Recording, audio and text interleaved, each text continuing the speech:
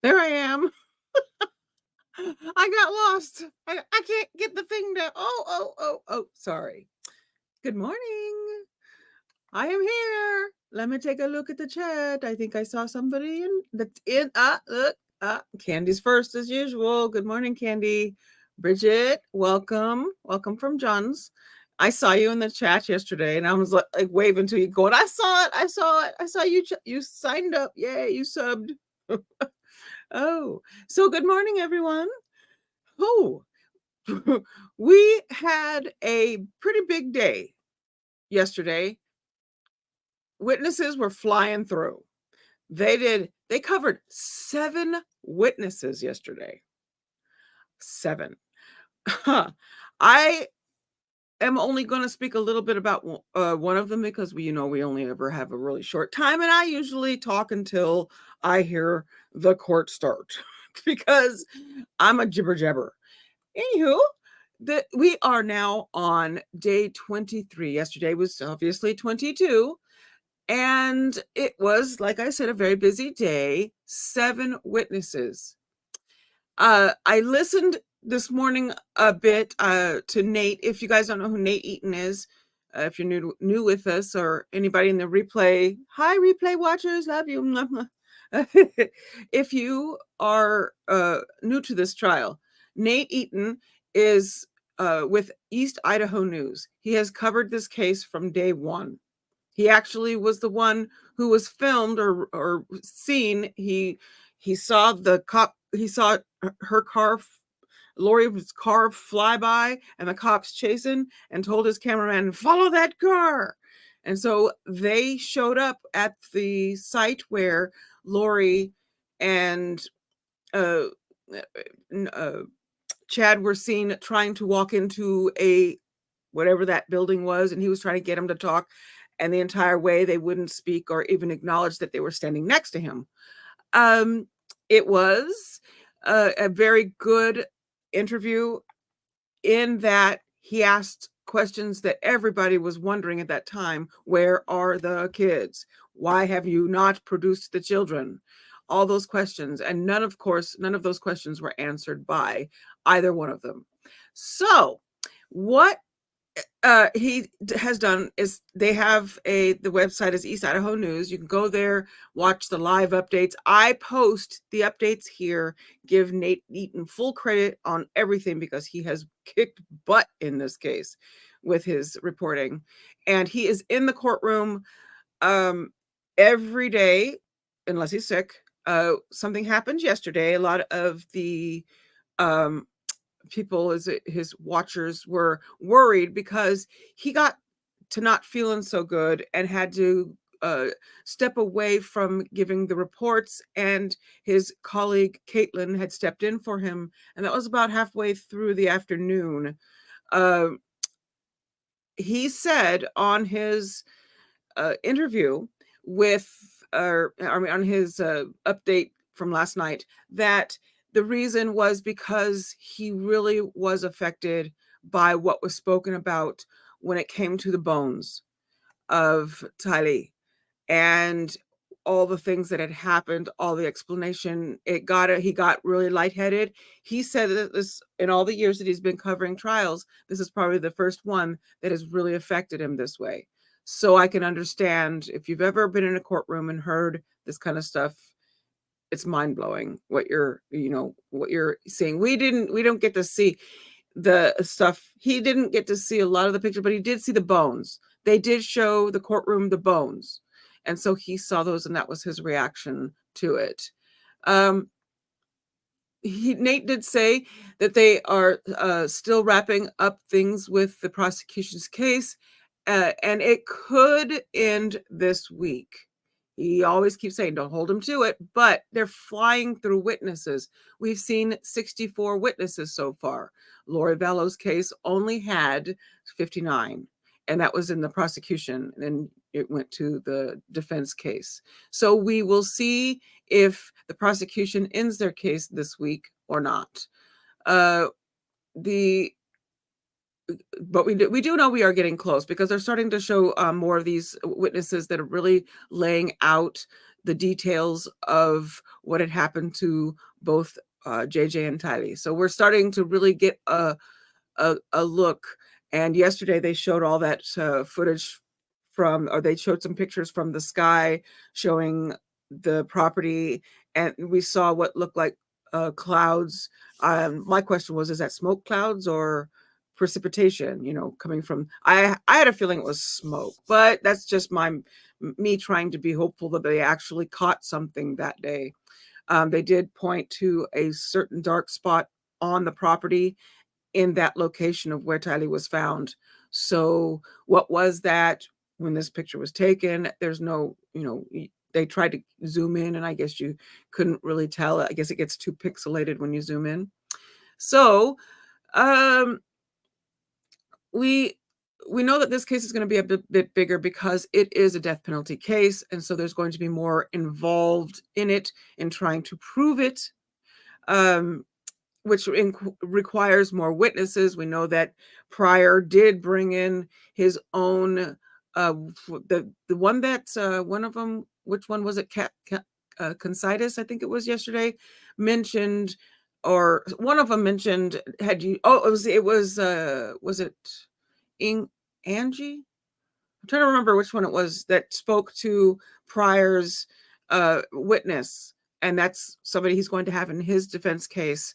They're going to bring him in, and she had gone over his findings and said that there was not much difference between her findings and his findings. So it'll be interesting to see what we hear from Pryor's witness that this other witness did talk with and confer with, or look over and see what their testimony, what their findings were compared to this person's.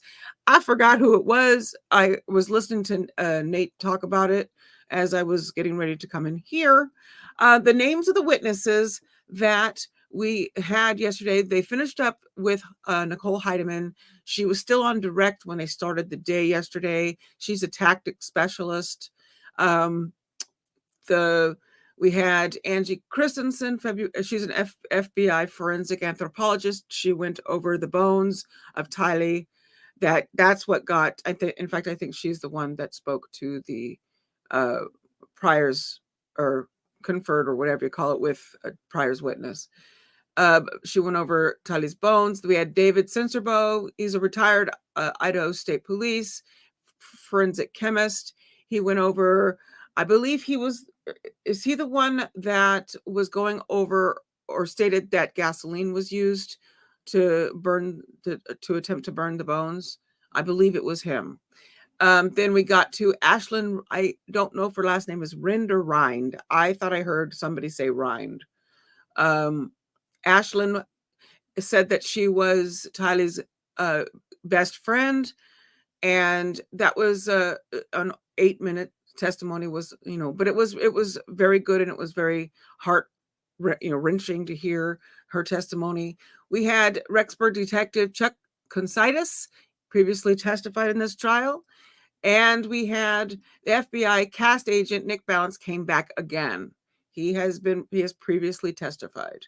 I believe the final witness, I don't remember the order of these, but I have to go back and look. But I think it's we also had Doug Halapaska. He was the tool examiner. He's the one that went over these right here, these tools. He went over, they're trying to link something with what we're was on these tools. However, we did hear that they did not test these tools. None of these tools that we see here, they were not tested. He did state things like, it could have been, or we think that it was this or whatever, their findings, but they didn't test those. But Pryor tried to say, well, you don't know if it was these tools used. And he said, no, but then redirect prosecution said, you do, but you do believe that a tool was used. Yes. So that's where it was left. Then on we get down to the main event, if you want to call it this. We survived. The first thing that happened yesterday was the storm that rolled in. We survived the storm. Both Pryor and Chad had some reaction to the story as it was being read. Pryor in his cross, I'll show you what I'm talking about as far as a reaction. Here you go. Now, if you're looking at the footage of it, you can kind of get a sense that he looked pretty pleased with himself. He did. I'm sorry. Both of them, if you sit and watch and you can kind of see when the storm was mentioned, especially a certain word, and we all know what word that is. When this was brought up, both Pryor and Chad had some reaction to the story. Pryor, in his cross-exam, asked Heidemann, since Chad's an author, couldn't this have been just another one of his books? She testified that they had no evidence that he was planning to publish this steamy text message, among others. It basically just seemed like it was meant for Lori Vallow to read. It was texts that were sent to her, and there was never a plan for these things to actually, from what they can tell, to become a novel. But he may have done it later on. Maybe, you take all that stuff and then make it into a book later. But at this time, it was not something that it was. If you remember what the storm was, it was a story of he's James and Elena or whatever, and it was her hand gripped the storm. But that's all I'm gonna say. I don't want to say what it was. We heard it all. It's like ugh. So after the steamy storm, then and our survival of it, Heidemann had after Heidemann, sorry, it was Dr. Christensen. Her name was the anthropologist. The courtroom did see some of the photos of Tylee. She described what she received. There was still some tissue left on them, and a carnivore had gotten to some of them. She talked about how the bones were burned, charred, black, and also gray and white, because the longer you burn the bones, the whiter they get. In all, she received 100 bones to examine. The bones had a lot of sharp trauma and thermal spots. And Nate said it was the hacking the testimony about all of this, the bones and stuff, that really got to him. And the hacking, that kind of thing. She was asked if there were signs of dismemberment. She said no, because they didn't believe that there were. They didn't believe that there were signs that were as an attempt to dismember the body. That it appeared to just be more of a hacking. When you are attempting to dismember someone's body, you go for specific joints to try to disassemble the body, and this is not what it appeared to be in this case.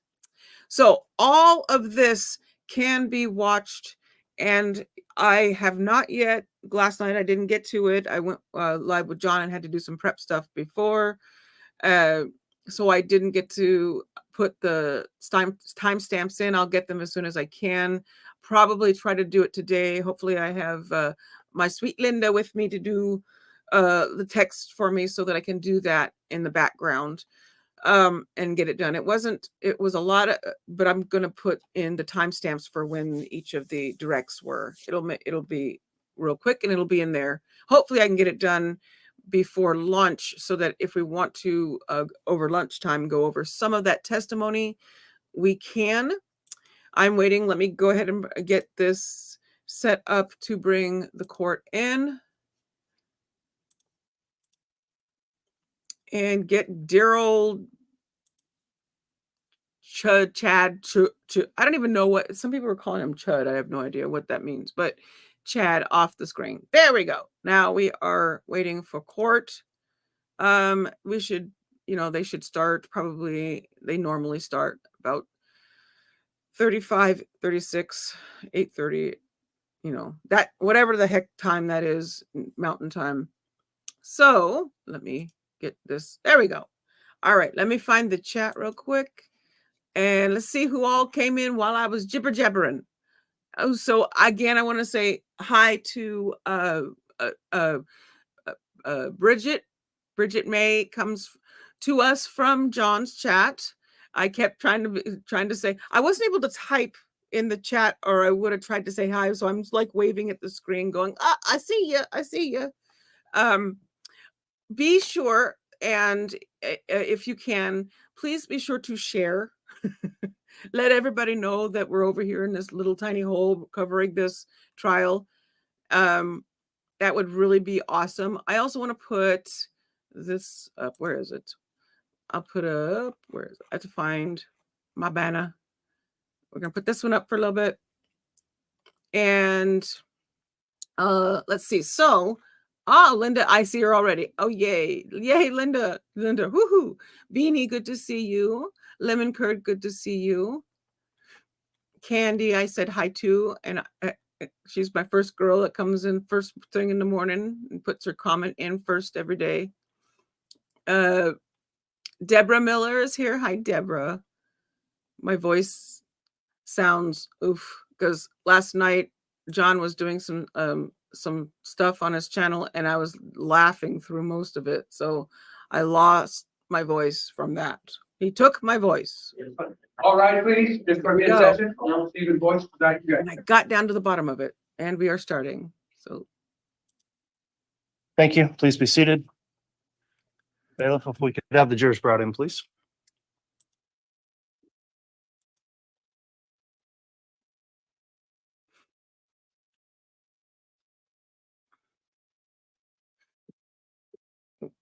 I need to get a t-shirt made that says I survived the storm. I'm sorry. Not funny, but it is.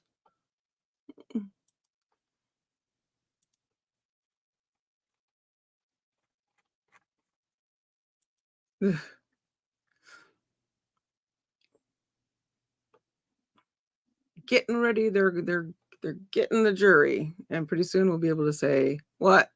Get it ready, Stevie, get it ready. Also, if you'd like to become a member, which would rock, I would love it. I'm like 2 members away from being able to add more emojis. And oh my God, I want to be able to give you guys more emojis soon. It's a growing process to run a channel. All rise. Oh, not that. Hold on.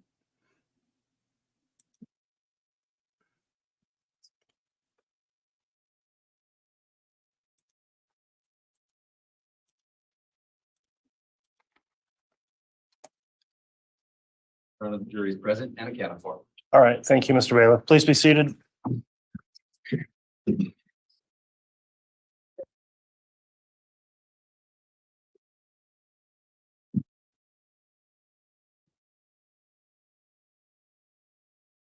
All right, good morning, everyone. We're back on the record on KCR 22-21-1623, State of Idaho versus Chad Guy Daybell.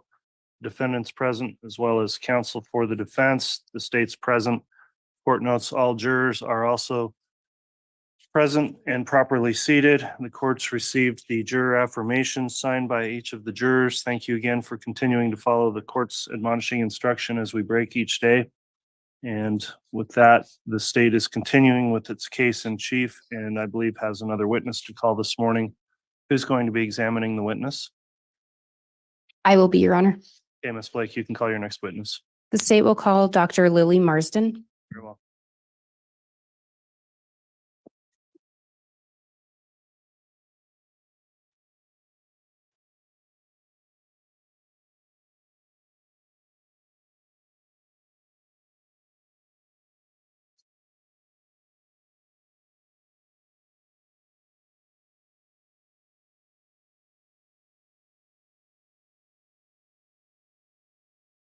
testimony you're about to give will be the truth, the whole truth, and nothing but the truth, so help you God?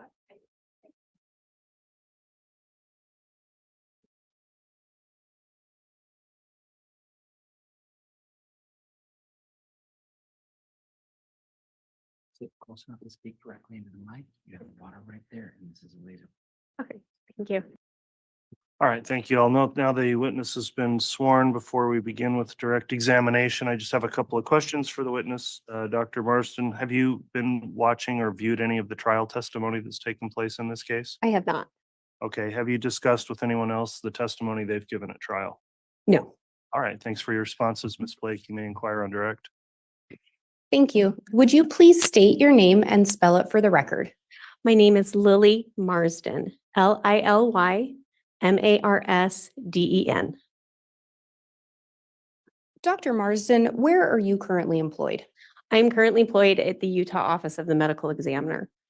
What is your title or position? Right now, I am the Deputy Chief Medical Examiner. How long have you worked in that position? In this position, I've been the Deputy Chief for approximately a year.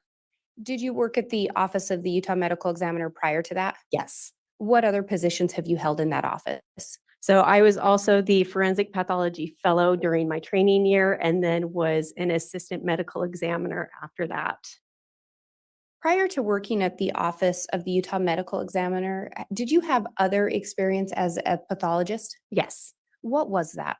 So I was the autopsy pathologist and medical director for Northwestern University in Chicago, Illinois. Do you have any specialized training in order to be a forensic pathologist? I do. Can you tell us a little bit about that? So the training to become a forensic pathologist starts with an undergraduate degree in college. After that, we go to medical school and finish a 4-year medical degree. We then receive a training program in anatomic and clinical pathology, which is 4 years. After that, I additionally did a year of pediatric and perinatal pathology in Chicago before starting as an autopsy pathologist for Northwestern. And then I did a year of forensic pathology fellowship training after that before starting as a forensic pathologist. And when you worked at Northwestern as a pathologist, was it in a different capacity than what you do now? Yes. And can you explain a little bit about that? So at Northwestern, there is a significant difference between hospital autopsy and forensic autopsy. So with hospital autopsies, our primary goal is to diagnose the natural disease processes that people have when they die in a hospitalized setting. And so I was doing autopsies both on fetuses, neonates, and adults who had been admitted to the hospital or had died in a medical setting. At some point while working at the Office of the Utah Medical Examiners, are you aware of that office being contacted by Fremont County, Idaho law enforcement? Yes, And did you end up attending an exhumation of Tammy Daybell? I did. Had you heard of Tammy or Tamara Daybell prior to that? No, And you did in fact attend the exhumation? I did. Did you either follow or were in close proximity with the body for transport to your office? I was. And at the time that that autopsy was conducted, were you a fellow? Yes. And which doctor were you working with? Was there one specific or were there several? During my fellowship, I worked with all of the forensic pathologists who were employed by the office. And did that include a Dr. Eric Christensen? I did. Did you in fact conduct the autopsy alongside Dr. Christensen? I did. As you conducted the autopsy, did the two of you discuss your findings? Yes. And what was your relationship with Dr. Christensen? So during my fellowship, Dr. Christensen was my supervising physician. Before I started my fellowship, I had known Dr. Christensen as a colleague, both because of my work at Northwestern and because I was a resident at the University of Utah and had experience with the medical examiner's office and Dr. Christensen. Is it fair to say, as you conducted the autopsy and reviewed things, that you were able to form your own opinion? Yes, Did you discuss that opinion with Dr. Christensen? yes. And I've used the term performed an autopsy. Can you tell us, did you in fact perform an autopsy of Tammy Daybell? I did. Can you talk us through the autopsy process? So autopsies vary depending on the type of case that we have. So in a case such as this, where there were suspicious circumstances that led to her exhumation, there are different things that we do. So as soon as the body arrives in our office, they receive an X-ray so that we can see if there's any potential natural disease we can diagnose by X-ray, as well as traumatic injuries to the skeletal structure. After we review the X-ray, we then perform an external examination of the body. This is to, again, document any potential natural disease processes that we may be able to see from the outside, as well as any traumatic injuries that may have been inflicted or sustained on the body. After an external examination is performed, if there's trace evidence that needs to be collected, we will do that. We will then do an internal examination where we dissect all of the major organs to look for any natural disease processes, any traumatic injuries, anything that could explain why a person has become deceased. And kind of breaking it down, when you started with the external examination of Tammy, did you notice anything? So Tammy, of course, had been embalmed previously and had been interred. So she had the findings that we see related to embalming, an incision near the neck for embalming, as well as a puncture in her abdomen where more embalming fluid is infused. She also had, the changes that you see with internment. So she had various molds that had unfortunately been growing on her body. And then in addition to that, she had some contusions, or that's the technical term for a bruise, on her chest and on her arms. Through the external examination, did you find any noticeable or immediate cause of death? No. Your Honor, I would ask to be handed State's Exhibit 178, and if we may approach briefly. Yes.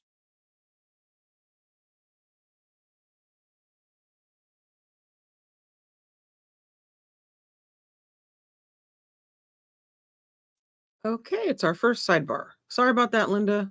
I saw something that I thought I had put in. It wasn't me, or maybe I thought I did. I was trying to put something in the chat, and then I thought I put something else in the chat, and I poofed the comment. So then I look back and go, oh, it says I deleted Linda's comment. Oh, how could I? It was not on purpose. Good to see you, Chris or Luna. So glad you're back with us. Are you getting better every day? Those who are new with us, our Luna Lake had back surgery and she's recuperating. And we've been holding her up every day. And we're back.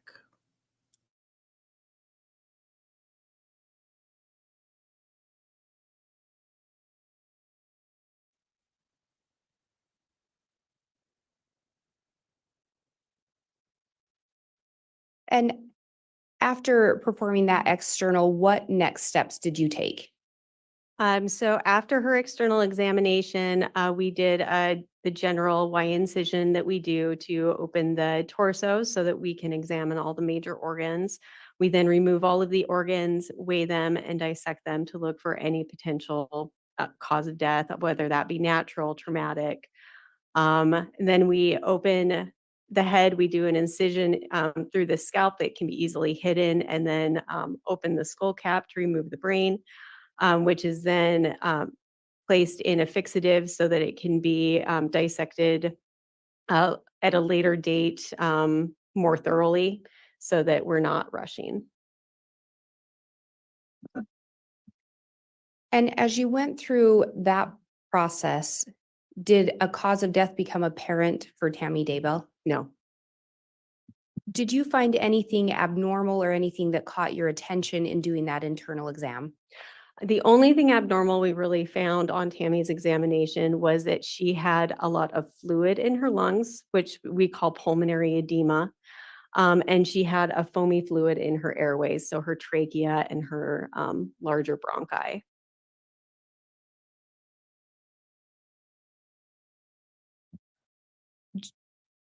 What could possibly cause pulmonary edema?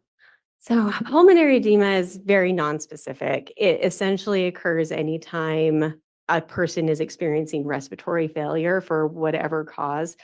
There are multiple causes, both natural and non-natural, that can result in pulmonary edema. Natural things that can cause pulmonary edema are things like congestive heart failure or pneumonia, both of which I was not able to see on Tammy Daybell. Non-natural causes we are frequently seen with drug overdoses, anything that causes asphyxia, drownings, and those are the things that I think of off the top of my head when I see that. Did you find any other injuries or signs consistent with any of those potential causes immediately? No. What were your next steps after performing that internal part of the autopsy?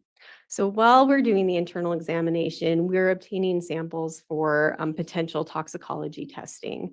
So for samples, just in general, the best sample that we can get is blood. Unfortunately, in somebody who's been embalmed, most of the blood has been removed from the body in the embalming process and replaced with embalming fluid, which is a mixture of different volatile compounds like formaldehyde, alcohol, methanol.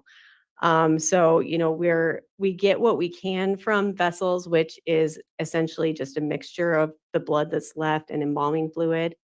And then we also obtain liver tissue, which we have a fair number of standards for as far as comparisons of lethal to therapeutic levels. And then we get some eye fluid, which is relatively well preserved during the embalming process. And then in her bladder was intact, so we were also able to get urine. What did you do with those samples that you were able to collect, if anything? So the samples were sent to labs for various testing, and we used two labs to do our toxicology testing. We used a reference lab in Pennsylvania that does a very large amount of forensic toxicology testing called NMS labs.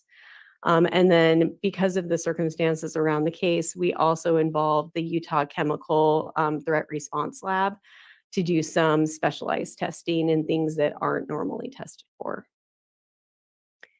What, if anything, were the results of those tests?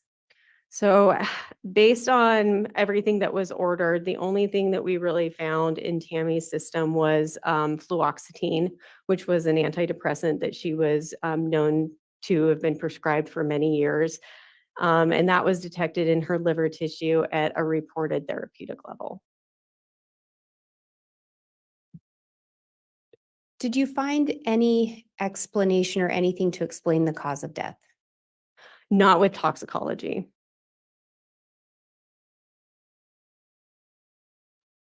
Once that toxicology was ruled out and there was no immediate cause to be seen, what did you next consider as possible causes?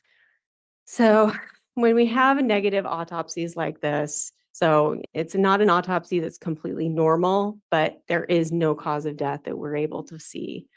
There's a few things that we have to consider. So we consider, seizure disorders.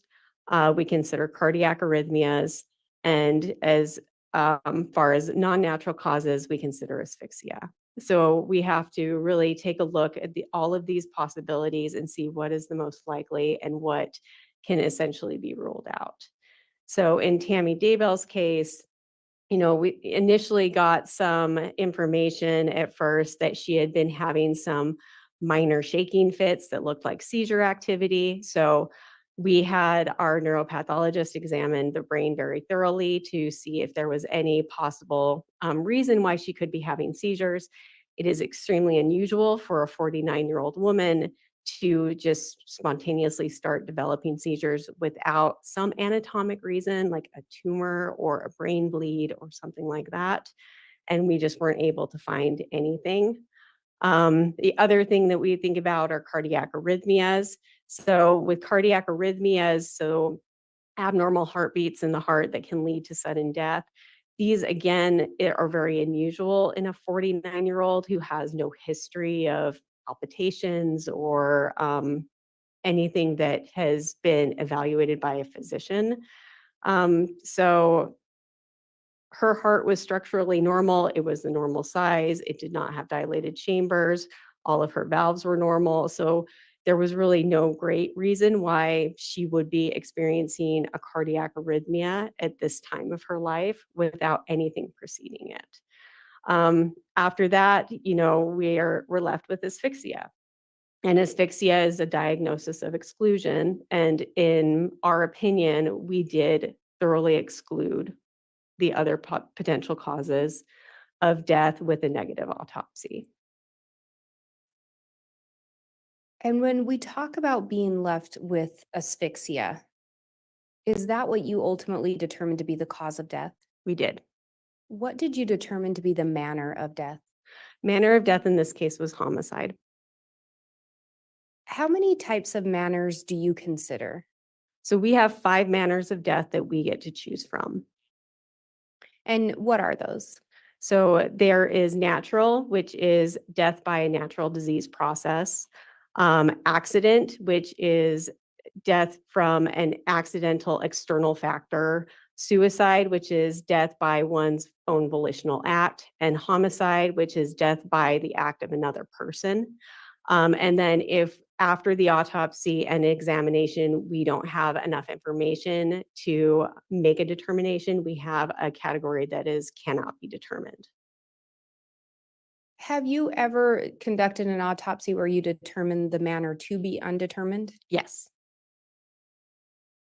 Have you conducted other autopsies where you determined the manner to be homicide? yes. Do you know approximately how many autopsies you've conducted? In my career, I've conducted approximately 2,000 autopsies.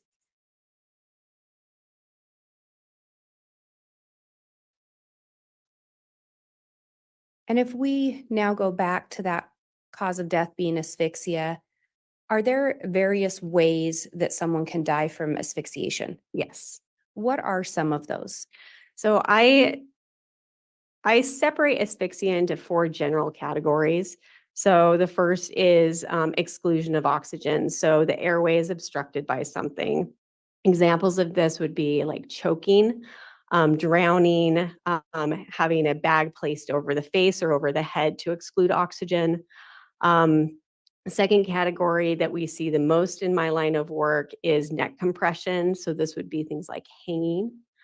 Then we have chemical asphyxia, which is there is some type of chemical that is displacing oxygen on your red blood cells. So that's like carbon monoxide poisoning or cyanide poisoning.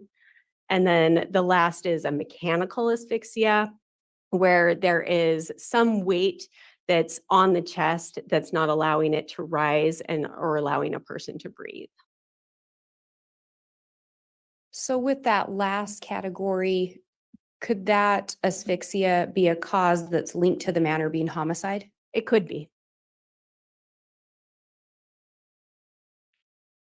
And again, we talked about the bruising that you observed. Do you recall where it was on Miss Daybell's body? So Miss Daybell had 1 bruise on the left side of her chest. She had 1 bruise on her left arm, and then she had a cluster of bruises on her right arm. In your opinion, could those be consistent with someone being restrained? Yes, Could they be consistent with someone having pressure applied? yes.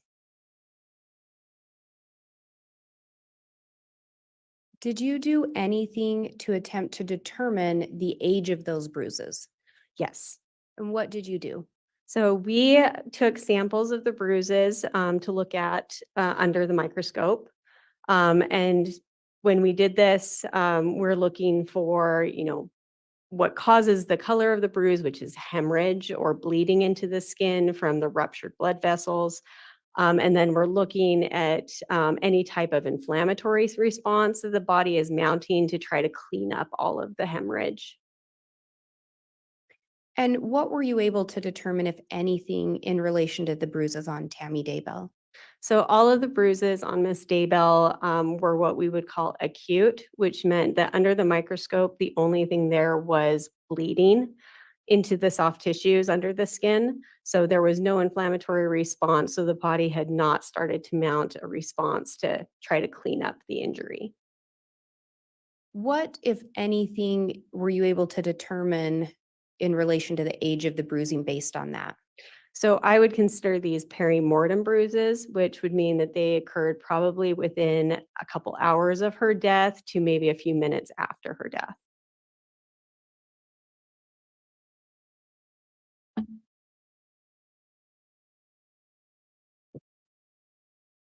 Did you observe any lividity on Miss Daybell's body? Yes. Can you explain a little bit about what lividity is? So lividity is a postmortem change that happens in the body when the blood stops circulating. So when your heart's not beating anymore and blood is not circulating through your body, it kind of just falls with gravity. So whatever the position a person is in, all of the blood that's in your blood vessels just starts to settle. And so it settles to those lowest dependent portions that are closest to the floor just because of gravity. Where did you observe the lividity on Tammy's body? On Tammy's body, it was a little bit more difficult to see because, again, she was embalmed, so much of the blood in her body had been removed. But she did still have some lividity on her back and her posterior surfaces. And mentioning the embalming, does that create issues in conducting an autopsy? It can. In this case, did you feel that it affected your ability to perform the autopsy? No.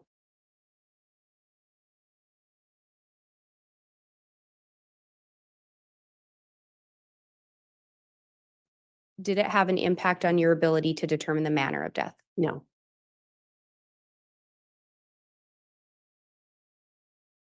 And have you ever, are you familiar with the coroner systems? Yes.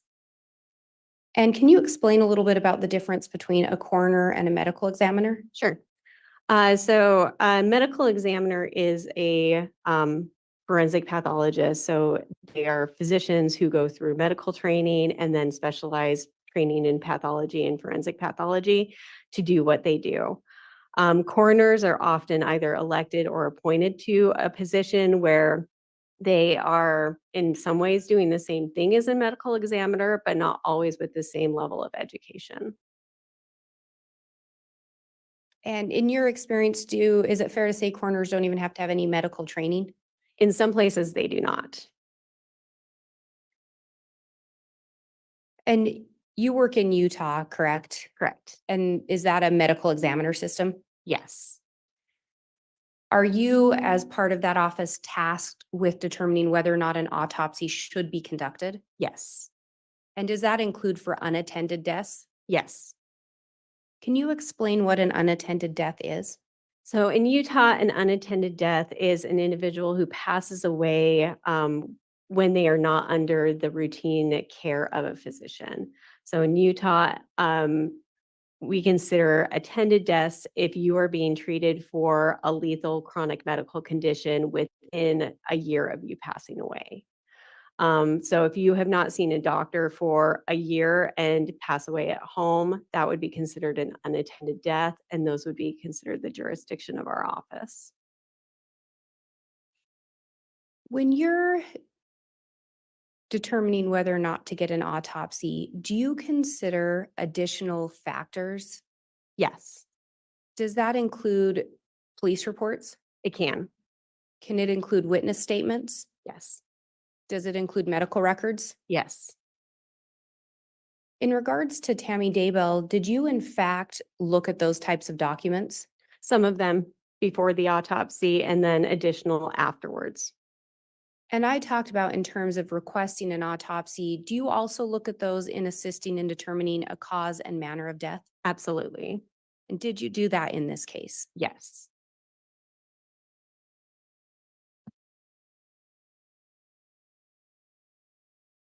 Can you tell us a little bit about what rigor mortis is? So rigor mortis is like lividity, again, a postmortem change. So when you stop breathing, all the oxygen that's currently in the body gets used up by your muscles until your muscles become stiff. And then once that happens, you usually continue to stay stiff until decomposition starts to break that down. Are you able to determine a specific time of death based on rigor mortis? No, Does it assist in providing a time frame? it could. If a body is described as stiff and cold, would that indicate anything to you? If they are being described as stiff and cold, what I would consider is that they've likely been deceased for a couple hours, but I would also be asking more questions of my investigators. What do you mean by stiff? Is it stiff in just her jaw? Is it stiff in her arms and her legs and her hips? Because that stiffening happens as a progression, starting with the smaller muscles and then going to the larger muscles. And so I would be asking my investigator more specifically, what are you meaning by stiff? And then that would give me more of a time frame that I can work with. But if somebody just says stiff to me, I would usually say a couple hours, but I can't be more specific than that. And in the case of Tammy Daybell, is it fair to say you were not on scene initially when her death was reported? No. When we talk about those bruises on Tammy's body, if someone's stiff or been dead for a few hours, would something cause bruising to the body at that point? Judge, speculation objection. She's an expert. I'm asking her expert opinion. It's overruled. Sorry, will you repeat the question? Yes. If someone's been described as stiff and potentially dead for a few hours, would you expect that body to be bruised by some kind of external factor at that point? Not at that point. And when we talk about the various ways that asphyxia can occur, can some of those not leave any external signs? Absolutely. Can some of them not leave very many internal signs? Absolutely. Is one of the internal signs of asphyxiation the pulmonary edema? It can be.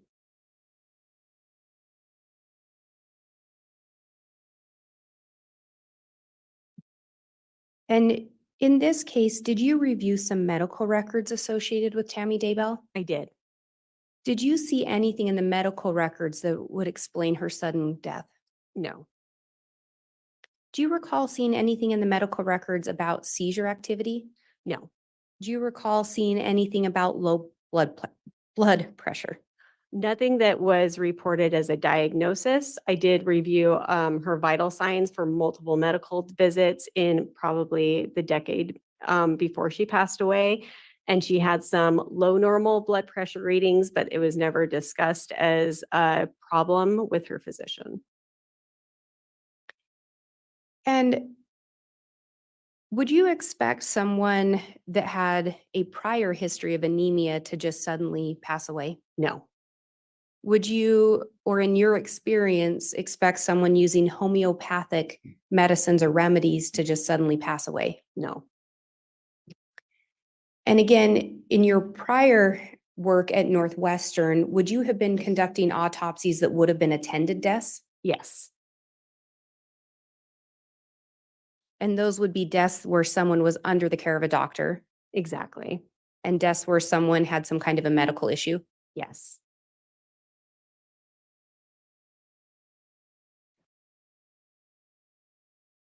And I asked you about those bruises and not expecting to see them on a body that had been deceased for a few hours. Can you explain a little bit about why you wouldn't expect to see bruising? So when a person passes away, blood stops flowing through your vessels. And the reason why a bruise occurs in a living person is a force causes rupture of the blood vessels under the skin. And because your heart is pumping blood, the blood is exiting those ruptured vessels and accumulating in those tissues under the skin. That is what causes a bruise. So a person who's deceased, who doesn't have blood pressure, who doesn't have blood circulating through their system, if those blood vessels are ruptured from a trauma after somebody is deceased, there's not going to be a lot of blood that is leaking out into the tissues because there's not blood flowing through those vessels.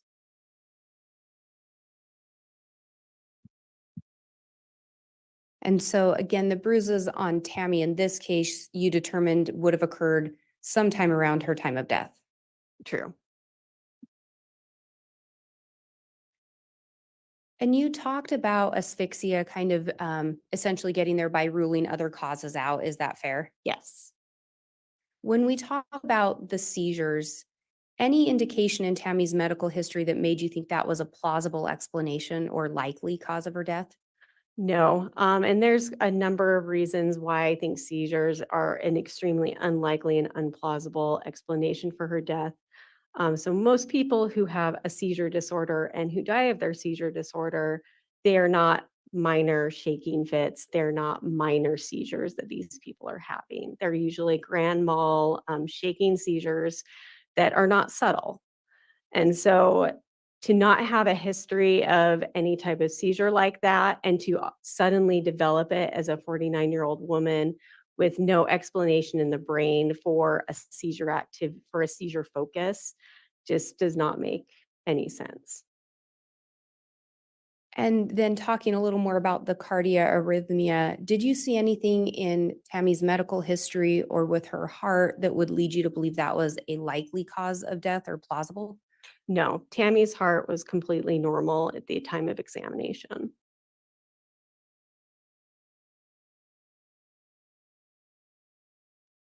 And then we talked about the different manners of death. Did you consider undetermined as a potential option? We did. What did you ultimately determine the manner of death to be? It was homicide. And again, the cause of death? Is it asphyxia? And if I may have just one moment. You may.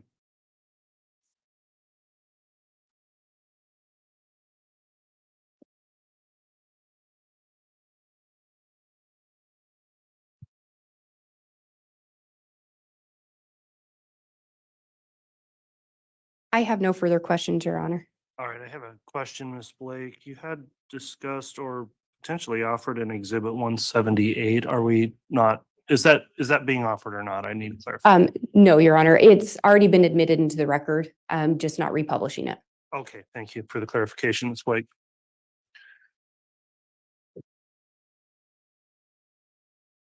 All right, once you're ready, Mr. Pryor, you can Thank you. cross-examine.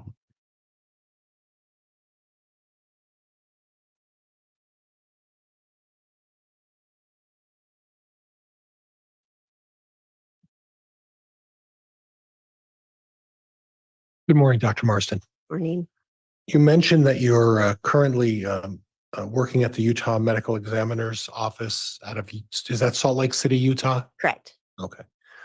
Do you have a recollection of what day Tammy Daybell was exhumed? I believe it was December 11th, 2019. And your examination took how long that day? I cannot remember off the top of my head, but it was likely 2 to 3 hours. Okay. And you were present for the exhuming of Tammy's body, is that right? Correct. Were you also present at the time when they reburied Tammy as well? No, I was not. And are you aware that whether or not they reburied her the same day that they exhumed her? That was my understanding by the court order that was required. Okay. And being present, did you see anybody from the family who was present for that process? No. Okay. You mentioned that you were contacted by the Fremont County Police Department regarding this matter. I was not, the office was. Do you have a recollection or knowledge as to when they contacted your office? I was not involved in that process at the time. You mentioned the subject of suspicious circumstances as to why they exhumed her body. You testified that because of the suspicious circumstances. What suspicious circumstances were you referring to? The ones that we were told was that there were some missing children that had been reported by other family members, and that the decedent's husband had recently remarried a person who was being, who people were saying they were in a relationship with before she had passed away. So there wasn't any suspicion regarding what was surrounding actual going on with Tammy Daybell. It was all of the collateral circumstances about Mr. Daybell being in a relationship with another woman and some other matters that were being investigated. Is that correct? Objection, Your Honor. Counsel's misstating testimony Sustained. and move to strike that question. The question should be stricken, not considered by the jury. So the circumstances that you spoke about were the investigation of the missing children, correct? Correct. And to your knowledge, that had nothing to do with Tammy Daybell, is that correct? Correct. Okay. The fact that Mr. Daybell and Lori Vallow were in an affair relationship, that didn't reflect any physical signs of any foul play with Tammy Daybell, did it?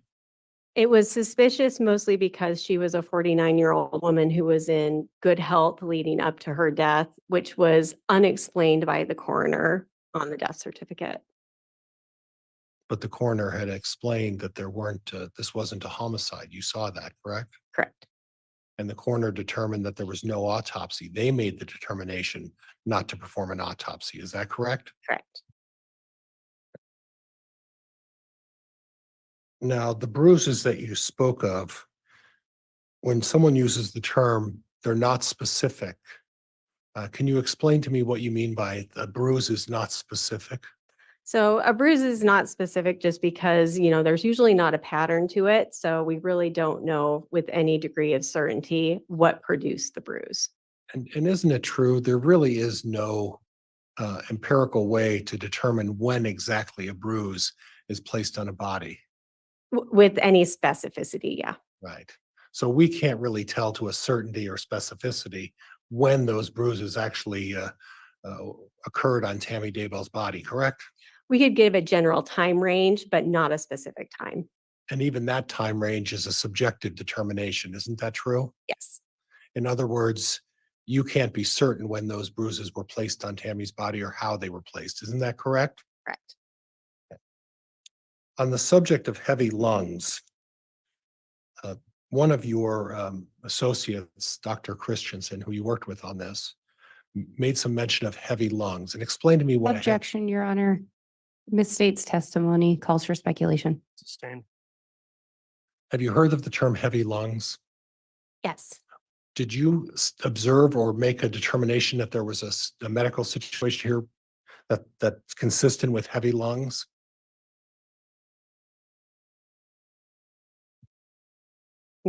So heavy lungs does not necessarily indicate a medical situation. It's just a description of how heavy the lungs are.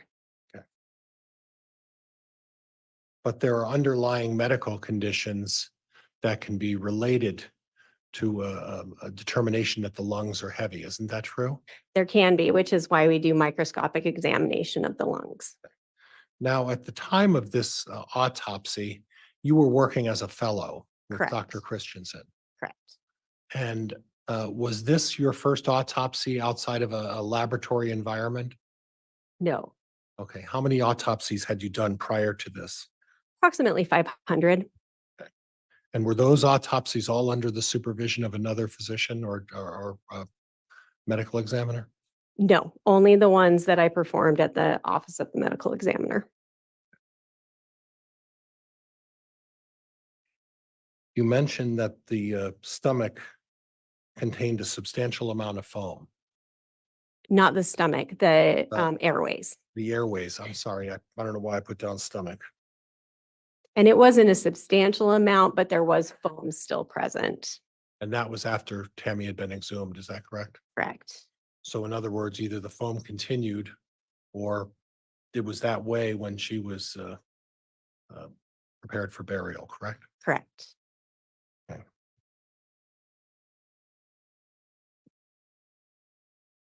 You talked about natural causes of death, and you said pulmonary and seizures.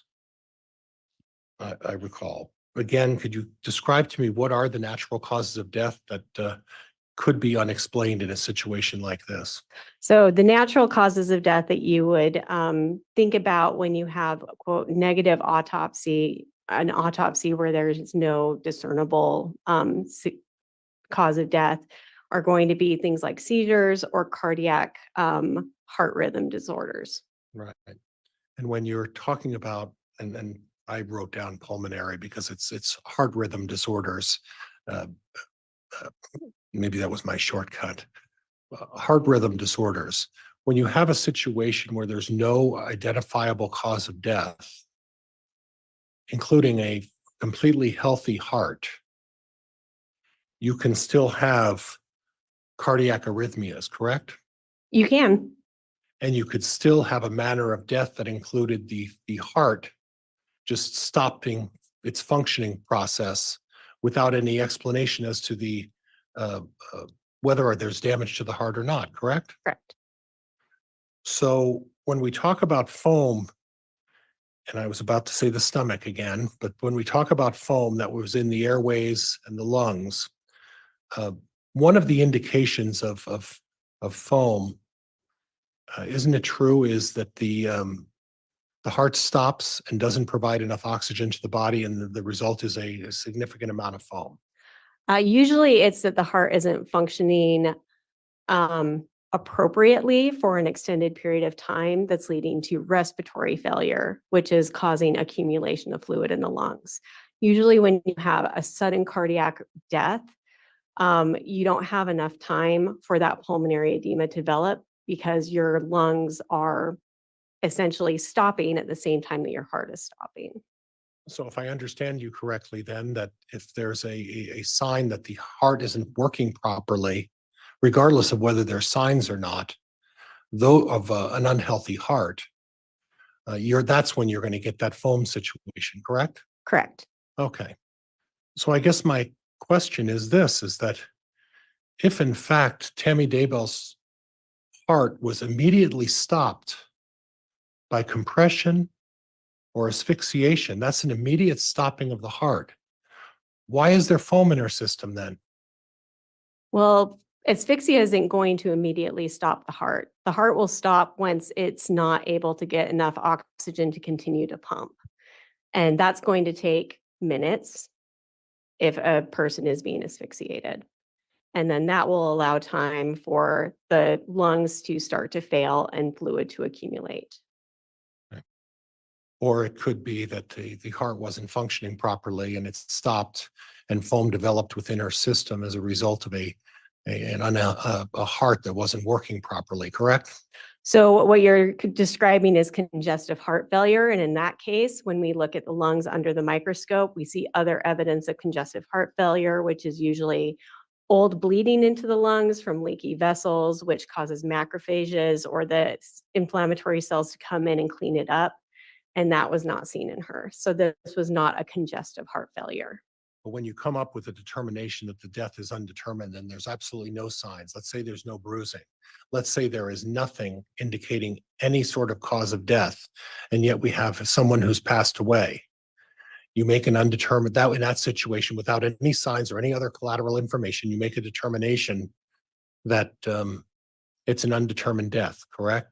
If you have no other collateral information, investigative information that leads you to any other conclusion. And when you make a determination of an undetermined death and there's no indication of any cause of death, you just may never know. The person just died. Isn't that correct? That's correct.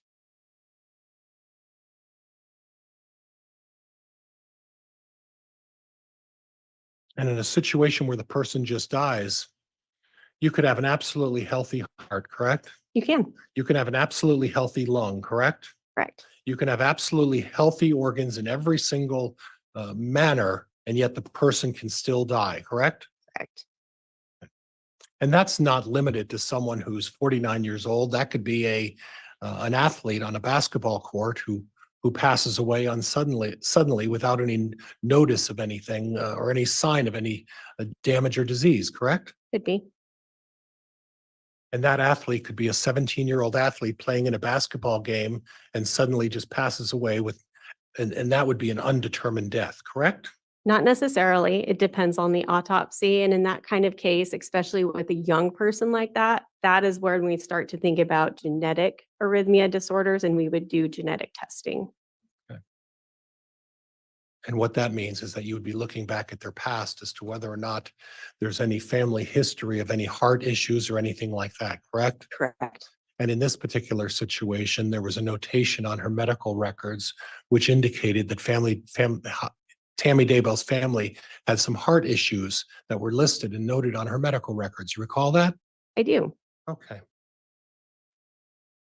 Now, on the issue of asphyxia, you talked about the bruises on her arms, and the vast majority of them were on the right arm. Is that correct? Correct. There were a number of them that you're claiming are bruises were on the right arm, and then one on the left, right? Yes. And then a mark on her chest. Okay. So you talked about what you claim are the 4 levels of asphyxia. And the first one you mentioned would have been exclusion of oxygen by way of choking, correct? It could be exclusion of oxygen by anything. Now, in Tammy Daybell's situation, there was no sign of any broken or malfunctioning airway that had been blocked physically. Is that correct? Correct. You didn't see any damage to the neck or the throat or any of the, and I'm going to hack the bone that's called the heat. The hyoid. Thank you. I'll never get it right. I could practice and I'll never get it right. That wasn't cracked or broken or anything like that, correct? No, there was damage to the muscles on the right because of the embalming process. So we weren't able to do a full examination, but there was nothing on the left. Okay. And then you talked, the second one would have been neck compression. Yes. And there were no indications of any bruising that or fingerprints or marks suggesting that Tammy Daybell was choked or someone had squeezed her neck to cause her to die that way, correct? Correct. And then the next one you mentioned was chemical asphyxiation, and there's no indication. You did an extensive review of potential chemicals that could have caused this, correct? Correct. And the only thing you came up with was the fluoxetine, which was the medication she was taking, correct? Correct. And did you do a cross check as to whether or not any of these homeopathic or any of these essential oils or other items could potentially interact in a way that could cause her some medical issues? So most of the essential oils and homeopathic medications that are out there have low overdose potential. There's still a potential for overdose, but because of that, testing for those things is not offered in most reference labs. And so we wouldn't have been able to rule any of that out, but there was no evidence at the scene that she was overtaking any of these things. Okay. And you don't know the quantity of those homeopathic medicines or the oils or the other things that she was taking, correct? No. And if you were to make a determination and you did have that, would that aid you in maybe considering that as a possible option? It could. Okay. Now, the last one you mentioned was a mechanical asphyxiation. And I don't know if this one falls into the subject of you cover up the mouth or you cover up the chest physically with something to stop the breathing. Is that what that is about? So exclusion of oxygen would be something that covers the mouth, covers the nose or airway. So that would be like a suffocation. With mechanical asphyxia, we see mechanical asphyxias very frequently. And so the classic situation is somebody who's working under their car and the car jack fails and the car falls on the chest, and then the chest is no longer able to rise. Those people die of a mechanical asphyxia. And the type of asphyxia you're talking about is the stoppage of the breathing. Tammy Daybell, someone was trying to stop. That's what you're suggesting, is someone was trying to stop Tammy Daybell from breathing, physically covering up her airway. Is that correct? Correct. So explain to me, with the bruises on the arms, Did you see any scratches on the fingers or any sign of any DNA under the fingers? So in this case, she had been prepared for burial. She had been washed, cleaned, and there was also mold on her fingers from the internment. So at this point, there would be no trace evidence. And there were no scratches of any kind that would indicate any kind of a struggle. Is that correct? Correct. Nothing, in fact, to indicate any kind of a struggle, correct? The bruises could indicate a struggle, but it's again, non-specific. And when you say non-specific, we don't know how those bruises got there, correct? Correct. So if someone's holding Tammy's Daybell's breathing, that same person then at the same time would be holding her arms down as well? Or there's more than one person. I don't know. Okay. But the suggestion is that you're saying someone was stopping her breathing, and potentially there could be another person there who's restraining the arms. Is that what you're suggesting? I'm not suggesting anything, but that is a possibility. Okay. You talked a little bit about rigor mortis, and when you have a pulmonary edema, that speeds up the process of rigor mortis, does it not? No. Okay. When you're talking about stiff and cold, again, that's a subjective determination, correct? Correct. You could walk up to somebody and hold their arm and it could be stiff and cold, but that doesn't give you a distinct determination as to when what that means specifically, correct? Correct.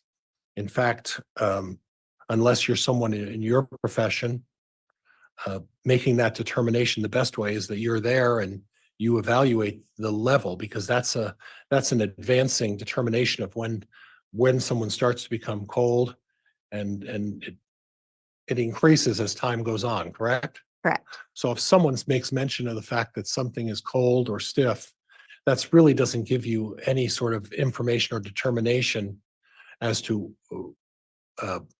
how you would apply that to the time of a cause of death, correct? Correct.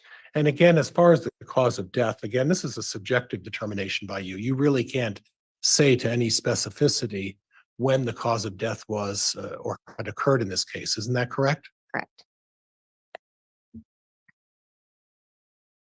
And again, what kind of medical records, which specifically medical records did you review? I would have to go back and look at the list, but I know that we looked at primary care physician records and urgent care records from 2007 to 2019. I'm sorry, again, from when? 2007 to 2019. And in reviewing the medical records, you never saw any treatment for any low blood pressure or anything like that. Is that correct? Correct. Okay. Were you provided information about Tammy Daybell having dizzy spells Yes. and maybe some fainting issues? Yes. Okay. Balance issues? I don't recall balance issues. Okay.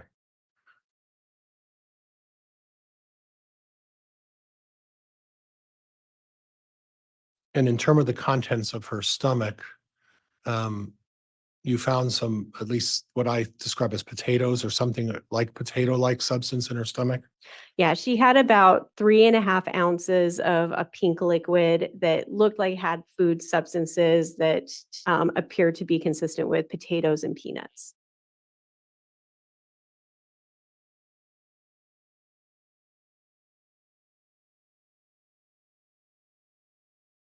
Judge, that's all I have. Thank you.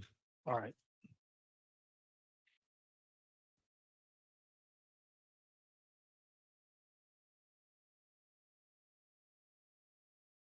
Correct.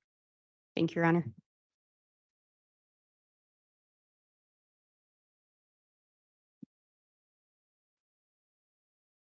Dr. Marsden, you were just asked about the stomach contents. You recall that question? Yes. Do contents in a stomach tell you anything one way or the other if someone's thrown up?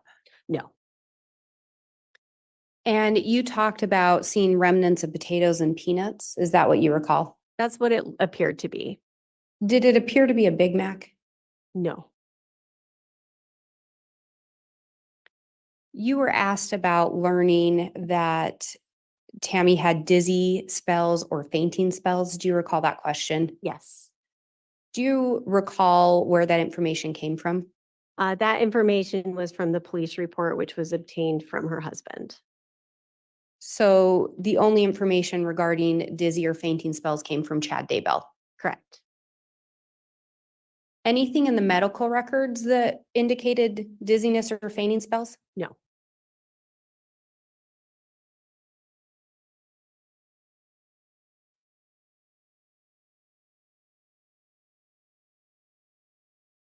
Did it surprise you not to see Tammy's family at the exhumation? No.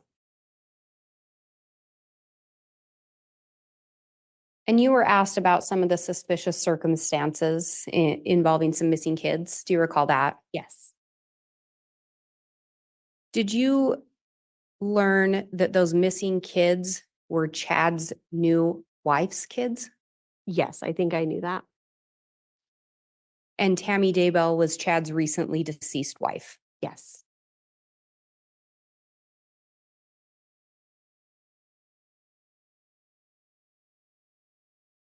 With regard to this idea of heavy lungs, did you find any signs of a medical condition which would cause heavy lungs? No. Did you believe that to play into a cause of death in this case? I think that it is the result of the cause of death, but it is not itself the cause of death.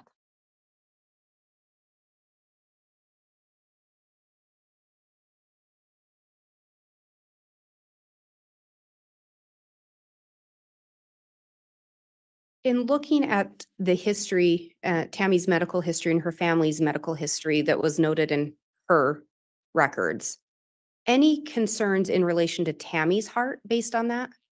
No, and her records we specifically asked did not include any sudden cardiac deaths in young individuals in her family that would indicate a genetic cause of heart disease.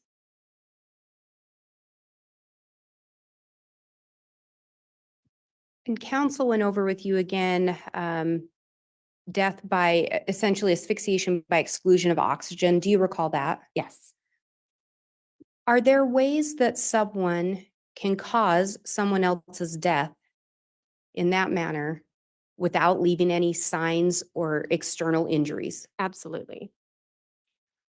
Are you aware of some of the mechanisms or way a person could asphyxiate someone else without leaving those signs when we're talking about the exclusion of oxygen category? Yes. What are those? This would include things like smothering with a pillow, putting a bag over the head, putting a weight on the chest so that the chest can't rise. These are all potential things that would not necessarily leave any sign. And the last one, the weight on the chest, would be mechanical asphyxiation? Would it Yes. fall into that? And you were asked about the bruises and indicated, it could indicate there was more than one person there. Is that fair? Yeah. Could it also indicate someone kneeling on a chest and holding someone down? Yes.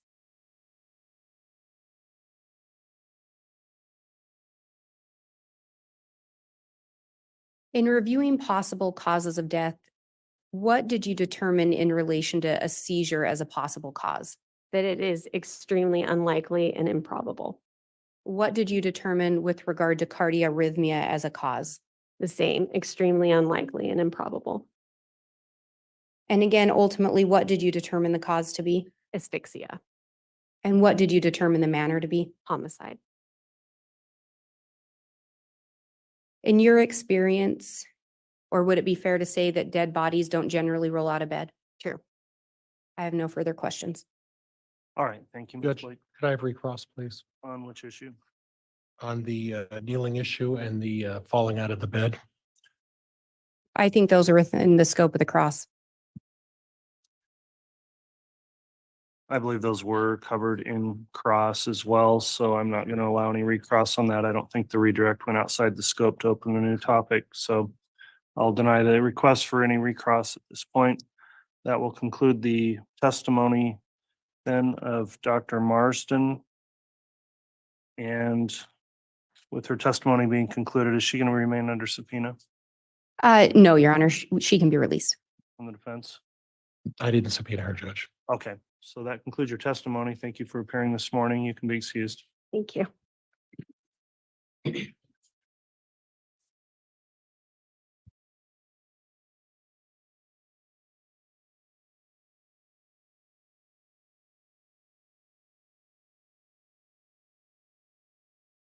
State can call us next witness.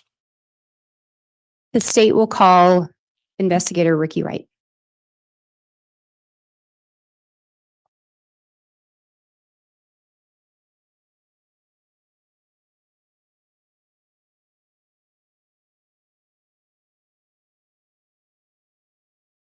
Judge, that looks like Officer Hermosillo. That's what to I was me. thinking. That's who I think it is. Unless Officer Wright is muscled up a little bit, but They may have gotten a little confused. So if we may have just a moment. Yes.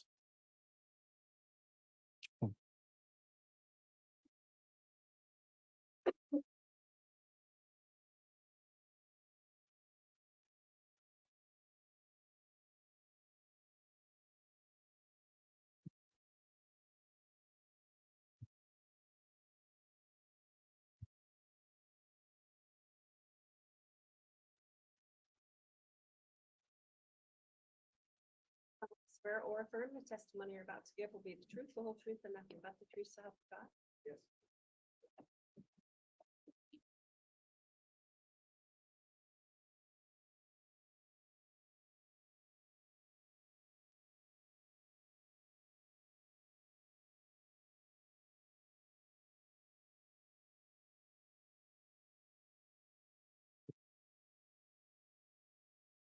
All right, I'll note now the witness has been sworn. Before we begin with direct, I want to inquire, Officer Wright, have you watched or viewed in any way any of the testimony that's taken place in this trial since it started? No, I have not. Okay, have you talked to anyone else about testimony they've given at trial? No, I have not. Very well. With that in mind, then, Ms. Blake, if you'd like to inquire, you may.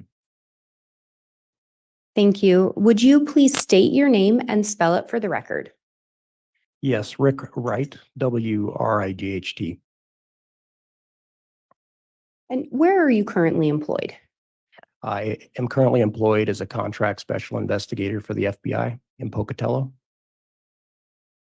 And what position did you hold prior to that? Yes, I was a special agent with the FBI. And for purposes of today, would you prefer investigator or agent? Investigator is fine, or Mr. Wright is fine. And how long were you employed with the FBI? I was a special agent for 24 and a half years. Do you have or did you receive any specialized training in order to be a special agent? Yes, I attended the FBI Academy in Quantico, Virginia. In 19 that I was assigned to my first office, which was the Denver division in Denver, Colorado. How long did you work in that division? I worked there for over 21 years. In addition to the initial training to be a special agent, have you received or did you receive any specialized training? Yes, after my initial new agents training, I worked a variety of violations throughout my career, primarily criminal matters for the FBI. The FBI is roughly divided in half between criminal investigations and national security investigations. So I worked primarily criminal investigations and received a variety of specialized training in those type of investigations that I conducted. What were some of the areas that you received specialized training in? So initially I worked drugs and organized crime cases. And then for a period of about 8.5 years, I worked financial crimes and public corruption. And then for the last 11 years in the Denver division, I worked violent crime and specialized primarily in violent crimes against children. And that was before I transferred to the Pocatello resident agency in late 2018. And once there, I worked more general criminal matters for the FBI there in Pocatello.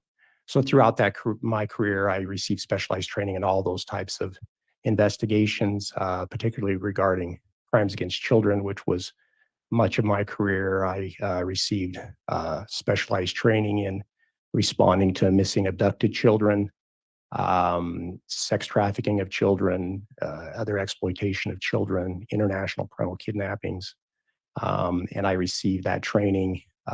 Usually most of these trainings were 1 to 5 day trainings, usually once or twice a year. Much of that came from within the FBI, from the Violent Crimes Against Children unit, or the Behavioral Analysis unit, or the Child Abduction Rapid Deployment teams that the FBI uses for child abductions, or from outside agencies or organizations like the National Center for Missing and Exploited Children and other law enforcement agencies.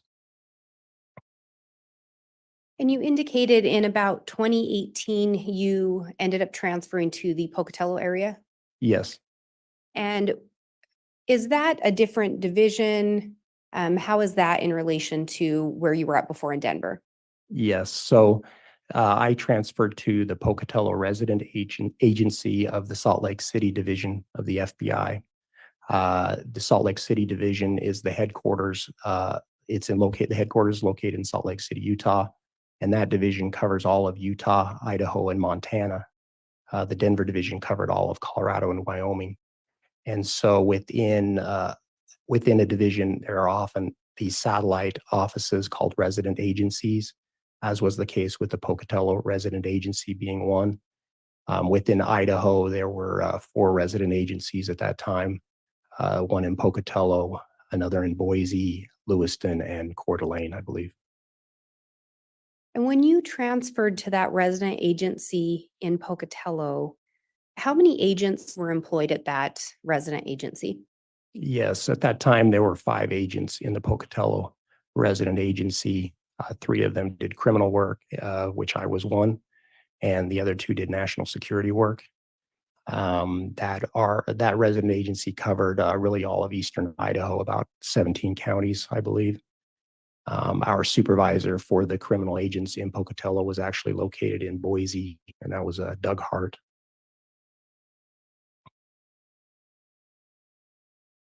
At some point while working there in Pocatello, did you become involved in a search for a missing child named JJ Vallow? Yes, I did. Can you explain a little bit about why the FBI became involved? So the FBI was contacted by the Rexburg Police Department about a child missing in their jurisdiction. That was on November 27th of 2019. And I spoke with Lieutenant Ron Ball and I believe Detective Ray Hermosillo from the Rexburg Police Department about that missing child and the circumstances under which he was missing. The FBI assists in missing children cases because of the Federal Kidnapping Act. Under that act, when children are missing because of the potential interstate nature of a kidnapping, it is a potential federal crime. Unfortunately, we usually don't know up front whether a federal crime has been committed or even if there is a kidnapping that has taken place. But because of the time-sensitive nature of those types of investigations, it's necessary to respond right away. And allow the FBI's resources to assist with that. And so when they described the circumstances under which Joshua Vallow or JJ Vallow was missing, we believe that met these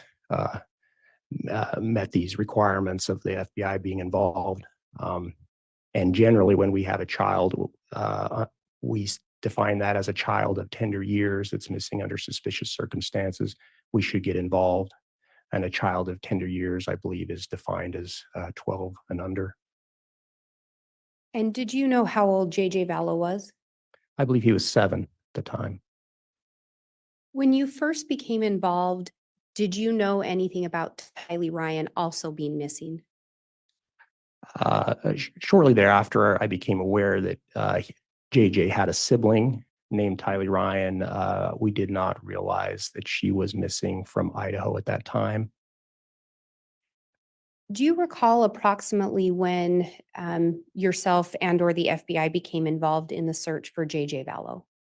Yes, really almost immediately after that telephone call from the Rexburg Police Department, we offered our assistance and began to communicate with them on how we could provide further assistance. We opened an investigation. I believe we opened it as a police cooperation matter at first, and then within a few days changed that to a kidnapping classification. And I was assigned as the case agent on that. And due to the scope of the investigation, really the size of the investigation, we actually assigned a second case agent was assigned, and that was Travis Homer, also at the Pocatello RA. And you'd already talked about being contacted by the Rexburg Police Department. Do you know if there were additional agencies involved in investigations linked to JJ being missing? Yes, there were some related investigations being conducted by other agencies. Do you know what those other investigations were looking into? Yes, I do. And what were those things? So Rexburg Police Department, of course, was looking into the JJ being missing, but the Fremont County Sheriff's Office, also in Idaho, was looking at the death of Tammy Daybell. And there were two agencies in Arizona that I became aware of that were looking at incidents in their jurisdiction. That was in the Gilbert Police Department was one, and they were looking into an attempted shooting of Brandon Boudreaux, and the Chandler, Arizona Police Department was looking into the death of Charles Vallow. Would it be fair to say that this turned into a joint investigation? Yes, And did you personally become involved in the investigation? yes, I did. Did you become involved in the investigation into Tammy Daybell's death? Yes, I did. And then did you also investigate the JJ and Tylee being missing? Yes, Did you ultimately assist in investigating their deaths as well? yes.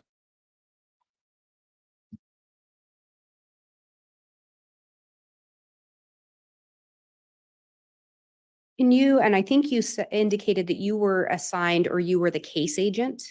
Can you explain a little bit about what the case agent does?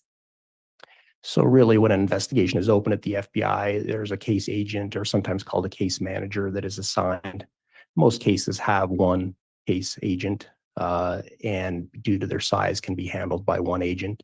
So the agent has the responsibility for conducting the investigation, whether that's gathering evidence, conducting interviews, and so forth.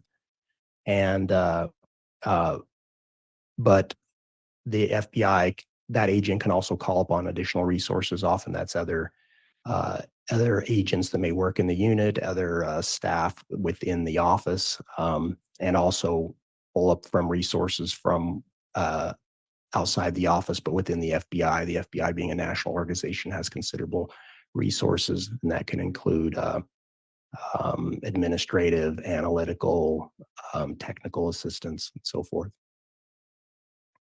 In this case, did you actually end up requesting some additional assistance? Yes, I did. And specifically, did you request assistance in looking at location data associated with Alex Cox or devices associated with him? Yes, there were a number of devices, digital devices, recovered during the course of the investigation.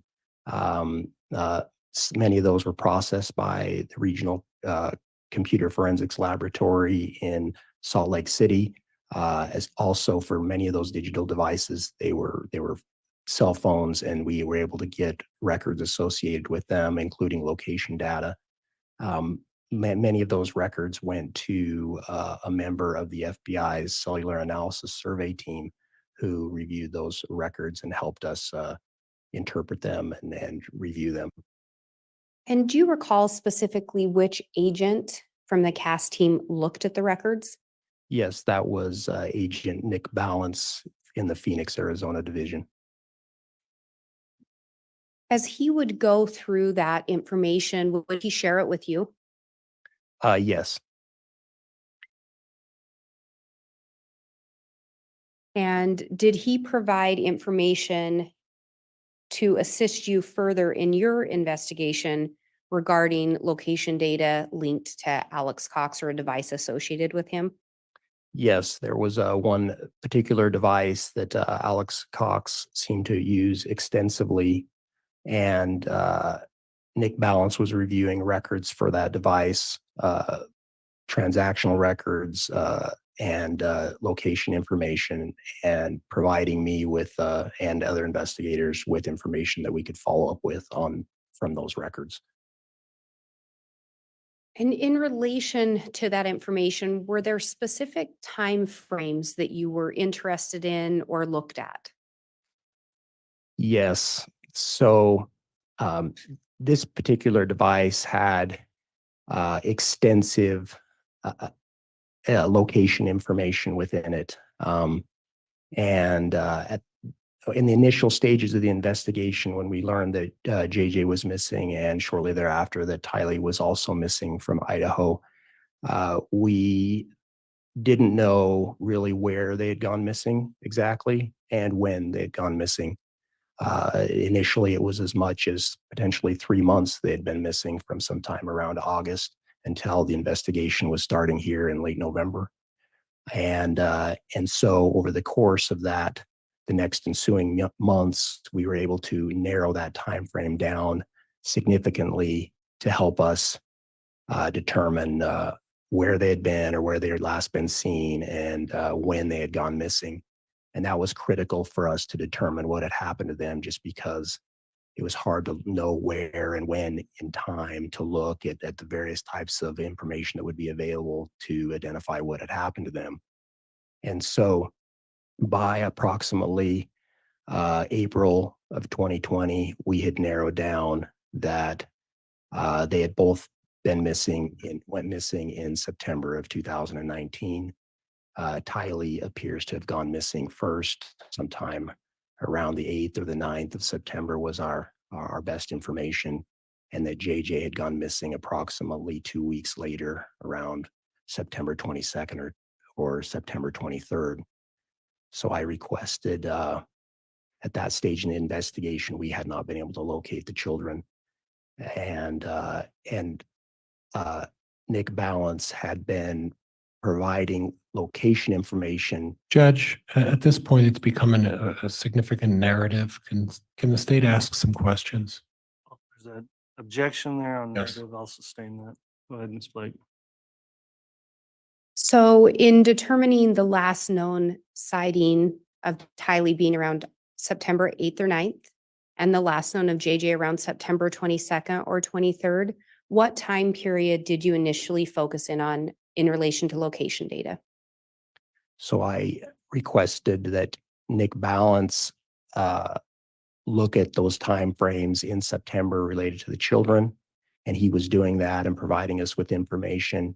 And due to the size and the amount of this information, I asked for him to provide me with the same information that he was reviewing, and put it in a format that I could review, that I could start that process of also looking at that data and see if there were potential avenues for investigation.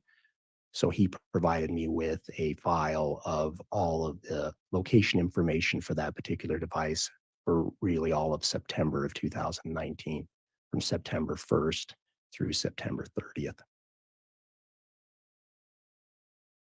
At some point, did you also end up requesting location data for the month of October?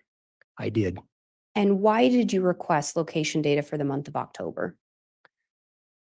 So there were incidents that happened in October, not necessarily related to the children, but related to other components of this joint investigation. And at a later date, it was actually after the children had been recovered.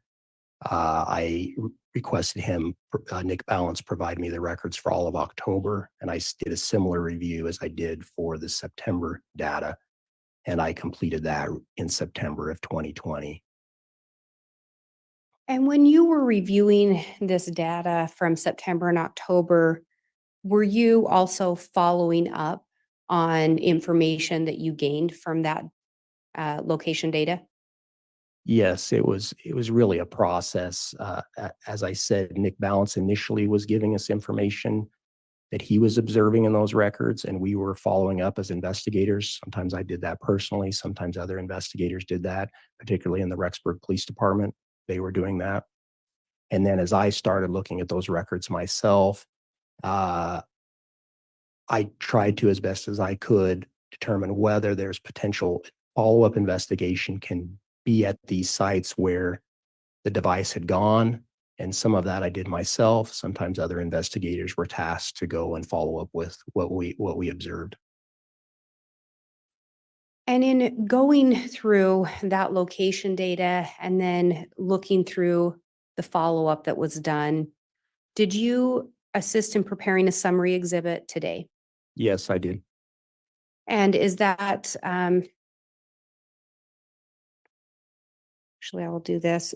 Your Honor, I have what's been marked as States Exhibit 299.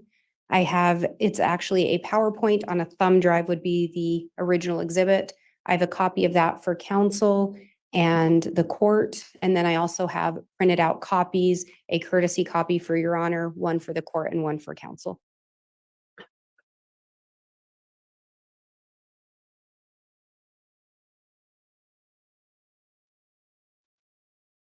And can you explain a little more about what the summary exhibit is?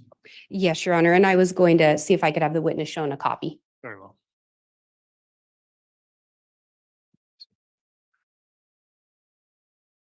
And Investigator Wright, I just asked them to hand you Exhibit 299. In reviewing the location data, is that some of the information included within this exhibit?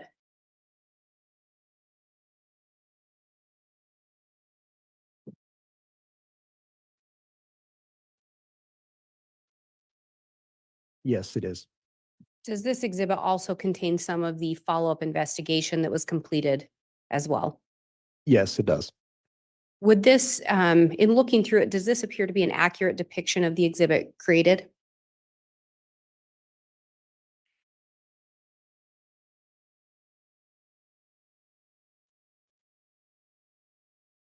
Yes, it does. And would this aid you in your testimony today? Yes. And would this aid do you believe this would aid the jurors in understanding the evidence in your testimony? Yes.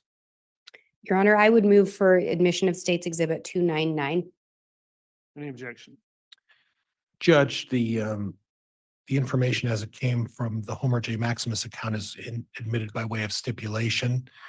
Just so we have a clear record, the other information that was not obtained from Homer J. Maximus and part of this officer's investigation, I won't object at this time to that admission of those. All right, so under Rule of Evidence 1006, then this may be admitted as a summary to prove content. And Your Honor, I'm just looking at the time and wondering if before I start publication, it may be a good time for the morning break. I think that's a good idea, Ms. Blake. Thank you. We'll go ahead and take a morning recess. It is just before 10 o'clock, so let's try and come back on at 10:20. All rise, please.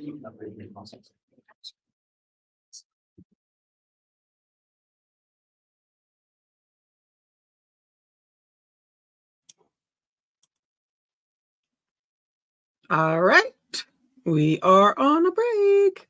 So I am going to actually, during this break, go back and read, and y'all,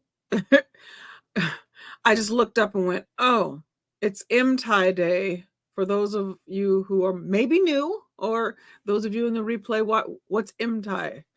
Linda from It's a Crime has named his red tie the M tie. The M stands for murder. So she calls it that. I don't mean to giggle about it, but it does make me giggle. She gets me with that every time. So I am going to go really look. I want to read what that first witness, her first testimony while I was doing the timestamp stuff in the video. I'm going to take a peek and see what I missed. So y'all bear with me for 1 second. So let me make sure I got the right day. Yep, I got the right day. I will put up on the screen. I'll put it up on the screen so y'all can at least see what I'm doing. You know how I have to read back on stuff because my brain doesn't connect things well. So let me fix it 1 second. I gotta find it. So let me present it. Oh, I keep forgetting I can just switch. Whatever. I keep forgetting that I can go to the one I want to open and just, is it that one? No. Oh, there. Nope. There it is. All right, let's do this one. Then I gotta be able to see this one so I know when they come back. All right, let me make it bigger. And then I have to go over here. And then, all right, let me, sometimes I like to see the pictures that that Nate puts up. All right, so we're scrolling. Sorry, don't get dizzy. Close your eyes, close your eyes, close your eyes while I scroll. Okay. Oh, it's one of my favorite, right there is one of my favorite pictures. Ugh. Nate said something that I didn't really agree with, and it wasn't anything, bad or anything. It's just that he made a comment that the friend, I think it was yesterday, Ashlyn, said that Tylee was often looked at as the mom figure, and that even though she probably wouldn't really want to be thought of that way, I probably would disagree with that. As a person who had a younger sibling who was kind of more like a kid to me and will always be that way in my heart, it was a thing that, sometimes when you have a lot of kids in a family, the oldest kids may step up and take care of the younger kids. And it was a joy that I loved and will always cherish every time I think about my baby brother. That there were 4 years between us, or is that right? 4, 6? I forget. Me and dates and ages and names and the whole thing. But yeah, so I kind of was like, yeah, no, she probably would have kind of smiled at that, just knowing that, because it's a closeness for a kid and their siblings. You got, if you're in that position, and I was, and I remember. So just on that, I kind of was like, oh, yes, no, I'm good with that thought that we were that close, and I just kind of have a feeling that I bet you she was too. Especially if you have a caregiving heart, or like you have that, that you have a sibling who may need a little bit of extra special care, and so you help out with that. But just wanted to say that. Let me see if let me take a look and see if I've had anybody come in. I don't remember if Dana was in here earlier, if I said hi. If I didn't, hi again. Hi, Dana. I don't remember if I was doing stuff behind the scenes this morning because I didn't get it done yesterday. So anywho, okay, let me get back to what my intention was, and that is to read this. Let me see if I can make this is it bigger that way? No, that's not. I just want to make sure y'all can see what I'm trying to read. I guess I'll just enlarge it when I get over there. Okay, let's do this. I already have it on 175% because I'm blind. Oh, is that going to be too much? I may not be able to see that. And I can't figure out. Oh, let me turn that off. All right. So the first witness, which I now lost because I did that to it. Hold on a second. I'm going to spend the entire break trying to get this to work right. Is this it? Yeah, that's the one. Let's see. Did that help? Now let me scroll all the way down. We'll just whoop, real quick. Thank you for putting up with me. Oh no, I have a gigantic ad. Oh, oh it's not going to let me do it. Never mind. I got to shrink it. Let's see if that helped. Nope. Oh my goodness. This one is going to drive me nuts. It keeps. Ugh.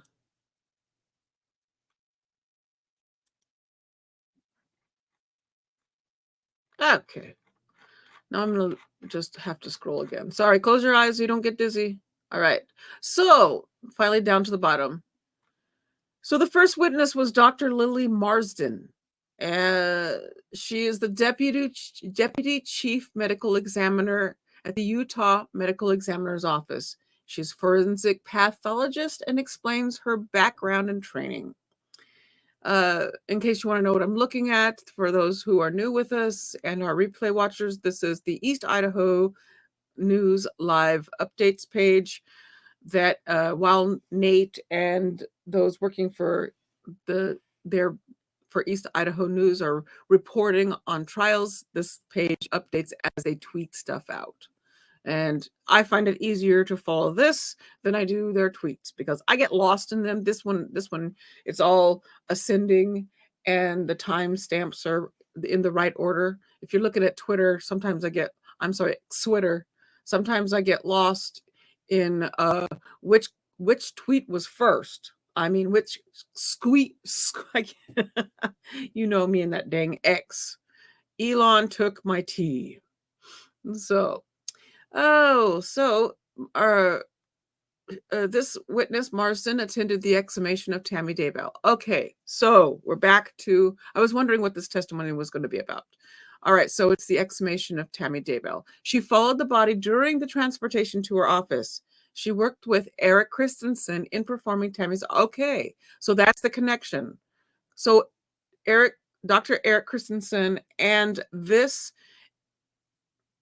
medical examiner worked together and stayed with the body during her autopsy. Got it. Okay, so Lindsay is questioning and she asks Marsden to talk through the autopsy process. We all know, and you know, if you've been following trials, you know how these autopsies go, and you've heard it many, many, many times being described. But they start out by doing the X-rays when the body arrives. They do an external examination looking for traumatic injuries. So they mark from the outside in. So they start on the outside. They'll start with everything. They'll list what the body looks like, what the body's dressed in, and then start working in that way. And when they are removing clothing and stuff like that, all those things are wrapped and put into packages because most likely the clothing will then be tested at another point during the process of all of this investigation. So the external exam is then done where all major organs are dissected to look for anything that may have contributed to the death. In this case, we know that there's a story where Chad says she was weak. He started saying in 2016 that she was going to pass before she was 50 and that she was sickly, weak, and menopausal, and what else? Clumsy, and all the things, trying to build his case, in my opinion. Oh, speaking of in my opinion, hold on. We gotta have this. First, we're gonna stick that up real quick, just so it runs through real quick. If anybody, there you go. Well, and then I'll put this one. All right. So everything on this, you know, my opinion. Okay, so so we know that there was no she was buried quickly. There was no autopsy done prior to her being exhumed. So she was embalmed. There were bruises on her chest and arms. There was no immediate or noticeable cause of death from the external exam. After the external exam, the torso was opened to review all the major organs. They were removed and inspected. The head was then opened through incision. The brain was removed to be dissected at a later date. No cause of death was able to be determined for Tammy's cause of death through the internal exam. Tammy had a lot of fluid in her lungs, pulmonary edema, and fluid in her trachea. Blake asks what causes pulmonary edema. Marsden explains natural things can cause it, like pneumonia, heart failure. Non-natural causes could be asphyxia, drownings, drug overdose. Samples for toxicology testing were obtained. Most of the blood had been removed from Tammy's body during the embalming process. Liver tissues and eye fluid were taken, as well as urine from the bladder. The samples were sent to labs for various testing. The only thing found in Tammy's system was fluoxetine in her liver. Fluoxetine is an antidepressant Tammy had been on for several years. There was no explanation in the toxicology for cause of death. These things that are being stated are extremely key because these go against everything that Chad had been saying. All of it, that she was only she would only take homeopathic remedies. She wouldn't go see doctors, when we know that in testimony she had actually hurt her wrist and had gone to the doctor like within a very short period of time. So we know that what he was trying to state about her most likely was not accurate, and that's why they're bringing in all of the witnesses that are showing her mannerisms, how she was, her health, her work habits. Was she weak? Was she always sitting, never standing, didn't move around a lot? Was she 40 pounds overweight, which, we do gain weight over the years, but we also know that at the time of her passing, from what her friends are saying, that she was the healthiest that she'd been. She was taking clogging classes. She was taking, what was that other thing? The Zumba stuff.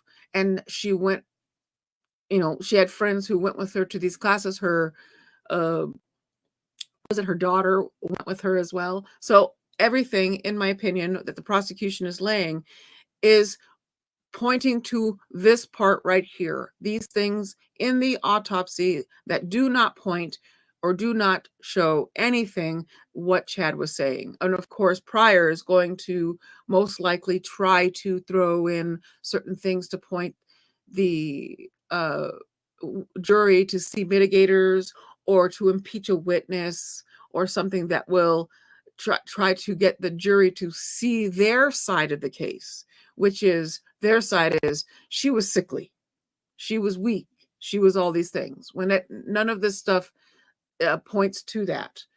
And there's a reason she was, in my opinion, buried quickly. The funeral happened quickly. And that's just, we can kind of see that's what in our opinion, Chad was trying to do. So the only thing the fluoxetine, to back up a little bit, was the only thing found in her system. I'm surprised that they didn't say anything about any of the homeo remedies or whatever. Wouldn't those things show up in a toxicology exam? I mean, if that's what she was relying on health-wise, wouldn't that be something that would be part of it? Maybe not. I don't know. I'm not sure how that homeopathic stuff shows up in these. Marsden had information that Tammy may have been experiencing seizures or shaking. Now, remember, these are Chad's words. These are not anything, as far as we know, there's not been anything outside of Chad's words on this stuff this part right here. Quote, "It is extremely unusual for a 49-year-old woman to just spontaneously develop seizures without a reason, like a tumor. Tammy's heart was structurally normal. It was the normal size, and all of her organs were normal." Didn't Chad mention or say something to the original medical examiner, the very first witness, I believe it was, saying that she had a history in her family of heart issues? Wasn't that something? Y'all can put that in the chat. If I'm wrong, let me know. But I think that's what I remember being said by that initial coroner, who was very new to the job.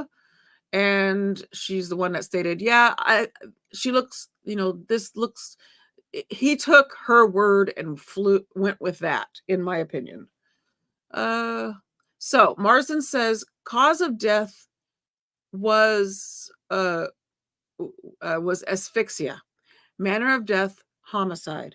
There were 5 manners of death: natural, accident, suicide, homicide, or cannot be determined. Marsden had conducted 2,000 autopsies in her career. She separated asphyxia in 4 categories: exclusion of oxygen, which is choking, drowning, bag over face; neck compression, which is hanging;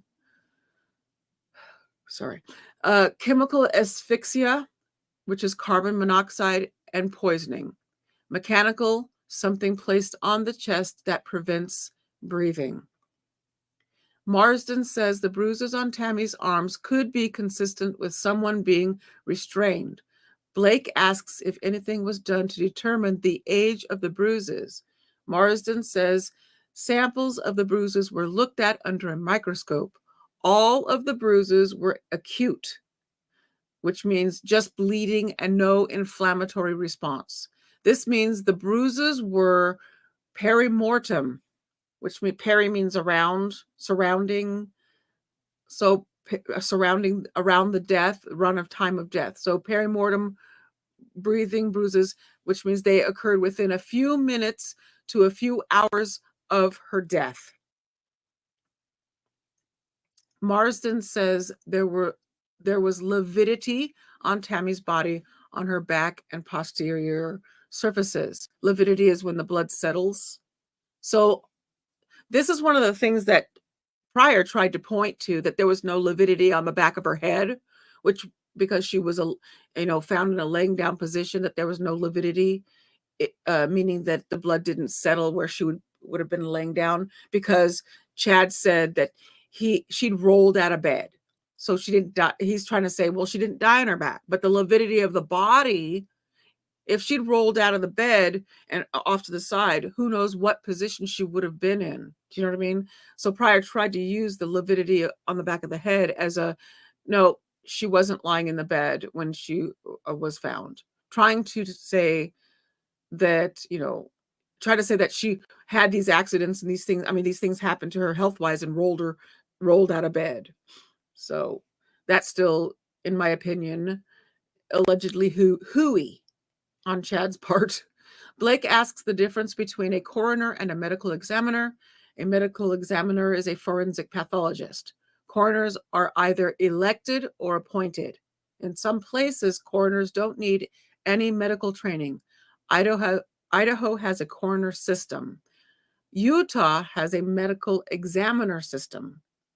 When Marsden determines whether or not to do an autopsy, additional factors are considered, like police reports, medical records, etc. Blake asks about rigor mortis, stiffening of the joints and muscles of a body a few hours after death. The stiffening starts in the smaller muscles and moves to the larger muscles. Blake asks if someone is described as stiff and dead for a few hours, would she expect bruises on the body from external factors? Marsden says not at that point. Marsden reviewed, and I do think that the reason that there wouldn't be bruises at that point is because I do believe that the heart has to be pumping in order to pump the blood out to cause the bruise. So if there's no heart pumping, there's no blood being pushed out to create a bruise. Lividity is something different. I think don't quote me, but I think that's what that is. So Marsden reviews Tammy's medical records. There was nothing to explain her sudden death and nothing indicating seizures. There was nothing abnormal about possible low blood pressure. Marsden says she would not expect someone with anemia to just suddenly pass away.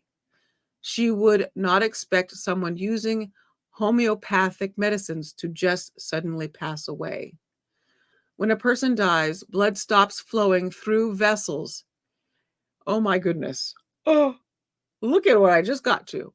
A bruise is caused by the rupture of blood vessels beneath the skin. So Marsden said a dead person cannot bruise because there is no blood circulation. That's kind of what I said, right? That's what I think I said that. So something to that effect. Marsden says there are a number of reasons why seizures would be an unlikely cause of death. Most people who have seizure disorder experience grand mal seizures. It's extremely unlikely a woman of Tammy's age would suddenly have one seizure and die. Blake has nothing further. So now we move on to Pryor. Let's see where we're at. They should be back soon there. I'll give it another 5 minutes and I'll stop as soon as they come back. I'll quit and then I'll answer questions in the chat or talk with y'all about what I'm talking about here in the chat during their testimony. Okay, Marsden says there are a number of reasons why seizures. Okay, we already did that one. Blake has nothing. Pryor will now cross-examine. Pryor asks how long the exhumation took. Marsden says 2 to 3 hours. She was present for the exhumation, but not when she was reburied. She understood that the court order required exhumation and burial on the same day. Marsden did not see anyone from the family who was present for the process. Pryor asks about the suspicious circumstances Marsden was aware of. She says the fact that decedent's husband has recently remarried and the fact 2 children were missing. Marsden says Tammy's death was suspicious mostly because it was a healthy 49-year-old woman who died without any explanation. Marsden says she can't determine exactly when the bruises were placed on the body and how they got there. Pryor asks about heavy lungs. Marsden says microscopic examinations are done of the lungs. Pryor asks if this was the first autopsy Marsden had done outside of a lab environment. She says no. She has done around 500 more. Pryor asks about heart rhythm disorders and the foam found in Tammy's airways. Pryor asks if the foam could have caused the heart to stop. Marsden says when you have a sudden cardiac death, you don't have enough time for the pulmonary edema to develop because your lungs essentially stop at the same time the heart stops. Pryor asks if in a situation where a person just dies, they could have absolutely healthy hearts, lungs, organs, quote, and yet the person could still die. Marsden says that's correct. Pryor asks about the notation on Tammy's medical records about her family having a history of heart issues. Marsden says she recalls seeing that. He inquires about the bruises on her arms and chest. Pryor asks if there was any damage to the bones or muscles in Tammy's neck. Oh, I see what he's pointing at here. There were not. There were no signs that her neck had been squeezed.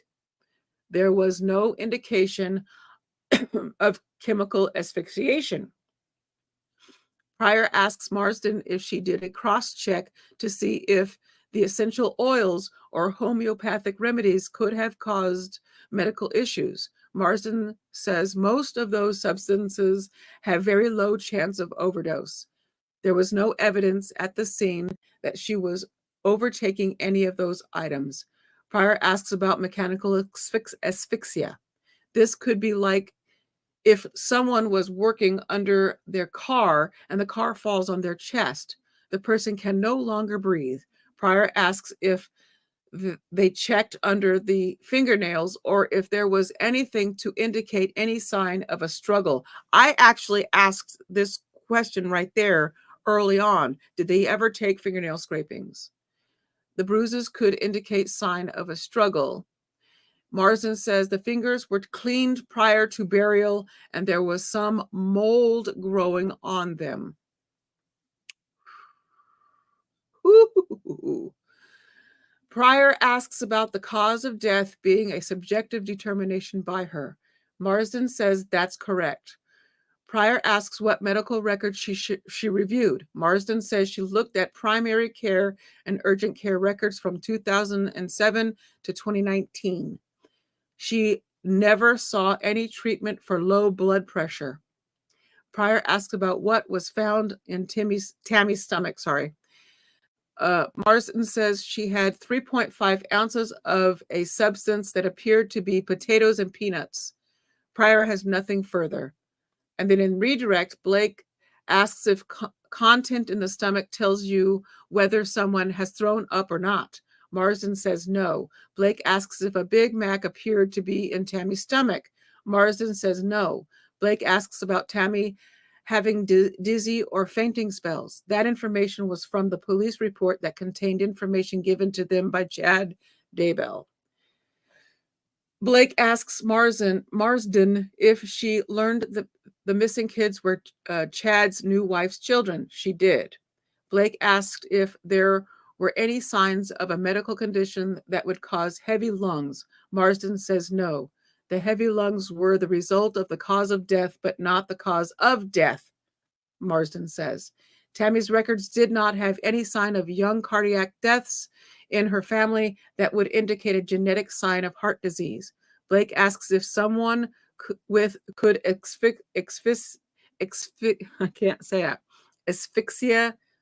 asphyxiate someone else without leaving signs. Marsden says smothering with a pillow, putting plastic bag overhead, putting weight on the chest, etc. Blake asks if the bruises could indicate there was more than one person there. Marsden says yes. It could also indicate someone kneeling on the chest and holding someone down. Blake has nothing further, but ends with this question, quote, in your experience, do dead bodies roll out of bed? Marsden says no. Pryor asks for recross, but Boyce says no. The redirect did not go beyond the scope. Then we move on to the next witness, and they should be coming back because we're 7 minutes past when they should be back. So let me go back to this so that we don't miss them. But holy mackerel, while we're waiting for them to come back, I will see what y'all are saying while I was reading. Thank you for putting up with my reading. I have to do that. I have to. I do. I get so much more out of it. Here we go. We got it. I'll be in the chat. Thank you. Please be seated. Let's have the jurors brought back, please.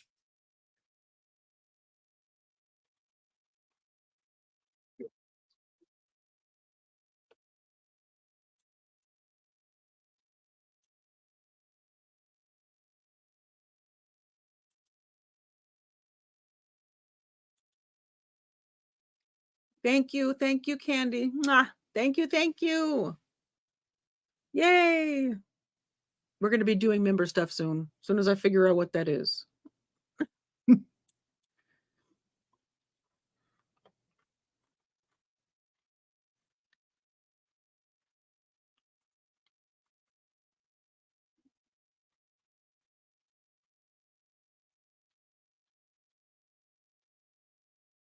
All rise, please. All rise. Members, get your sign out.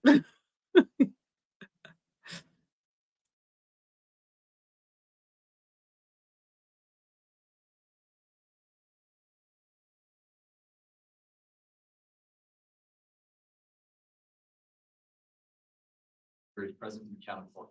All right, thank you. Please be seated.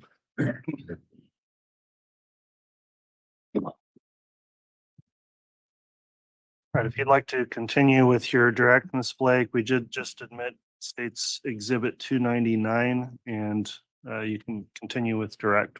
Thank you, Your Honor. And I am going to be asking to have 299 on the jump drive to publish. Very well. We'll have the bailiff deliver that to you, and if you'd like to publish, you may.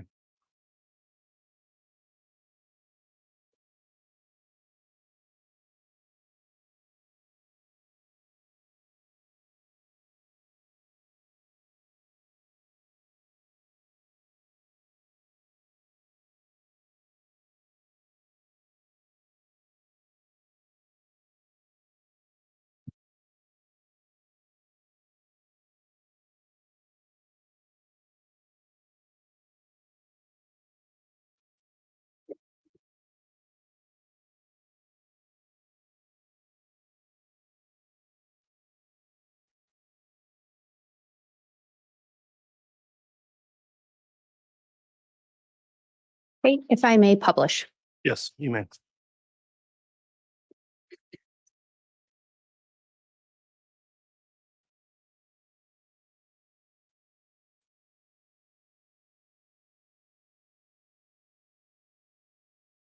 Investigator Wright, in looking at this first slide, it appears there's a name, a phone number, and an email address. Could you indicate what those are for the record?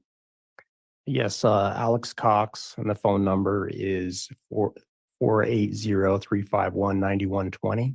And the email address is homerjmaximus@gmail.com. And you talked before about a particular device. Is this some of the information associated with that device? Yes, it is. And is that the device that Agent Balance provided you data points for? Yes. When you look at data points, do you know where that information is being retrieved from or how it's retrieved?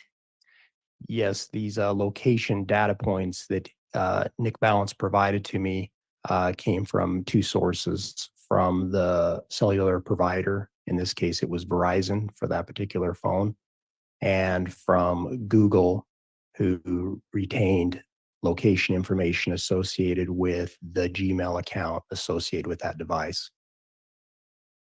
And do you know what type of data points these are? Yes, they primarily comprise three types of data points.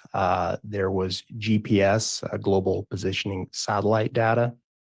There was also Wi-Fi data, and there was also the cell tower data.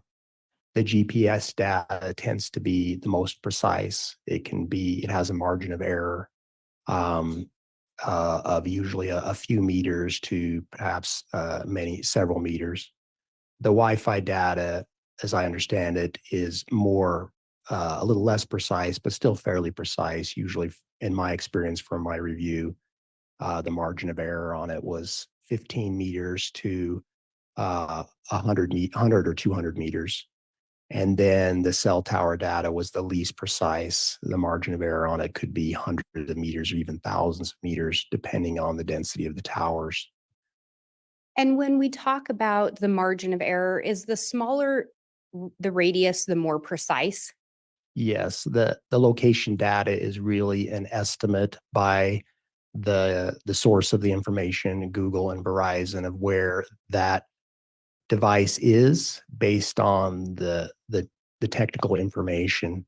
And so when it gives us a margin of error, the smaller the number is, the more precise it is. They're telling us that they believe they don't know exactly where the device is, but they have drawn a radius and they believe that is the likely area that it is within.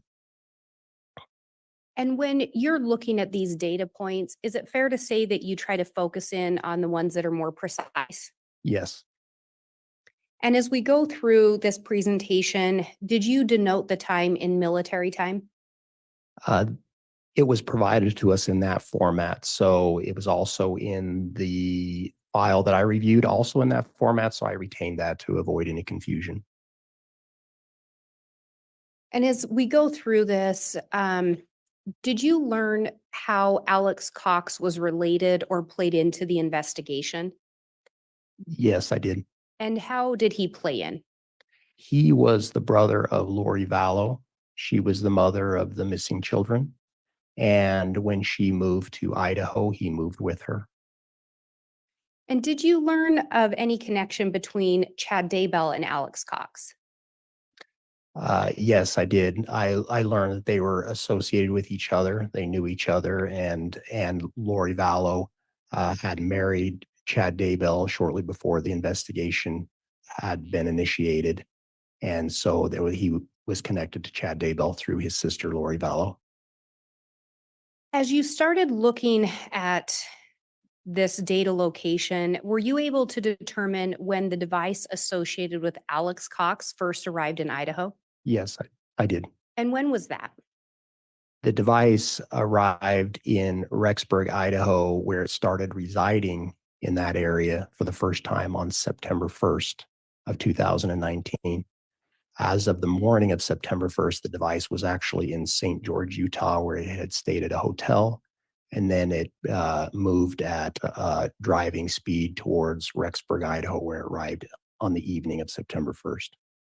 And do you know where that device arrived? Yes, it went to an apartment complex called the Rock Creek Townhomes, located at 565 Pioneer Road.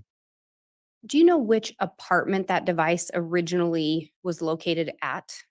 Yes, I do. It went to Unit 175 within that complex. At some point, did that device appear to be spending time at a different unit? It did. And which unit was that? Unit 107. And do you recall approximately when the device started being associated with Unit 107? Yes, on September 5th, it arrived in 107 for the first time. There was some data showing it going back and forth between 175 and 107 on September 5th, and beginning on the evening of September 5th, it began to spend its nights, primarily the nights that I reviewed, in 107. Through the investigation, did you learn who apartment 107 was associated with? Alex Cox was primarily using that address.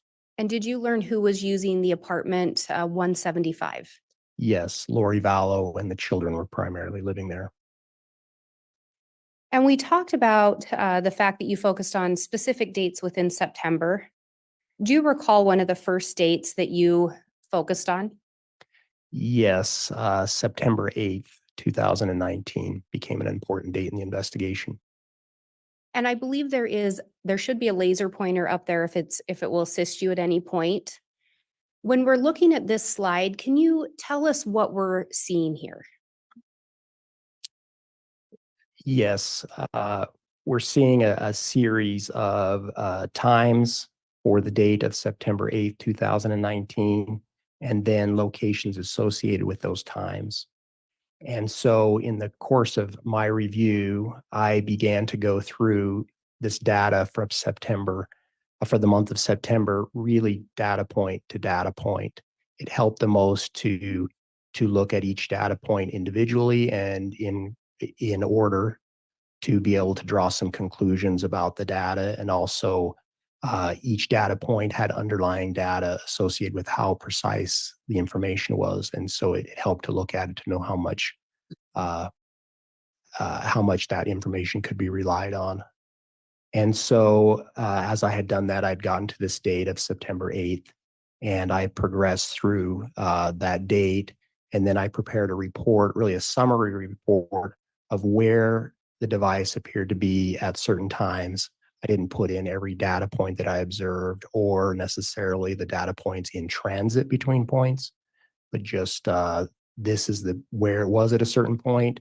And then if I could determine where it went after that, where it was next.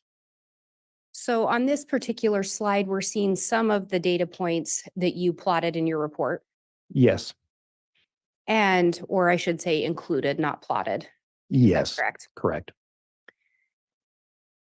Was there a specific reason that September 8th was a focal point for you?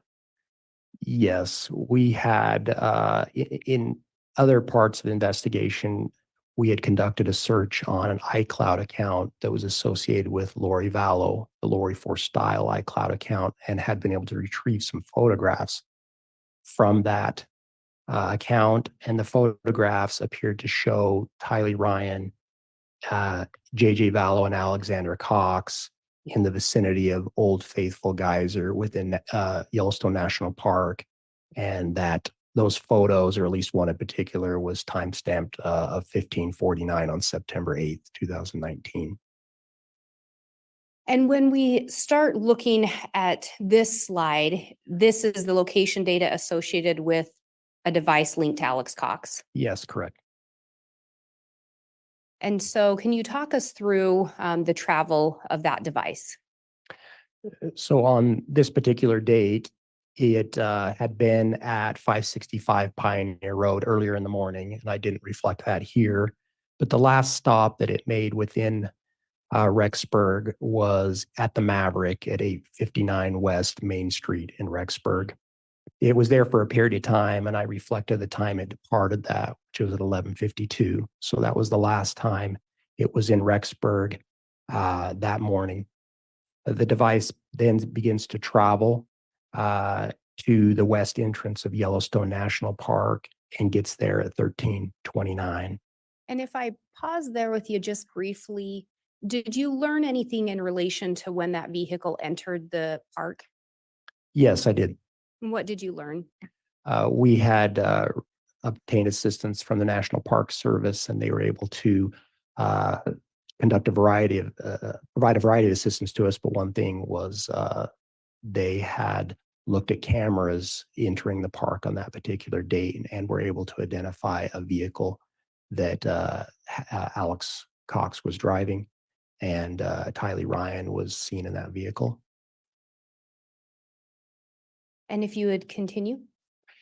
Yes, and so that vehicle gets to the west entrance of Yellowstone National Park. The camera footage is taken from the perspective of the booth where you pay to enter the park. And so it showed Alex Cox driving a F-150 pickup truck, and in the front passenger seat is Tylee Ryan. The rear windows are tinted, but it's clear there's other people in the back seat as well. So that was the main footage that we were able to get from the National Park Service on that particular date. And so then after entering the park, where did the device go? It traveled along the main loop road there within the national park to the area of Old Faithful. The data, it arrives in that area between 1450 and 1457. Some of the data is imprecise in that area, but we start getting more specific data at 1504. And from 1504 to 1522, it seems to be in the vicinity of the Old Faithful Lodge cafeteria, which is near the geyser itself. And then we get some more data from 1542 to 1604 that puts that device at the rim of Old Faithful, or the boardwalk there, where people can observe the geyser. And then at 1615 to 1627, we get some data points that seem to put the device in the Old Faithful parking lot area. And then the device leaves the Old Faithful area and travels westbound on US 287. I think it's also called maybe US 191 as well. It travels eastbound towards Yellowstone Lake and then turns south towards Lewis Lake. It passes Lewis Lake on that main road, which is a paved road. And at 1712, it appears to turn around, reverses course, drives back past Lewis Lake, past Yellowstone Lake, past Old Faithful, and then out of the west entrance of the national park at 1840. It then makes a stop in West Yellowstone, Montana itself in a commercial area at 1845 and leaves that area at 1902. And again, in relation to this device, when the device is shown to be at the entrance of the national park, there's also a video placing a pickup truck with Alex Cox and Tylee Ryan in the vehicle. When it enters the park, yes. When it exits the park, there was some camera footage, but I believe it just captured the back license plate. It didn't capture who was in the vehicle at that point. And if we go to this next slide, can you tell us what we're seeing on this slide? So that this is an image taken from the same mapping software that I was reviewing that had been provided to me by Nick Balance with the data points mapped in it. And this is an overhead view of the Old Faithful geyser and the lodge area around Old Faithful. And these are some of the data points we just talked about on the previous slide. Is that correct? Yes, it also can, these red data points are the data points that I just talked about that show the device in the area of some of those locations. I can point at those if you'd like. If you would, please do so. So the upper left here is the geyser itself, Old Faithful. This is a boardwalk area where spectators can see the geyser. This is the Old Faithful Lodge cafeteria. The Old Faithful parking lot is not in this photo, but it's located roughly southeast of this location. So we had a series of data points. First at the cafeteria area from 1504 to 1522. And then we had a series of GPS data points fairly precise from 1542 to 1604 clumped together here on the boardwalk. And then after that, we didn't get some data points until 1615 when they were in the Old Faithful Lodge parking lot and seemed to leave that area about 1627. And do you know what type of data points these are? I believe it's a mixture of Wi-Fi and GPS. When I say Wi-Fi, my understanding is it doesn't necessarily mean that they have joined a Wi-Fi network, but as a person moves around, a device can reach out and shake hands with Wi-Fi networks that it comes in contact with, and Google keeps that information and it uses it to help determine approximately where a device is. And so some of this was a mixture of that. There were also cellular data points, which a lot of times are off the map. They're where the nearest cell tower is usually. But these ones along the boardwalk were GPS data points. And when we talk about that boardwalk area, is there a reason, did you focus in on that particular area? Yes, I did. And why was that? The photograph taken of Tylee, JJ, and Alex, one in particular, seemed to be at or near that boardwalk in around Old Faithful, or at least a view of the geyser basin near Old Faithful. And is this the photo you're referencing? Yes, I am. That's the one that came from the Lori Force style iCloud account and had a timestamp of 1549 on September 8th, 2019. And do you recognize the individuals in that photo? Yes, I do. And who are they? On the left is JJ Vallow, and in the middle is Tylee Ryan, and on the right is Alex Cox. And was this the last known photo of Tylee Ryan? There were a few photos taken in that same series, but in that same location, I believe, and there were no photos of Tylee Ryan. And at this point in the investigation, that was the last time we knew her to be alive.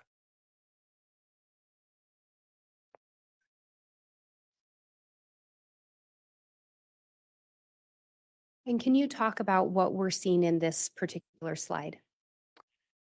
Yes. So this is again an image of from the mapping software, and there's a lot of data going on this, but I'll walk you through it. So in this upper left corner here is the Old Faithful Old Faithful Lodge area, and this is showing what those data points look at that I was reviewing, and they show the movement of the data points as at 1627 approximately, the device leaves this area, travels along 287, past this point, which is the west thumb of Yellowstone Lake, which is this area.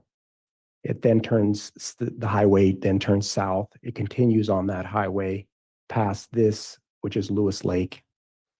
And if it would have continued on this road, it would get into Grand Teton National Park.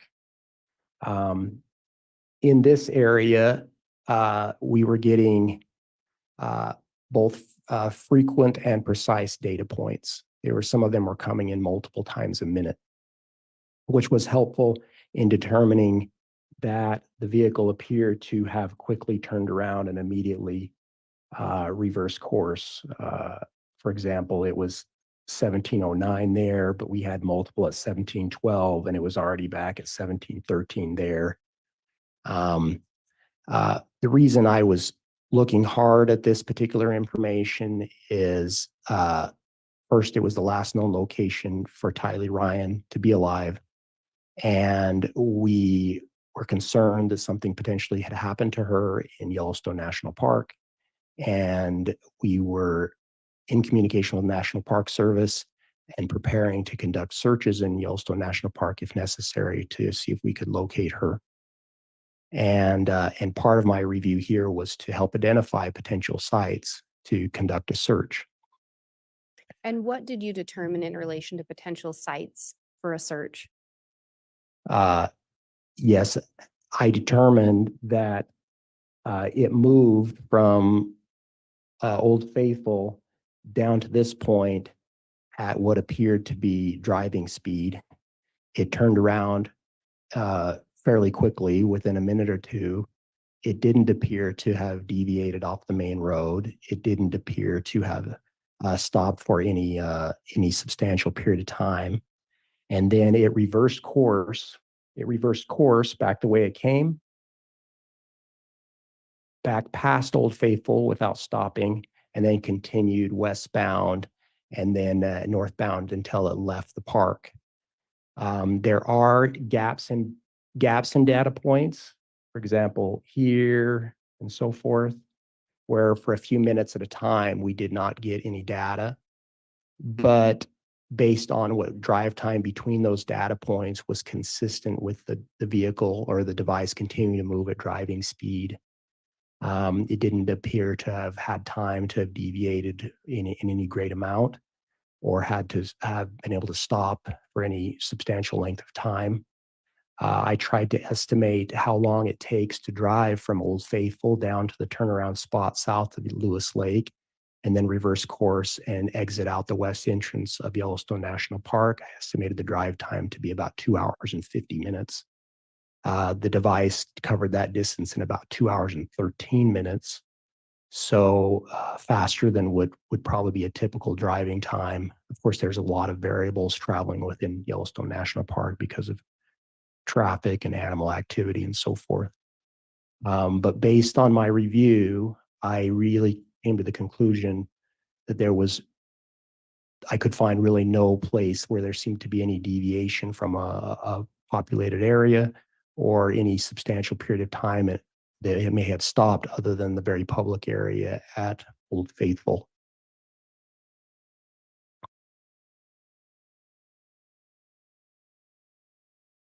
And did you continue to look at the travel of that device for September 8th? Yes, I did. And what are we seeing on this particular slide? So these are the locations that the device went to after it left Yellowstone. And it stopped first in West Yellowstone, Montana at a commercial area. There's several businesses in that area, but the nearest business seems to be this Buckaroo Bill's Barbecue Grill. And it stopped there at 1852 and was there about a 17-minute period until 1902. From the time it had left the Yellowstone parking lot at 1627 until it got to Buckaroo Bill's Barbecue, as best I could tell from my review, the vehicle hadn't stopped, or at least not for more than a few minutes. And so, again, here it's in a very public area before it starts moving again. It then moves at driving speed back to Rexburg, Idaho, and its next stop is at 2037 at 565 Pioneer Road, number 175 in Rexburg at the Rock Creek Townhomes. I'm pausing there briefly Were you able to determine definitively if the device went to that particular restaurant? I'm not aware that was a common thing we tried to do, was to see if we could obtain records or video from many of these locations, that it would visit. I'm not aware we obtained anything from Buckaroo Bill's Barbecue, or even that it had gone there. But there was a stop around that area for approximately 17 minutes. Yes, correct. And outside of that stop, any indication that vehicle stopped again on the drive to Rexburg? No. And then after arriving back at that Pioneer Road 175, where did the device go to next? The device stayed at number 175 until 2135. It then left there and traveled to this Maverick, which is about a mile north of the 565 Pioneer Road address. It was there for about 10 minutes from 2143 to 2153 before returning to 565 Pioneer Road number 175, where it stayed from 2244 to 2315. At approximately 2344, we now see the device at 565 Pioneer Road number 107. Sometimes there's gaps in the data. For example, between when it's at 175 and 107, nearly 30 minutes, 29-minute gap. And that was fairly common, where we just don't have precise data to say it's in one location or another. It doesn't mean I didn't necessarily have location information. It wasn't precise enough to say what unit it was in. So I generally just summarized when I felt like there was enough information to indicate that it is now in a different location. And with regard to this, did you make any determination as far as Tylee Ryan's whereabouts? So we were trying to prepare a timeline of her activities, and that was coming in from many different sources in the investigation. Some of her financial activities, her use of digital media, anyone that might have seen her, been in communication with her, and so forth. So we were trying to narrow that down as best we could. That photograph in Yellowstone National Park was very important for us because it was the last known location for her. After I completed this review on that particular day, it was my conclusion that it really had only made one stop from the time that photo appeared to have been taken, and that was in West Yellowstone, Montana, in a public area. So my best conclusion as of the last known location for Tylee Ryan was at 565 Pioneer Road number 175, and that would have been at 2037 that evening. And then on this same slide, there's some indication of data points on Monday, September 9th. Can you tell us what we're seeing there? Yes. The device I was reviewing for Alex Cox, in the month of September, beginning on September 5th, it would typically go to 107 at night. When I say at night, I mean roughly from about midnight to 6 a.m. It was almost always during those hours within 107 when I had sufficient data to indicate that.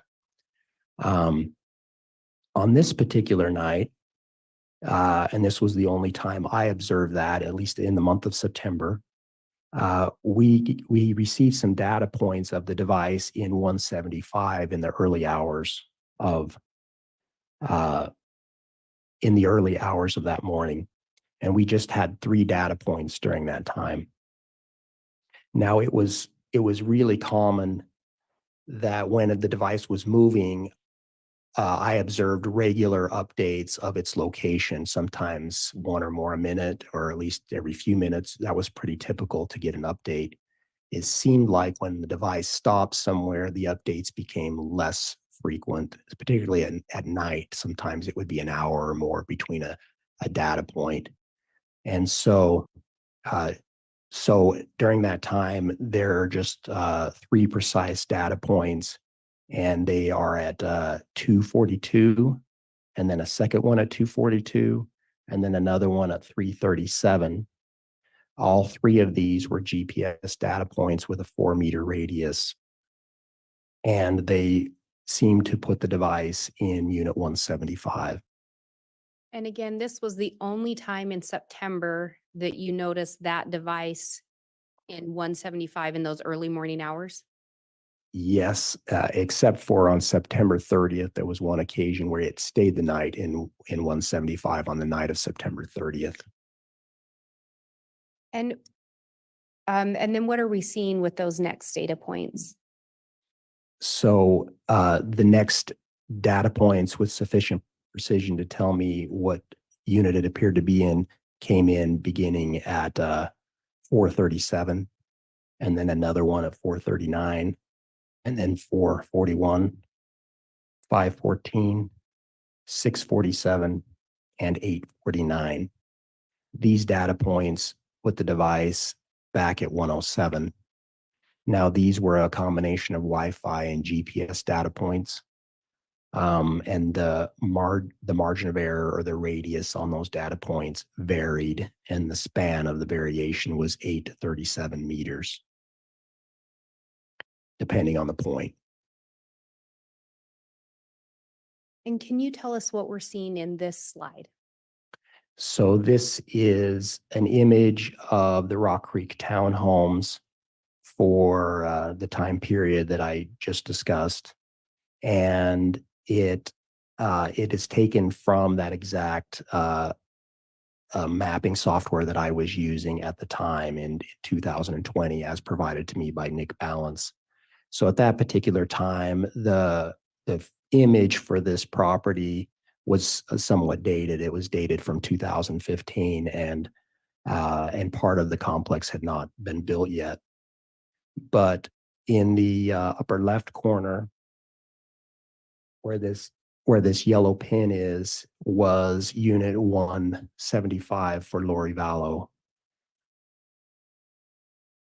And on the right, where the other yellow pin is, was unit 107, where Alex Cox was residing. And the other red points on here are the data points that I discussed that we saw in those early morning hours. So it looks like just one data point there, but that's actually all three of those data points are really on top of each other. One from 242, another one from 242, and one from 337. And all of those were fairly precise GPS data points. Is about 80 meters. So Lori Vallow's unit actually faced Alex Cox's unit's front door, and vice versa. His front door was here and faced her front door. And the way to travel between these, there was an opening between the buildings here. The person could then walk front door to front door, and probably have moved back and forth between the units in within a few minutes. But I would look for data points that were well under the 80-meter distance between the two locations to try to draw some conclusions about what location the device appeared to be in. And then the other data points for unit 107 are marked here on the right, that shows those data points between 437 and 439. And as you can see, some of them aren't necessarily in the unit, they're outside of the unit, but that's within that margin of error. I can't say whether at that particular moment he's right inside that unit, or if he's standing outside the unit, only that he's most closely associated with that unit. And this is in the early morning hours of September 9th. Yes, the last data point was at 8:49. And I believe that's this one here within Alex Cox's apartment. And again, the last known sighting of Tylee Ryan was the day before. Yes, at 2037 was my conclusion that she probably had arrived back home at that time. Did you continue to look at location data associated with that device for Monday, September 9th? I did. And can you talk to us about what we're seeing depicted on this slide? So this is a continuation of the summary of what was happening on Monday, September 9th in the morning. So we had just looked at those data points in the early morning hours, and the final ones were in Unit 107. So beginning at almost approximately at at 9 o'clock, it seems to leave 565 Pioneer Road, number 107, and moves at driving speed north to US. It gets on US 20 and it continues towards an address of 202 North, 1900 East in Rexburg, Idaho. That address is a little under 8 miles north of the 565 Pioneer Road address. It arrives there approximately at 9:15. Now, there's a series of data points showing it's that movement, kind of like breadcrumbs.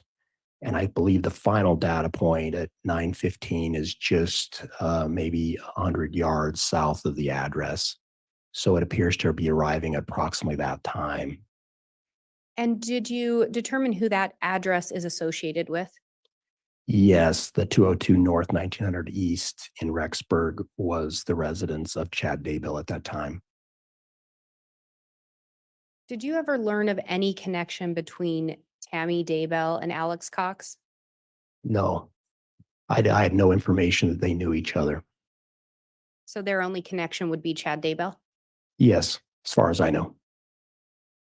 And once that device arrives by the residence of Chad Daybell, what did you determine next in relation to the location data?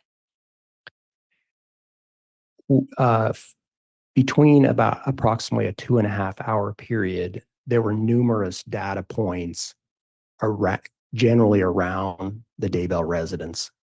There were only 4 of fairly great precision. One was at 9:21, one was at 9:22, one was at 10:39, and one was at 10:57. Now, there were other data points, cell tower data, for example, that did not seem to indicate that it had left that area, but weren't precise enough to give me any indication of if it was there continuously during that period, that 2.5 hour period. Only that we had some precise data that seemed to show that it was on the Daybell property at those 4 times. Now, the first data point that we got at 9:21 is actually behind the main residence at the Daybell property, back on the rear of the property. And that is a GPS coordinate with a 6-meter radius. And then at 9:22, we get another one that's actually on the northwest corner of the Daybell residence, near a gate there. And that is also a GPS data point with a 3-meter radius. And then we have a gap in time where we don't have any precise information, but until 10:39, when there's another data point, also a GPS data point that's behind the residence, and this has a 43-meter radius. And then at 10:57, there's another also behind the residence with a 5-meter radius, also GPS.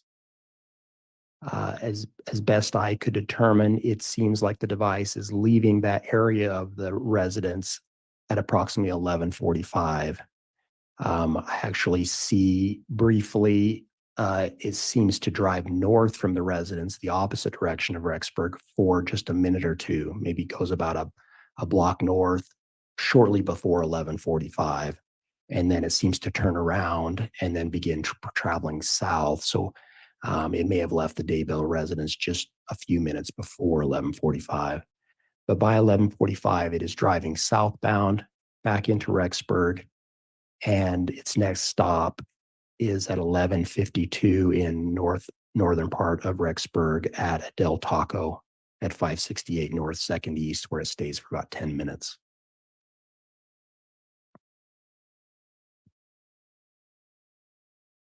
And again, I think you previously had talked about when a device would stay still, sometimes you wouldn't get data points? Yes, they tended to slow down in the frequency of the data points in my observation. And if they were traveling, oftentimes you observe more data points? Yes, and I could only speculate why that is, but it seemed like that's what I observed. And then can you tell us what we're seeing in this slide? So this is an image from the file I was reviewing with an overhead image of the Daybell property at 202 North, 1900 East. The road here on the left is 1900 East, and this is 200 North. 1900 East is also called Salem Road. This building here on the property is the main residence for where people resided. These other buildings were outbuildings. This was a barn or an attached garage-like structure, and there were some other outbuildings like sheds.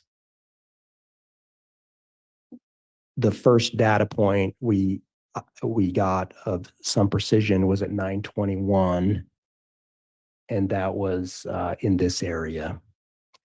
And then the other one, the next one was just a minute later at 9:22, and that was up here. Now, this was a fairly precise data point, a 3-meter radius. And on that north west corner of the property, there's actually a gate that a vehicle could travel through, and it would allow someone to have access to the property through that gate in a vehicle if necessary. The next two data points are then back down here, one at 10:39 and another one at 10:57. The one at 10:39 at a 49-meter radius, and then the one at 10:57 at a 5-meter radius. At some point during the investigation, did that cluster of data points gain more significance?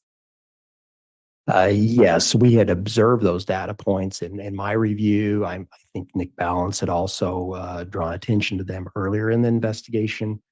But there was a period of time we just didn't know what the full significance of those data points could mean.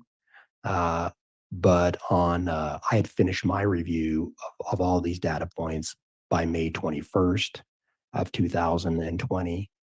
But on June 1st of 2020, we received some additional information that seemed to show these data points had possibly greater significance.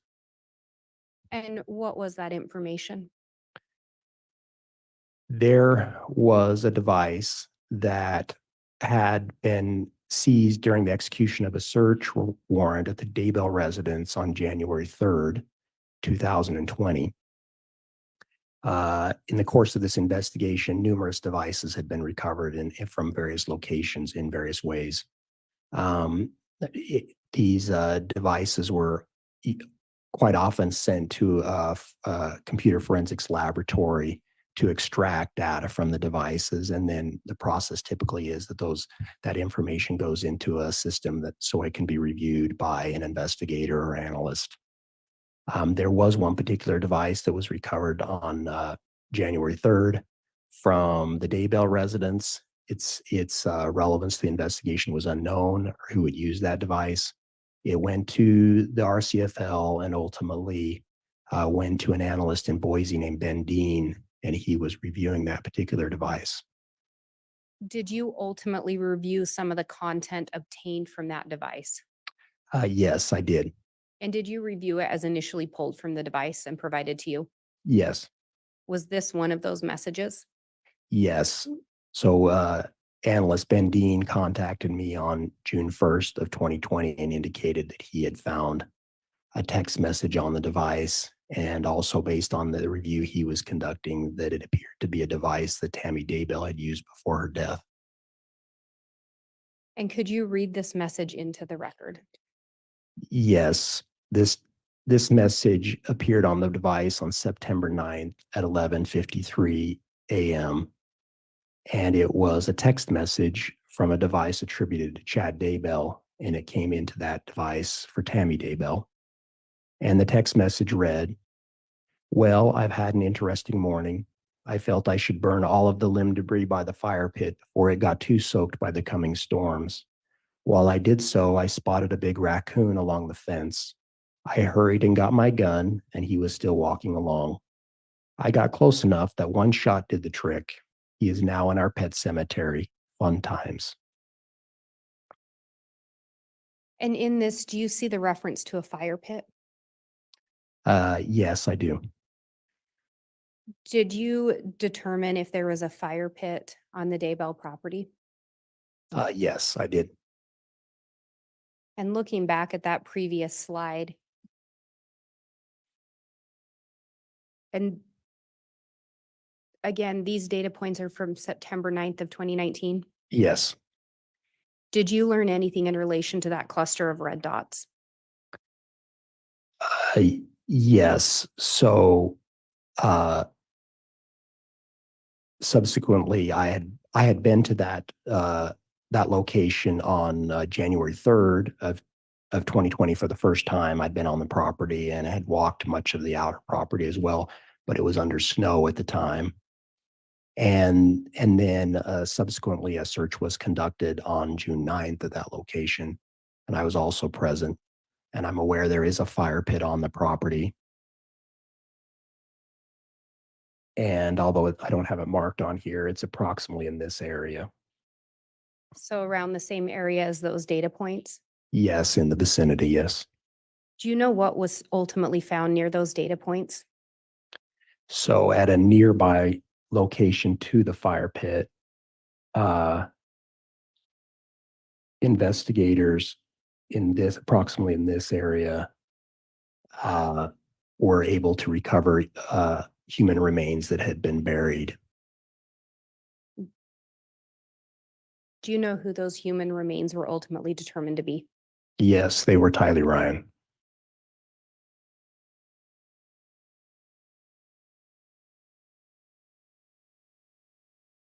And from there, that device left and went to Del Taco? Yes, the device I was reviewing for Alex Cox had left at approximately 11:45 a.m. on September 9th, left the Daybell property and traveled at driving speed back to Rexburg, where it stopped at the Del Taco at about 11:52. So approximately the time this text was sent.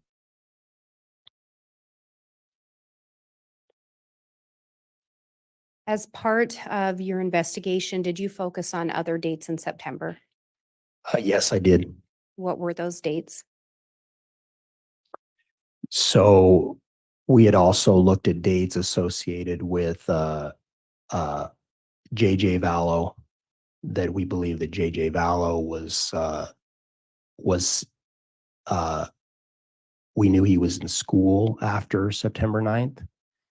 We also had other information that he had been observed up until at least September 22nd. His first date of being absent from school was September 23rd. Fairly early in the investigation, there was actually some confusion whether he had attended school on the 23rd or not. We initially thought he had been in school the 23rd, and then asked for further clarification from the school on the attendance records and determined that was actually his first day of absence from school. So his last known time in school was September 20th.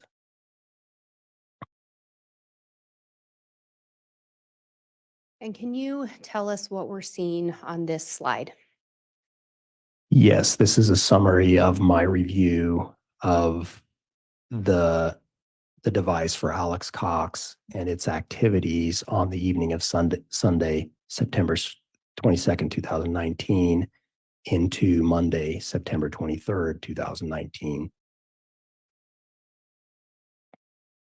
And what did you determine in relation to the device associated with Alex for Sunday, September 22nd? Yes, from 1626 in the afternoon and really until 9:41 a.m. the following day of the 23rd, the device is at 565 Pioneer Road, though it travels back and forth between the two associated units within the complex multiple times. So as from 1626 to 1708, it appears to be in 175. I should note that all of these locations, we had data points that were either GPS or Wi-Fi, and the range of the margin of error was 4 to 17 meters. So it leaves 175, and by 1709, it seems to be in 107 from 1709 to 1711. Then from 1712 to 1845, it appears to be back in 175. From 1046 to 2003, it appears to be in 107 again. And then from 2004 to 2009, it is back in 175. At 2011, it goes back to 107 and appears to stay there for the night. Although here it shows it ending at 2356 on September 22nd. That was just helped me to really break the last data point on September 22nd. And the next data point we get is at 0011 on the 23rd, and it's still in 107. And the range of those, the times that appears to be in 107 stays there, that it stays there from until 0941. And again, you had indicated that those units were within a short walking distance. Yes, approximately 80 meters between the units. Approximately 80 minutes between the units. 80 meters, sorry. I apologize. 80 meters between the units, is that correct? Yes. And a 1 to 2 minute walk? Yes, that's what I would estimate. Did you continue to look at the location data for Monday, September 23rd? I did. And can you tell us what we're seeing in this slide? Yes, on the morning of September 23rd, 2019, that device leaves Unit 107 at approximately 9:41 a.m. It travels north. It's on US Highway 20 and travels to the residence of Chad Daybell, 202 North, 1900 East, where it arrives at approximately 9:55.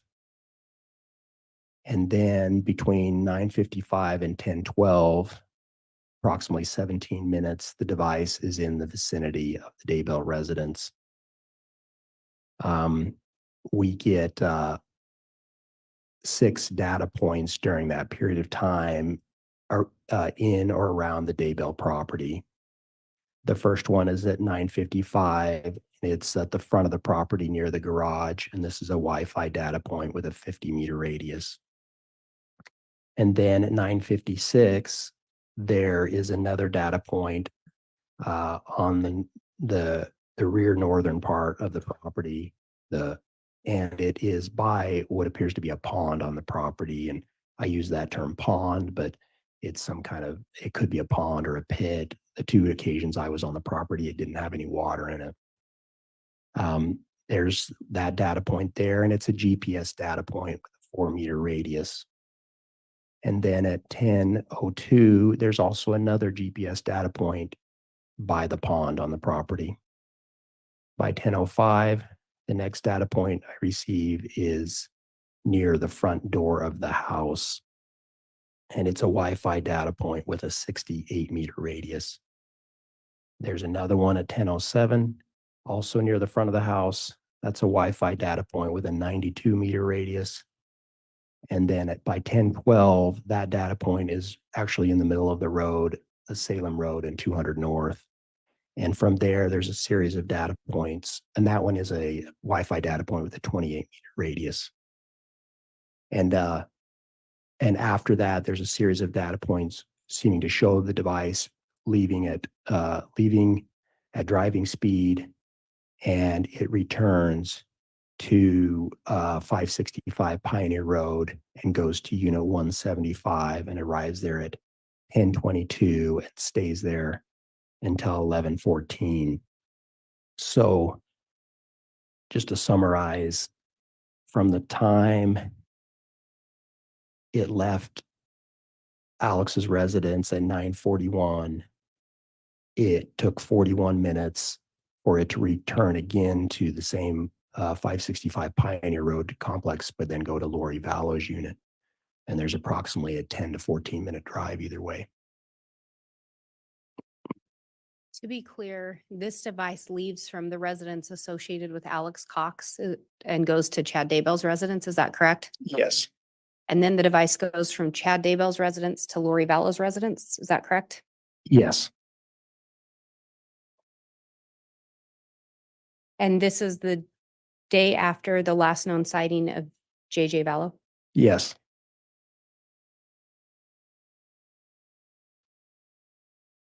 Can you tell us what we're seeing in this slide?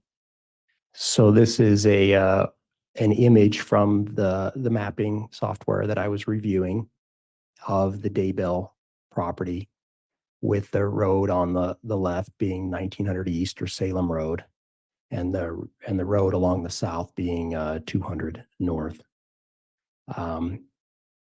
Again, this is the main residence for the Daybells, and these were outbuildings on the property. There was a pond like terrain feature on the property, and next to that terrain feature was a tree. The first data point, the data points I mentioned earlier are here on the left, and the first one was again at 9:55 near the garage. That was here, and that's again a Wi-Fi data point with a 50-meter radius. Approximately 1 minute later at 9:56, the data point is here by the pond, and that's a GPS data point with a 4-meter radius. And then at 10:02, there's another data point near the last one. It's a GPS data point with a 3-meter radius. By 10:05, we get data points just here in front of the house. One is near the front door. It's a Wi-Fi data point with a 38-meter radius. And then at 10:07, one next to it, also near the front of the house, a Wi-Fi data point with a 92-meter radius. And the final data point is right here at 10:12. And that is a Wi-Fi data point with a 28-meter radius. And again, from that point, the device, we get a series of data points showing it traveling back to 565 Pioneer Road. And looking at the data points by the pond or pit area, at some point in the investigation, did those data points gain more significance?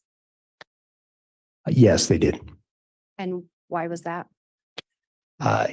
In light of that text message from Chad to Tammy on September 9th, and coupling with that with the location information showing that Alex was also on the property that same morning when something was being burned and buried, it made us scrutinize these particular data points even more, since they corresponded with the approximate time when JJ was last known to be alive. And so it seemed to indicate that Alex may have been on this property in these locations about the time the children were last known to be alive. Was a search conducted around that area? Yes. So that search had been conducted on June 9th of 2019.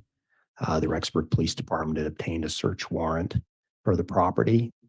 I was present for that search. The FBI's evidence response team handled the crime scene investigation at the site, and a search was conducted of that property.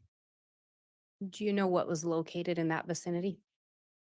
Yes, near these data points here by the pond, really just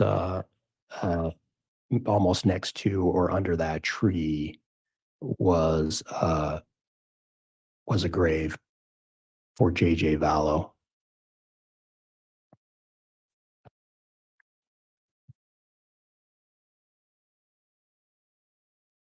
Did you look at how many times that device associated with Alex Cox was in the vicinity of the Daybell residence for the month of September? Yes, I did. As part of going through the day-by-day activities of that device, I observed it seemed to be at or in the vicinity of the Daybell residence in the month of September 4 times. These were Friday, September 6th. It was there from 12:42 to 12:53. These data points seem to be near the front or possibly in the residence, but just near the front of the residence. I didn't observe anything on the back property. On September 9th, again, as I previously discussed, we had a series of data points, including some on the back property. And then on September 3rd, we had series of data points from 9:55 to 10:12, some of which were also on the back property. And then on September 25th, this device for Alex was at the Daybell residence from about 10:05 to 10:22. And these did not seem to be on the back property. They were also near the front of the residence. And out of those, the two dates of significance, would it be fair to say they were September 9th and September 23rd? Yes. And again, through your investigation, who did you determine Alex Cox knew that resided at the Daybell residence? The only person I'm aware that he knew was Chad Daybell. Did you also look at some data points associated with window tinting? Yes. Some of the activities that this device, places that it seemed to have gone was a particular window tinting place in Rexburg. And I saw it visit the window tinting place 3 times, although briefly each time. The first time was on September 23rd, 2019. And so this is the afternoon after the device had been at the Daybell residence. And this was from 1353 to 1958. It went to this Dan's window tinting at 2551 West, 6800 South in Rexburg. And I think you may have said 1958. Was it 1358? Yes, I'm sorry. It was from 1353 to 1358. So just a 5-minute stop. Yes. Thank you. And then proceed. And then on September 25th, 2019, from 9:02 to 9:03, it returned to that same Dan's window tinting. And then later that day, it was there again from 11:57 to 11:59. And could those short stops be consistent with someone dropping a vehicle off to get window tinting put on? It could be, yes.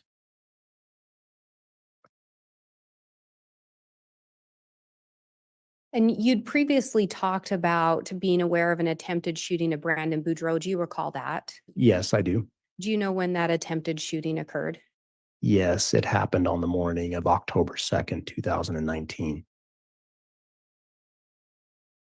What are we seeing in this slide? So the images on the right of the vehicle is a Jeep that belonged to Tylee Ryan. This vehicle was a search of the vehicle was conducted by the Rexburg Police Department, I believe about December 18th of 2019. And the FBI's evidence response team in Salt Lake assisted with processing this vehicle. And I was not present during this search. And at a later time, as I reviewed photographs taken during the search, I noted there were some receipts taken by the evidence response team of 2 receipts that they had located within the vehicle. And I further scrutinized those two receipts and obtained some information off of them. And Was there information on those receipts that caught your attention? Yes, both of the receipts possibly had some significance. The first receipt actually on the right there was a receipt from October 1st, 2019 at 13:12. And it was from a restaurant in Mesa, Arizona called Los Favoritos. And it was for for food and a beverage, and it was a cash transaction in the amount of $886. The second receipt was from October 18th, 2019 at 8:05 p.m. And it's from Chick-fil-A in Hammond, Idaho, also for food and a beverage. And it was a cash transaction in the amount of $8.15. And when we look at this Jeep, can you tell if the windows appear to be tinted? Yes, they do. And when we talked about the device going to the window tint shop for the first time, do you recall the date that device first showed up at the tinting shop? Yes, September 23rd, 2019. And was that after that device had been up in the vicinity of Chad Daybell's property? Yes. Do you know where the attempted shooting of Brandon Boudreaux took place? Yes, it took place at the residence where Brandon Boudreaux was residing in Gilbert, Arizona, in front of his house. And again, the date of that attempted shooting? October 2nd, 2019, in the morning, roughly 9 a.m., I believe. And with regard to that second receipt, was there something significant about October 18th of 2019? Yes, on the night of October 18th, 2019 into October 19th, 2019, Tammy Daybell died at her residence.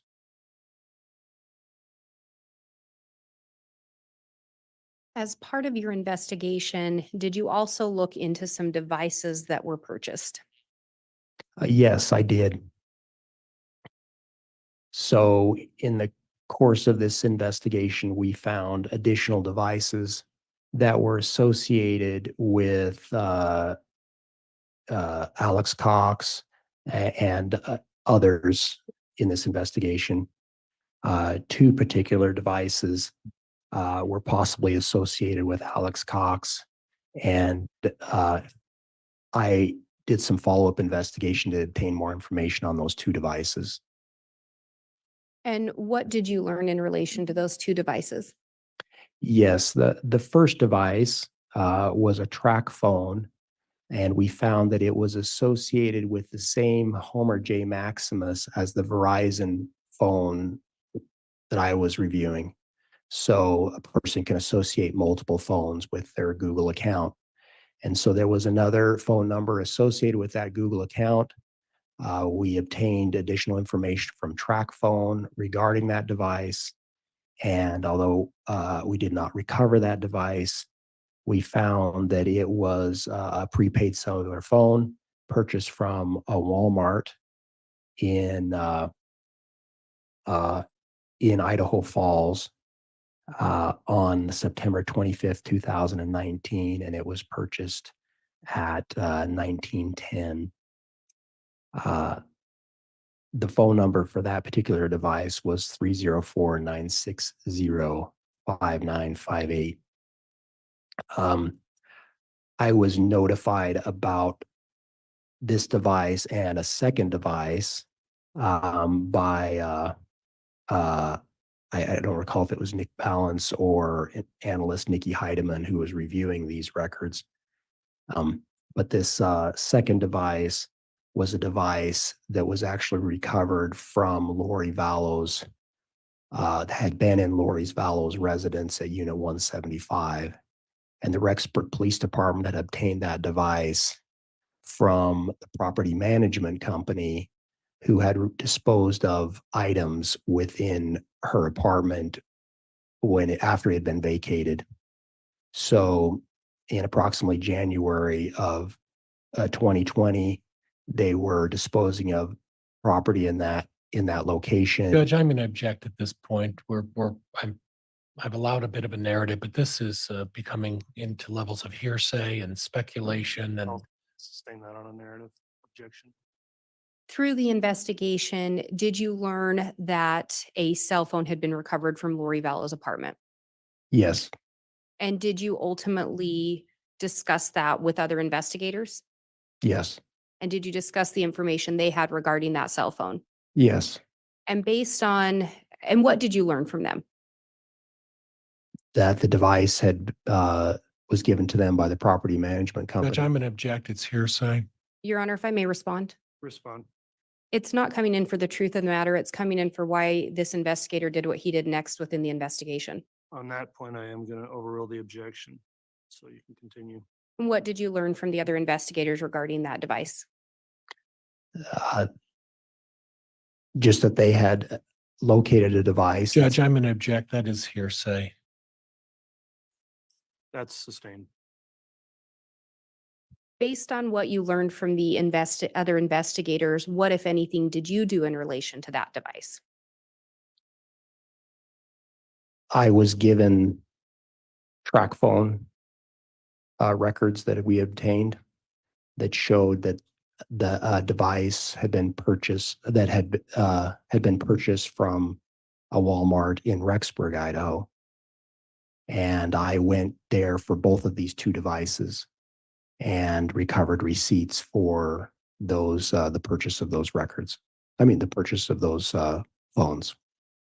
Did you do that based on the information you obtained from other law enforcement officers? Yes, they gave me the track phone records. And that was a track phone that other investigators had recovered?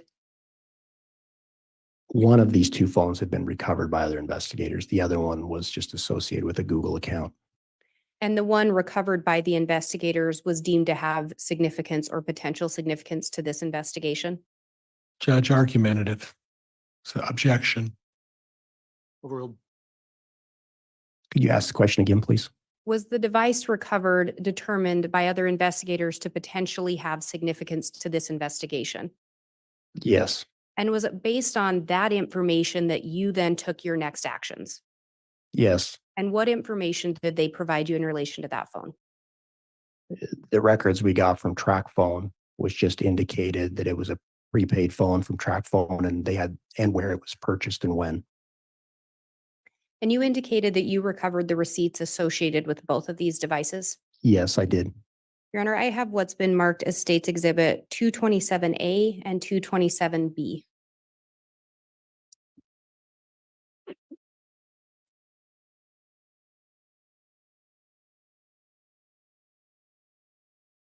And there's a copy for counsel, the court, and a courtesy copy for Your Honor. Thank you.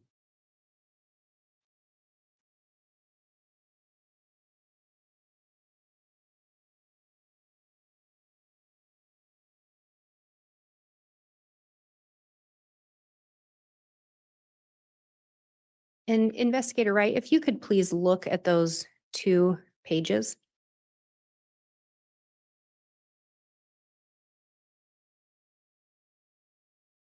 And do you recognize those receipts?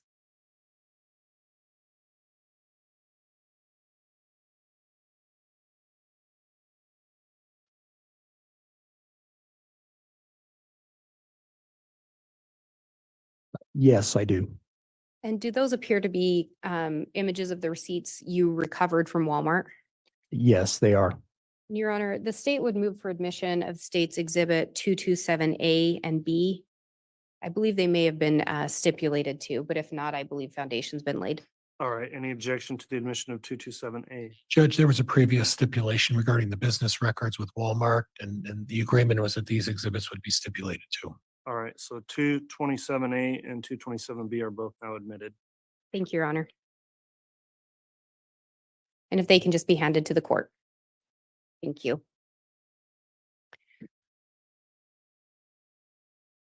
Outside of recovering the receipts for those dates in question, was there anything in relation to the data location for another device associated with Alex Cox that caught your attention?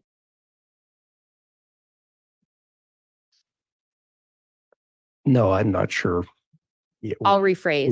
what you're asking. On this slide, there's some timestamps. Are those in relation to some data location? Oh, yes, yes. So, uh, yes, so the receipts showed the purchase of, prepaid cellular phones from TracFone. And those purchases were made on, one was made on September 25th, 2019 at 1910, and the other one was made on, October 8th, 2019 at 1525. And, in the course of my review of Alex Cox's main phone, his Verizon phone, and the Homer J. Maximus account, the data file I received from Nick Balance, I was reviewing his location at those particular times. And so on that same date, September 25th, 2019, from 1903 to 1918, I showed Alex Cox's phone, his device, being at the Walmart of 500 South Utah Avenue in Idaho Falls. That would cover the same time that item was being purchased, that track phone was being purchased. Now, that track phone purchase was a cash purchase, and it'd include only the phone and a 35-minute phone card and nothing else. On October 8th, I conducted a similar review and noted that Alex Cox's phone was at Walmart in Rexburg at 1451 North 2nd East between 1501 and 1537. And I noted that the receipt for the purchase of the track phone, also a cash transaction that included just the phone and a 35-minute card, took place at 1525 within the range of the period of time when I showed Alex Cox's device being at that same Walmart.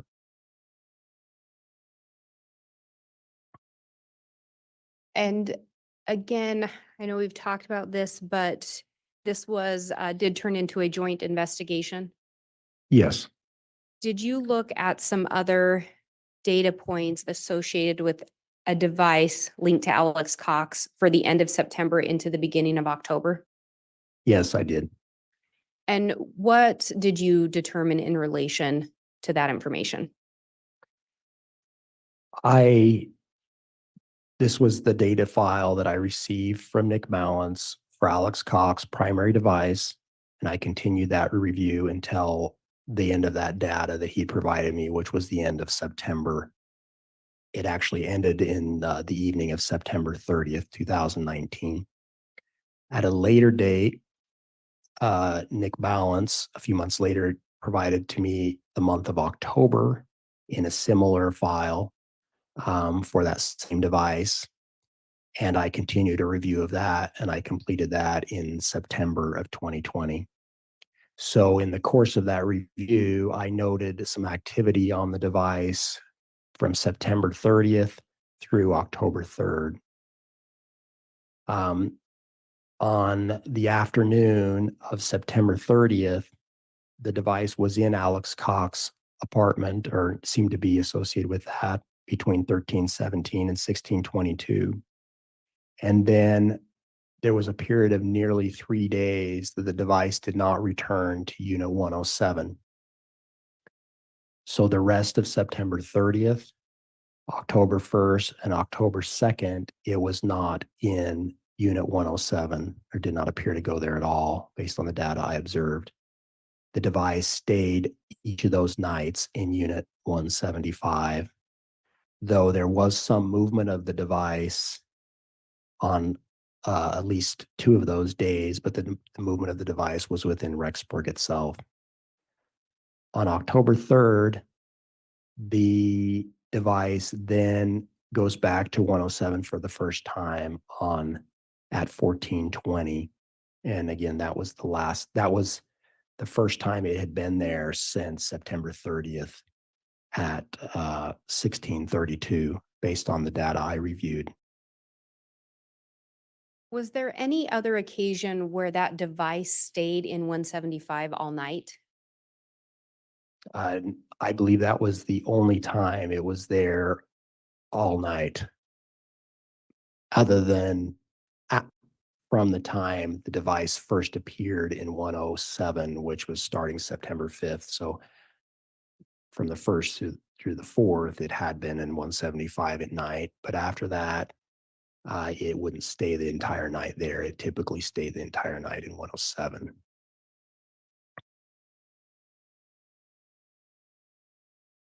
And the attempted shooting of Brandon Boudreaux was on October 2nd. Yes, in Arizona. But this device did not leave Idaho, from what I observed during that particular date. And previously on September 25th, this device was at a Walmart where another phone was purchased. Yes.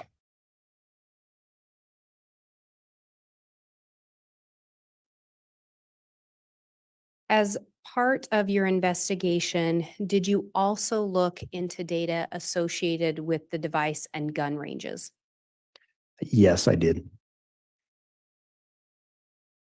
And with regard to the month of September, what did you find in relation to that? I discovered that it went to gun ranges on multiple days in the month of September. And can you tell us what we're seeing on this slide? Yes, the first time I observed that device go to a gun range in the data I reviewed, starting in the September 1st, was actually on September 3rd of 2019. The device went to the same gun range 2 times that day.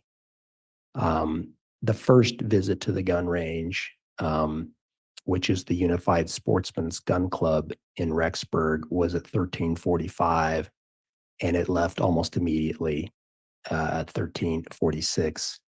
Now, that gun range is located approximately 8 miles due west of Rexburg, and it's fairly isolated. There's not much else around that range. After it left that range that early afternoon at 14:05, it arrives at a Walmart in Rexburg, and it stays till 14:36. And then later that afternoon at 14:59, it returns to the Unified Sportsman's Gun Club and stays there until 16:51.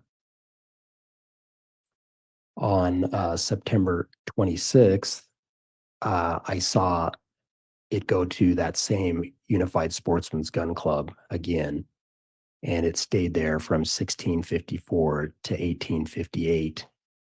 Now, I noted there was some imprecise data. Sometimes it's hard to tell exactly where in the gun range it is, or I only could say it's in that general vicinity, or it seems to be at that gun range. Then on Friday, September 27th, it goes to that same gun range again, where it seems to stay from 15:54 to 18:45. And again, this had some, I noted there was some imprecise data, exactly breaks in the data, but it seemed to be there approximately that range of time. And was there another date in September that you looked at in relation to that device in a gun range? Yes, on September 28th, 2019, it went to that Unified Sportsman's Gun Club again, and was there from 15:25 to 17:58. On this particular date, for a period of the time it was there, we got some fairly precise data. I believe this was GPS data. And in this image, it's an image from the mapping software that I was looking at that shows an overhead view of the range.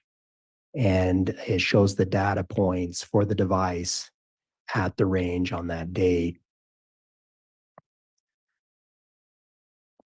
This is one of the parking lots for the range here.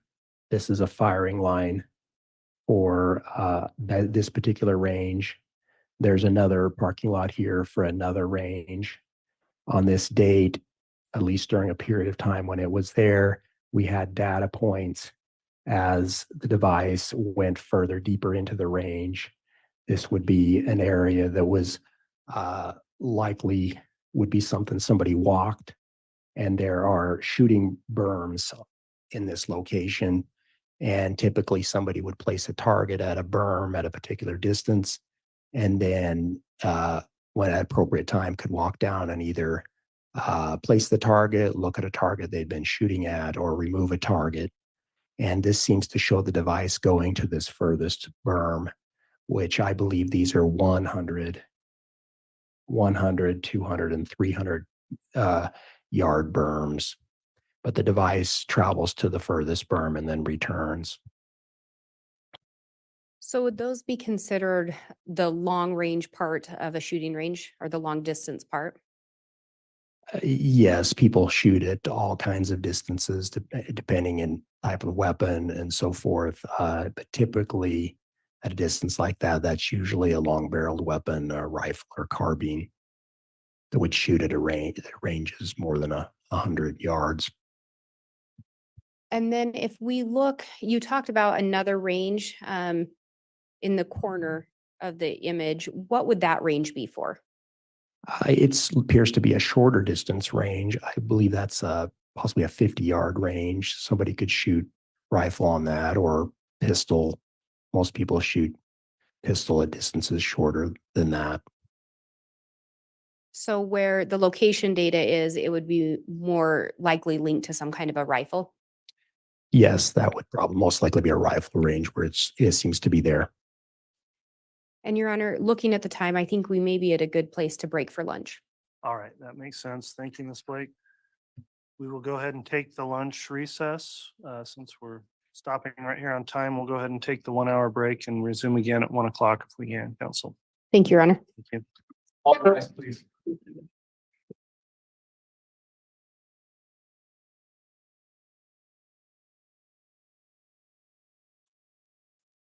All right. Holy moly. I think they significantly are explaining and showing exactly where all of this and who all of this was doing what and where and all the things. I just, of course, struggle with seeing it in my mind and putting all the times and placing everyone where they need to be, and or who was where and who was doing what and what was doing. But in the back of my mind, I feel like a lot, if not most of this, was done by more than one person. Even, let me put my banner up. Let me get my banner 1 second. There we go. Just because I just get a feeling that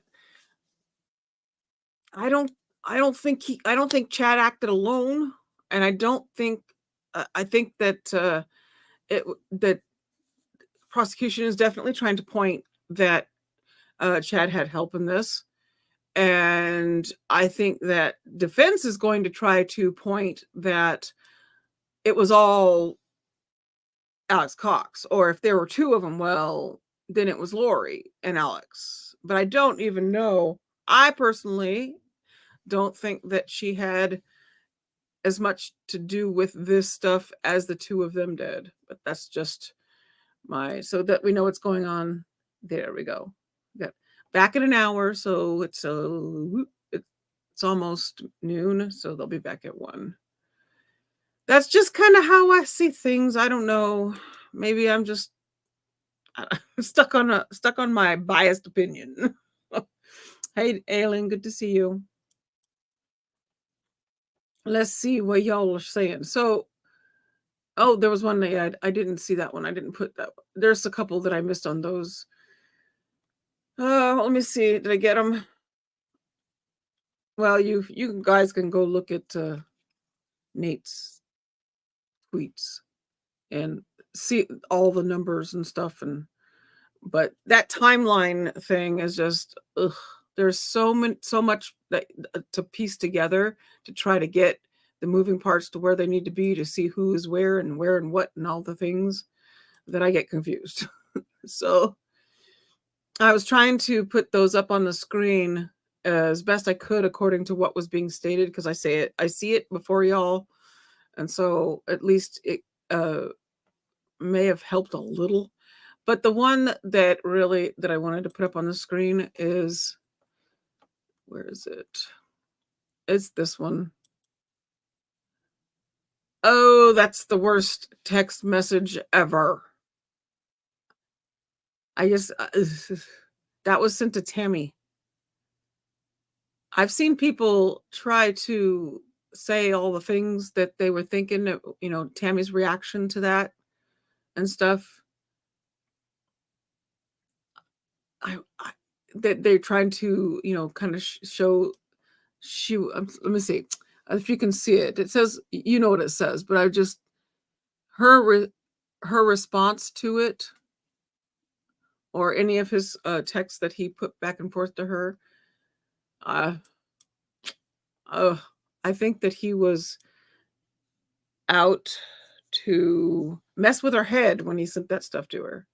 Just my opinion. So let me see. Hold on a second. Oh, what are we doing? I'm reading something that Stevie said. I'll probably delete it. So if you want to copy the number, I'm not trying to offend. I don't know. What are we doing? Hold on. Let me scroll back. I may have. I mean, just scroll back a little bit.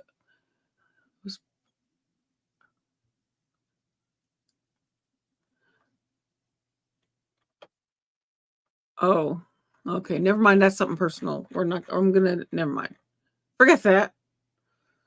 I try to keep the personal stuff off, but I don't always before it's too late. Sorry about that. All right.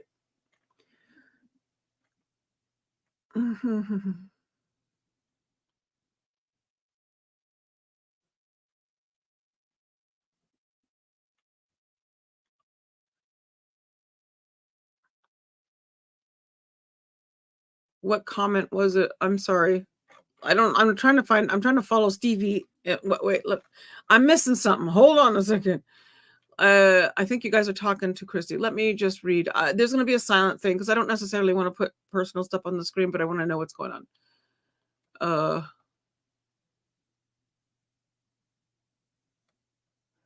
Oh, here's one thing. So she was at the gun range when, you can say gun, it's okay. When she went to step class. What are your guys? Like I said, I can't put anyone together anywhere.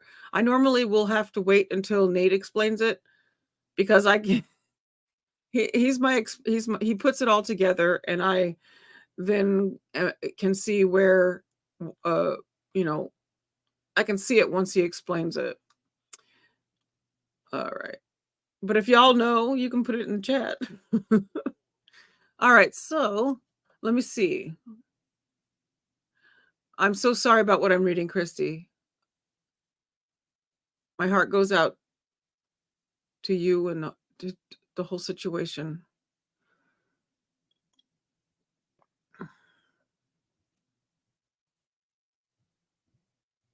Yes, I'm so sorry to hear that.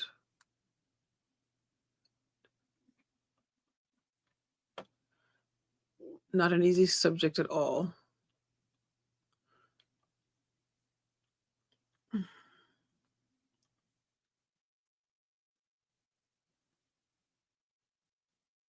Oh, you can send me a list. You can put it all in messages to me on Twitter, and then I'll know. So far, it's been okay.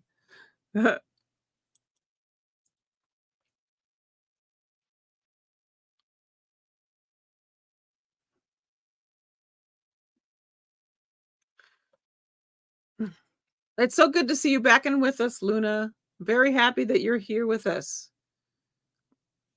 I'm gonna leave all the personal stuff off the screen, just so, yeah. But my heart is with you guys, all going through stuff with family and friends and all of that not easy stuff. Good to see Alien with us. So, trying to think if there's anything that I really need to read. Anybody's testimony. I did get through reading all of the autopsy stuff. Trying to think of who was before Marsden.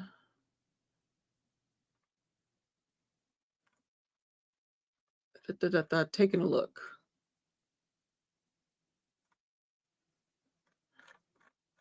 There was no one. Marsden was the first one. Duh. Wake up, Addi. Oops.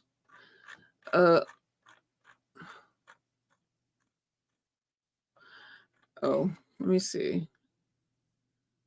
If I refresh, what do I get?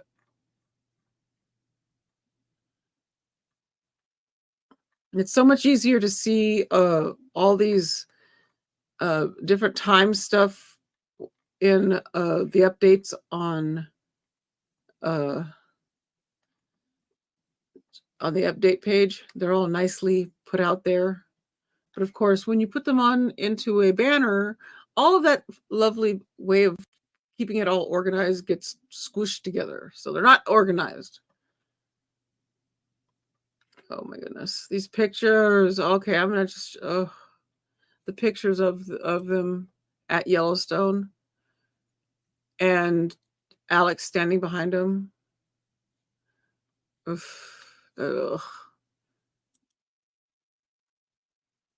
Oh, his little face is so cute. His little eyes, I call them dreamy eyes. Some people call it a blank stare, but I call it dreamy eyes because it sounds better than the blank stare that I normally have.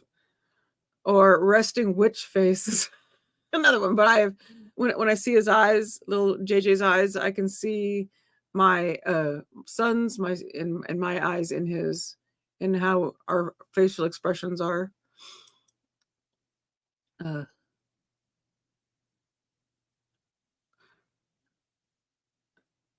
Okay. So just trying to see if I want to go back over anything. Really going over the dates and stuff will not help me a bit just in this one, because I would need to, have somebody say, well, that's the timeline of as I read it, so it's not really much of a help. So today we've had, I forgot let me see what we're at. So the witnesses we've had so far is just Marsden, and we had, did I miss it? So Marsden and then Detective Wright. We've only had the two, right? I forgot. I already forgot. Hopefully I've caught up. If not, I'll just put the names in later. But I think we're at 2. I also want to see if there's any footage that we want to watch while we're waiting on lunch, because I don't have much to talk about today. All of it was numbers, and you know me, I can't really describe that part. So, gonna see if you have any specific requests of any witnesses that we've had so far that you would like to re-listen to. Let me know in the chat, and I'll check for it.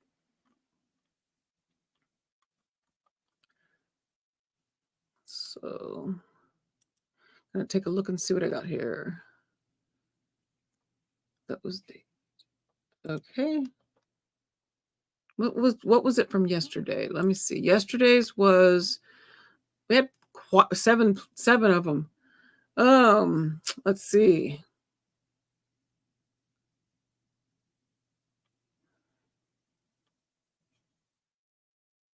Yeah, cast balance has agent balance. Let me see. Just kind of see if we can come.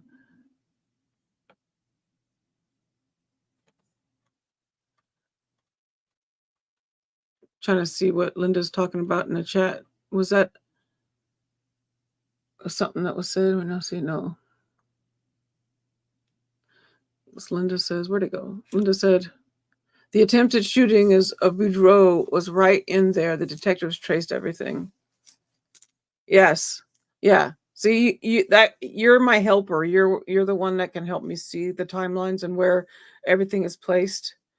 But they do say it, so maybe it would help if I read it later. I'll just not put you guys through that.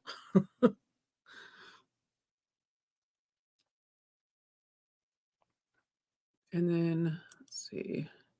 I feel prosecution is doing their dotting their I's and crossing their T's in linking Chad to JJ and Tylee and to Alex C.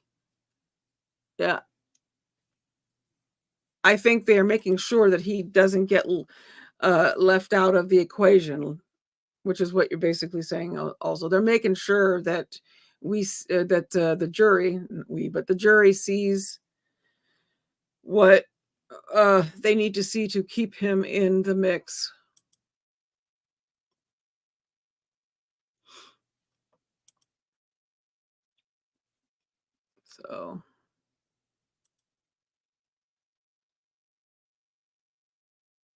So let's see. I think Luna is saying that her recovery has been a nightmare. Is that what I'm seeing? My heart goes out to you too, Luna. I watched a family member recover from back surgery. Not easy.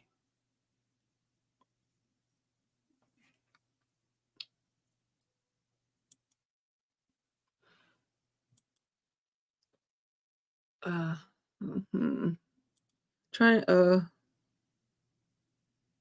want to put something up so that I can have get some food in my tummy too. But let me see, just so we have something going. Let me see, second day. I think we did Samantha yesterday. And Wilmore, we've done that one.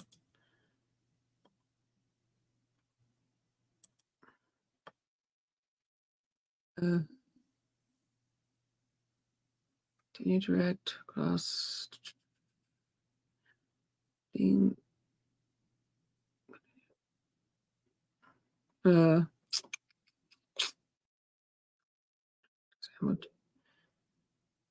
think who was it worked with? Those are the family, the friends that she worked with. Was the Janet Anderson, and I played the other one. I think did I play her? Benjamin Dean. That's analyst. Okay, yeah, Tammy Gee, and then there was Pamela Peebles. Those were all her family and friends. Tammy's.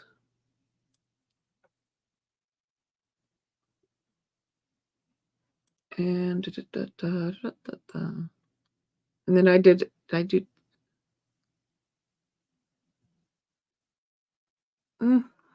Tara Martinez. I don't recall. She was a, I don't know if she was a, yeah, we can listen to, I'll play that. We'll listen to the direct and cross exam of Tara Martinez. She's a forensic scientist. Unless y'all don't want to hear that. Ariel Werther. Was he good? We could listen to either one of those. Let me see what y'all are saying in the chat. And Linda puts up October 2 attempted shooting withdrawal.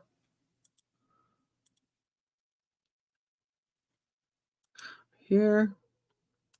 I definitely think Chad helped Alex to reduce the size of Tylee.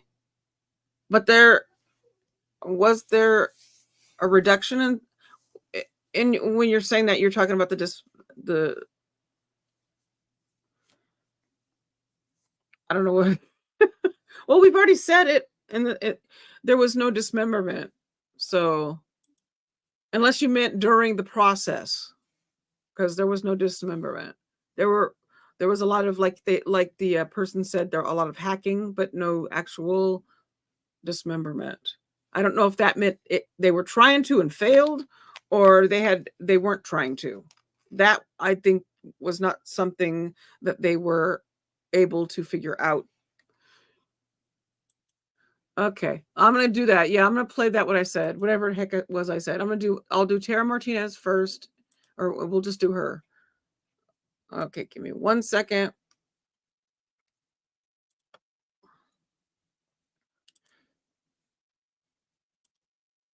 And boop.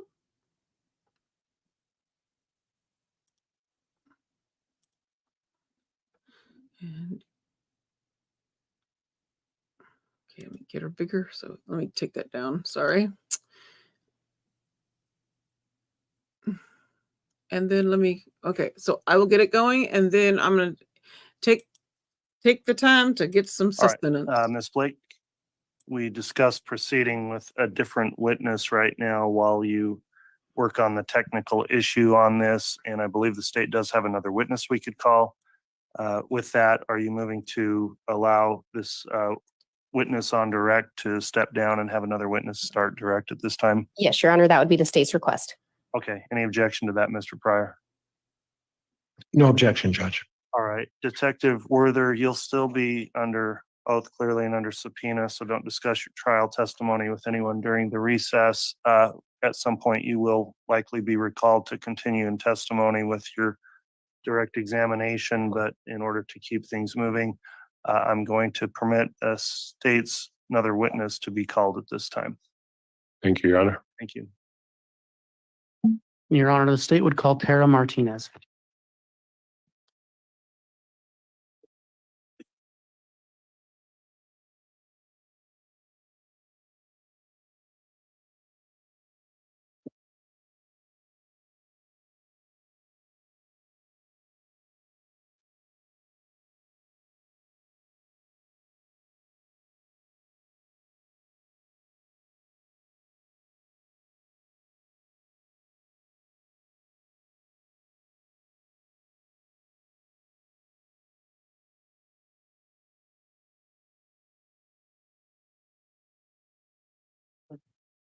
It's like any other job, Tony. This testimony you're about to give will be the truth, the whole truth, and nothing but the truth, so help you God. Do it enough and you get used to it.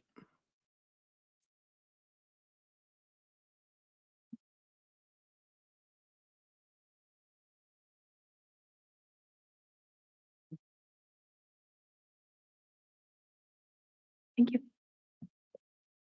All right, the witness has been sworn at this time.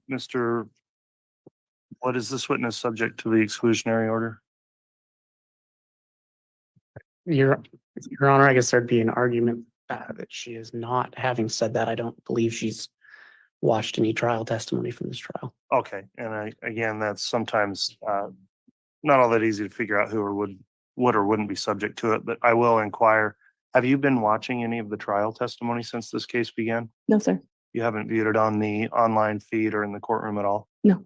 Have you talked to anybody else about their testimony? No. Okay, then Mr. Wood, you can inquire on direct. Thank you. Thank you. Good afternoon, ma'am. Good afternoon. Can you state your name and spell it for the record? Yes, Tara Martinez, Martinez, And how are you employed? with Idaho State Police Forensic Services, What is your title there? Forensic Scientist 2. And what does forensic scientist 2 do? It depends what section of the laboratory you're in. So I'm in the latent print section. So that means that I process items of evidence to try to find fingerprints, and then I may compare those prints and may run them through a database. And then I also respond to crime scenes. And how long have you been with the Idaho State Lab? 8 years. And do you have any special training to accomplish your job duties? So first I have a bachelor's of science in biological science with a minor in chemistry and a specialization in forensic science. And then once I was employed with Idaho State Police, I went through an extensive training program, which included practical exercises, readings, tests, and some external training and different training classes outside of the laboratory. And are you a member of any professional organizations related to your job? Yes, I'm a member of the International Association for Identification, as well as their Pacific Northwest Division. You mentioned earlier that you process latent prints. What are latent prints? So latent print means a impression that's left unintentionally.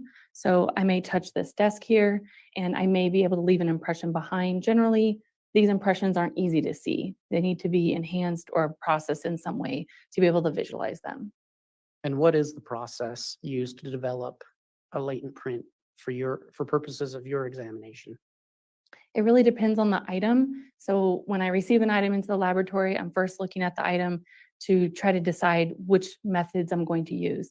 The first thing I'm looking at is the item porous or non-porous? Meaning porous, like paper, absorbs water, and non-porous obviously repels water, like a water bottle, piece of plastic, things like that. And then once I've determined that, I may look at the color of the item or the texture of the item, and these things may help me decide which process I'm going to use. Mainly, though, depending upon whether it's porous or non-porous. And when people touch something, do they always leave a latent print? No, it depends on a lot of different factors. They can be broken down into little categories. So the first being pre-touch, like meaning the person. So some people leave really good prints behind. Really depends on how much they sweat. Maybe if they touch their other parts of their face or their body a lot, they'll have oil on their hands. So those are person factors. Those are before you touch the item. And then you have touch factors, meaning if you touch an item, how likely is it you're going to leave something behind? And that depends a lot on the item itself. Is the item dirty? Is it dusty? Is it textured? Those kinds of things would mean that you probably wouldn't leave a latent print behind very easily. And then the post-touch factors, meaning is the item left outside a lot? Is it raining? Is the print going to be evaporated by the sun? And then how the item is packaged. So there's a variety of factors to determine whether or not a latent print is left behind. If a latent print is left behind, how is it that you would collect a latent print? So again, it really depends on the item. Let's say, for instance, I have just a normal piece of plastic. It's non-porous item. There's just plain old plastic. So in that case, I first do a visual examination, and I'm looking here to see first if I see any prints that someone may have left just incidentally. Maybe they have some oil on their hands.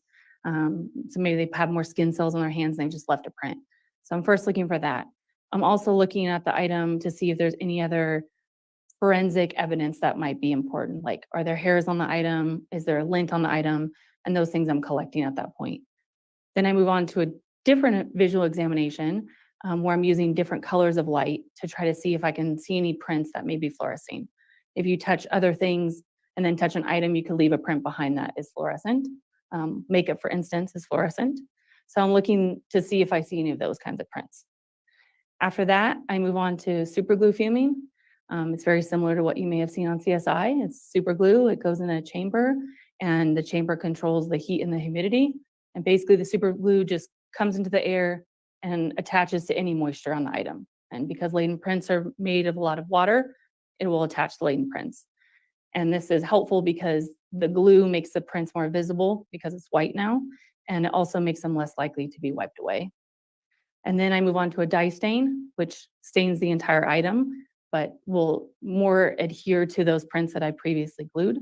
And then lastly would be a powder, depending upon the type of item. When you say powder, is that like the dusting? Yeah, so it's usually black powder, but it's with a brush. And if any of those processes work and you're able to develop a latent print, and correct me if I'm wrong, is that the correct terminology, develop the print or? Yeah, develop a print, Okay. yep. How do you go about comparing it to another print or a person? First, if I see any prints during any of those steps, I'm preserving them at each step that I see the prints. And then at that point, once the processing is done, then it either moves to myself or another analyst to do comparison, what we call a comparison process. So that process is kind of a long acronym, but it's ACE-V, which is ACE-V. So the A stands for analysis. So I'm looking at the print to determine, do I know where this print came from? Meaning, is it from a palm? Is it from a finger? Is it from the side of a finger? Do I know the location of the print? And then I also look at any kind of distortion. Every print you leave behind, you're making some type of distortion. So I'm looking at, do I see smears? Do I see voids in the print? Things like that. And then once I analyze the print and I say, yep, this print looks good, I'm going to move it on to comparison, then I can pull generally fingerprint cards from the persons involved that the agency has let us know about. And then I do a back and forth comparison between an unknown and a known. Unknown again being the latent print. And I'm doing a back and forth comparison to see if the features I saw previously in my analysis phase, are they there in the known print? And not just are they there, but do they look similar to each other? Is their spacing the same? Things like that. And then the E stands for evaluation. So at that point, I'm saying, okay, I've done my comparison. What's my answer? Is this print from this source of this known or not from the source? Are they the same source? And then at that point, I'll make my determination. And then V stands for verification, where another analyst goes through and does the whole thing over again. And so just to kind of summarize that, you look at the print, determine if it's sufficient to make a comparison, Yes, sir. and then you attempt to make the comparison. Yes. You evaluate that and then have it verified by someone else. Yes. And you mentioned that, how do you compare it to someone else? You mentioned a print card? So known prints are taken from people for various reasons. And so there is a database of known prints that I can access. So if I know who the agency would like this compared against, I know the persons involved, the victims, et cetera, then I'll pull cards from that database and be able to compare against them. And do you ever sometimes go out and get prints from an individual so that you'll have something to compare your latent print with? Yes, sometimes the record isn't very good, like the fingerprint card that was previously taken is of poor quality, or maybe I need areas of skin that weren't recorded, things like that. And we'll go out and take prints from known individuals for that reason.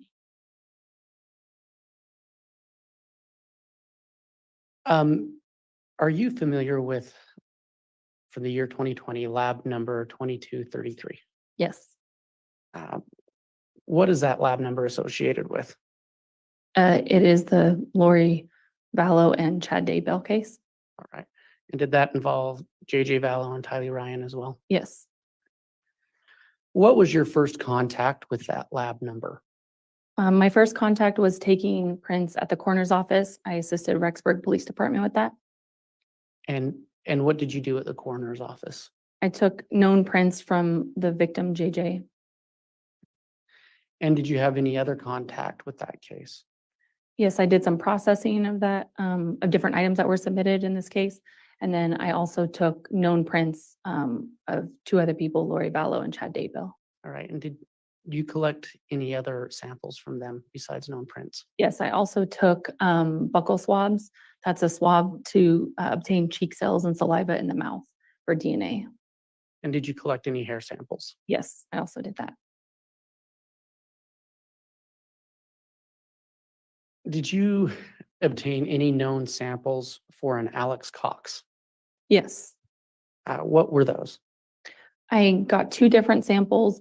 One was a standard fingerprint card where you're recording all 10 fingers.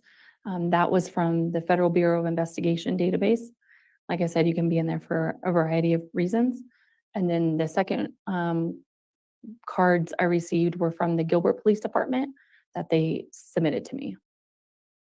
And the Gilbert Police Department, do you know why they had his fingerprints? They said they were from his autopsy. Did you do, referring to this lab number, did you do any actual latent print examinations? Yes. And can you tell us what items you did that on? So I checked out and processed items 10, 11, 12, 13, 14, and 18. And did you process those items to search for prints? Yes. Okay, so let's, do you recall what item 10 was? Yes. Item 10 was a white drawstring bag, like a trash bag, with gray colored pieces of duct tape attached to it. And per the agency, that was the bag around the head of JJ. Were you able to develop any prints on that bag? No, Next was, I believe, item 11. yes. What was that? Item 11 was a mass of plastic and gray colored pieces of duct tape said to be plastic and body bag JJ. And without getting into the specifics of that, were you able to develop any latent prints on that item? Yes, Okay, and we'll come back to Yeah. that in a minute. I believe the next item was 12. 12. What was that? 12 was one piece of gray colored duct type tape, and that was reported to be from the mouth of JJ. And were you able to process any prints on that? I did not get any prints on that, no. And item 13, Item 13 was one mass of gray colored duct type tape, and that was said to be from the ankles of JJ. were you able to develop any prints there? Yes. And item 14, Also one mass of gray colored duct type tape said to be from the hands of JJ. and I believe the last item, was it 18? 18, yes. And what was that? One green colored piece of plastic with Lidica Corporation written on it, and it was said to be a green bucket from bag 2 of 3 from Tylee. And were you able to develop any prints from that? No, From any of those items, were you able to collect any hairs? yes. Where were you able to collect hairs? Items 10, 11, 13, and 14. And just briefly, let's talk about item 13. You said you were able to develop some prints from that. Yes. Were you able to do any successful comparison with those prints? I did comparison. I don't know the word successful is, I'm not sure. but Okay. Let me explain. So I was able to develop 2 latent prints from item 13. Those were 13.1 and 13.2. And 13.2 was established, once it was in the comparison phase, it was established that it was not enough ridge detail for comparison. So at that point, there's nothing further to do. There's no comparison to be made. Whereas 13.1 was enough to compare and moved on to the comparison stage, but no identifications or exclusions could be made. So the print became inconclusive, and that was due to the quality of the latent print. So sometimes there's enough detail that you can do some comparison, but you may not be able to render a conclusion of identification or exclusion, and to kind of just get stuck in the middle. So inconclusive is maybe the better word than Yeah. successful or unsuccessful. Yes, Okay. yes. I'd like to talk to you about item 11. And if you can just briefly remind the jury what item 11 was. Yes, item 11 is black colored plastic and gray duct type tape. The item itself is composed of multiple pieces, so I labeled them separately. So 11.1 to 11.11 is the gray colored duct type tape, and then 11.12 to 11.15 is the plastic pieces. And Your Honor, I'm going to ask that the witness be handed what's been marked as State's Exhibit 210, and I do have a courtesy copy for counsel and the court.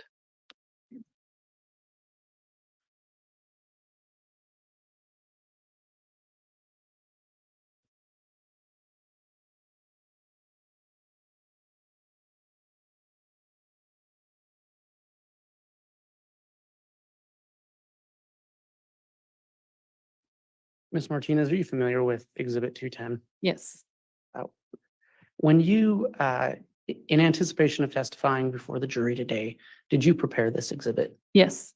And what does that exhibit purport to be? Or what is the information contained in that exhibit? Let me ask that. This contains the items broken down so that you can see photos of each of the items, as well as photos of each of the latent prints that were compared. And it includes what we call our charts, which is basically like my markup of the prints. And Your Honor, I believe that this comes in by way of stipulation. But I would ask this exhibit, or let me ask a couple more questions. Did you prepare that in anticipation of testifying before a jury? Yes, And do you believe that that would help the jury understand both the work you did and the results you found Yes. on this case.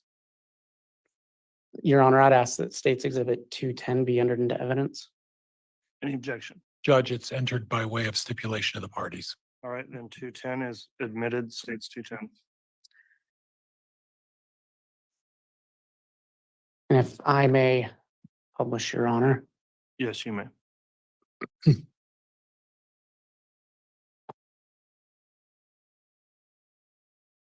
Ms. Martinez, did this originate as a PowerPoint presentation? Yes. That's the software you used to create this? Yes. And Your Honor, I'll be just publishing through the Elmo. Okay.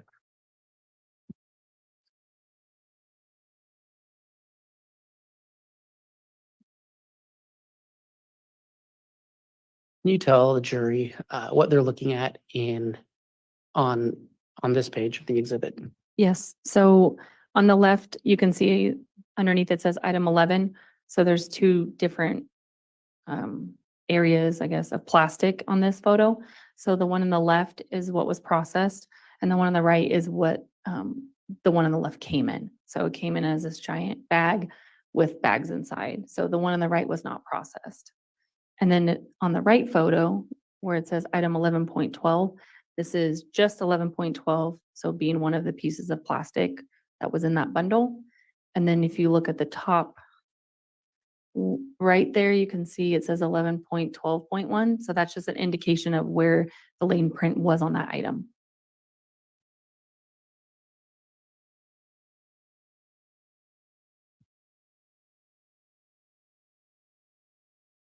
And if you can explain to the jury what they're seeing on the second page. So this is just item 11.15. So just this piece of plastic, just this little guy here is 11.15. And you can see there that I have marked 11.15.1, which is where the lane print 11.15.1 was located on the item.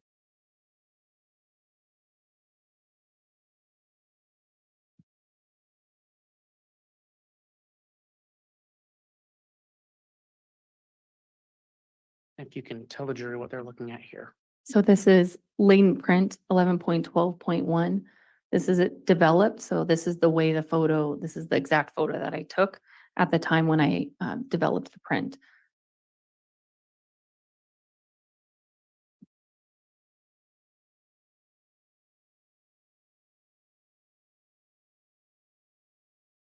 And what are they seeing here? And this is the same photo, but I enhanced it. So I took it into Photoshop and I made some changes to make it black and white instead of it being that yellow color, and up the contrast. So it's the same picture, it's just adjusted.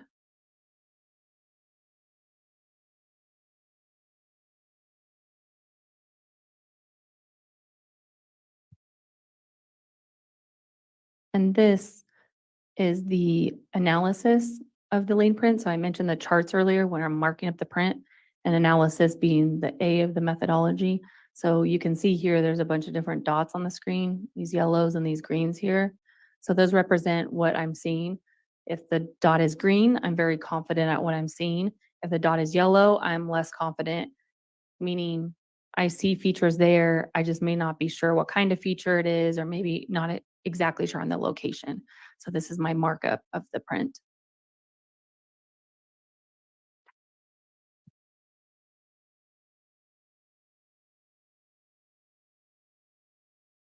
And then this is the comparison charting, as I said, the C in the methodology. So on the left, you have the lane print, and on the right, you have the gnome print. And this is my back and forth comparison between the two.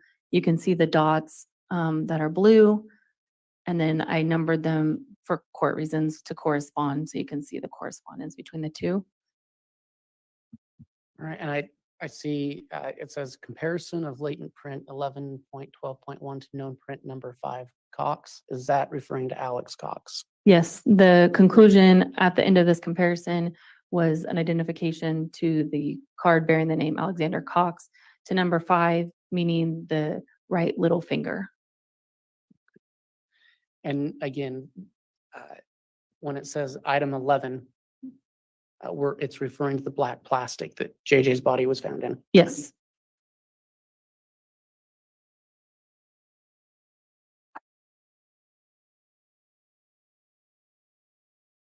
So this is the other lane print that was developed, 11.15.1. Again, this is the photo that was taken at the time when it was processed with the dye stain.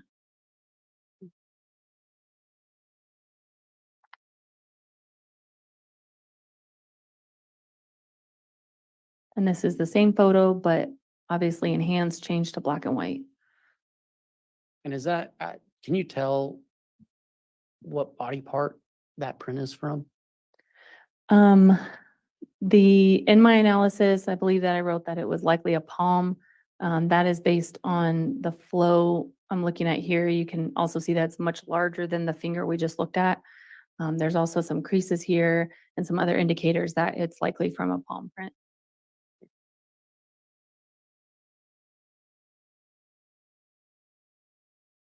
And what's the jury seeing?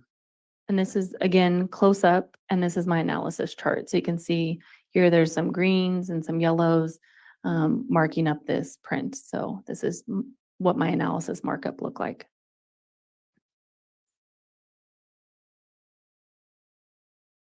And then here's the comparison markup, again, in the blue dots. Those are the correspondence with the corresponding numbers. And the conclusion after the comparison was that 11.15.1 was identified to the right palm of the fingerprint card or the palm print card bearing the name Alexander Cox. So just to be clear, this comparison matched up with the print of Alex Cox. Yes, And again, this is from item 11. So part of the black plastic bags wrapped around Yes. JJ.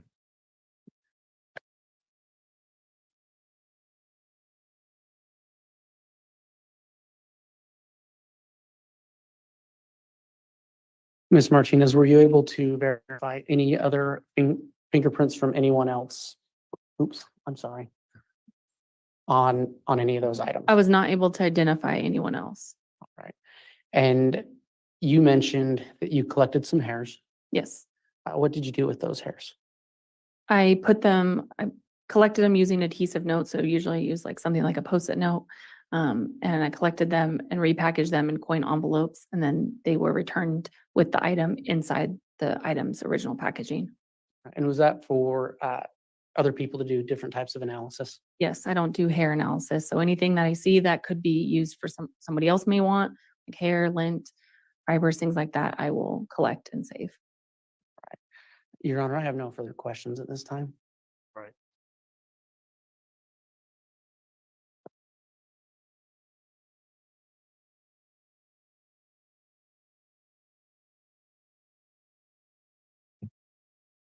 All right, Mr. Pryor, cross-examination. Judge, before we start, I have Defense Exhibit 41 I'd like to have marked. And my understanding is that it's by stipulation of the parties. Oh, yes.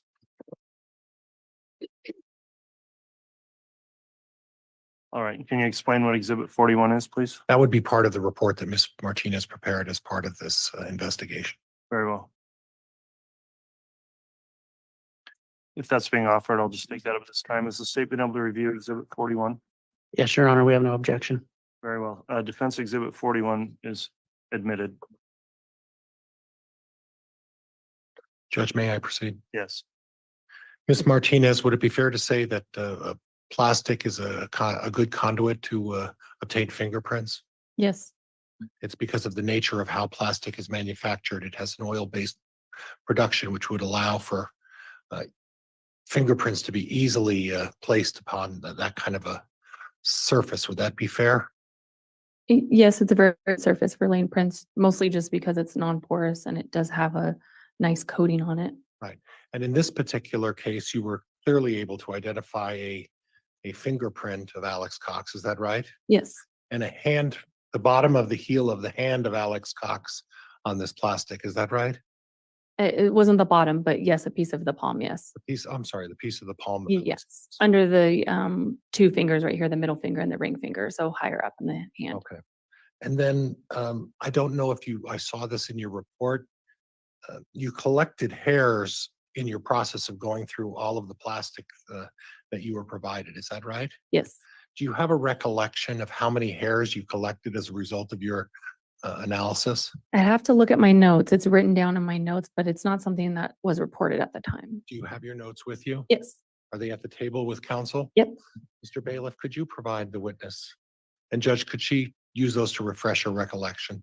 Yes, I'll have her identify them once they're there. Thank you. Mr. Bailiff, if you wouldn't mind, please hand those to the witness, and these are notes for you to refresh your recollection, but don't read directly from them or read them into the record unless the court allows you to do that.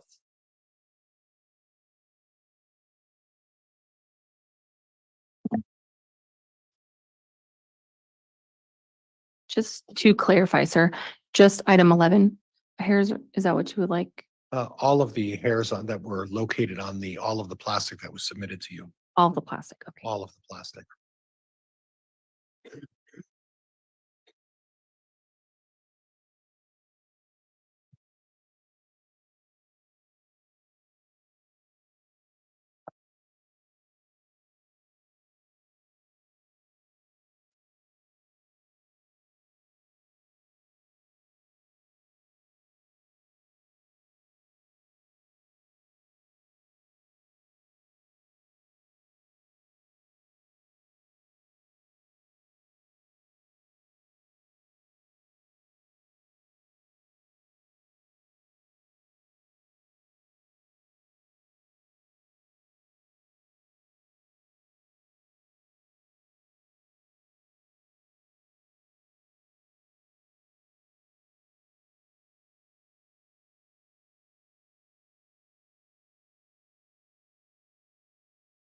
My apologies, I have horrible allergies today.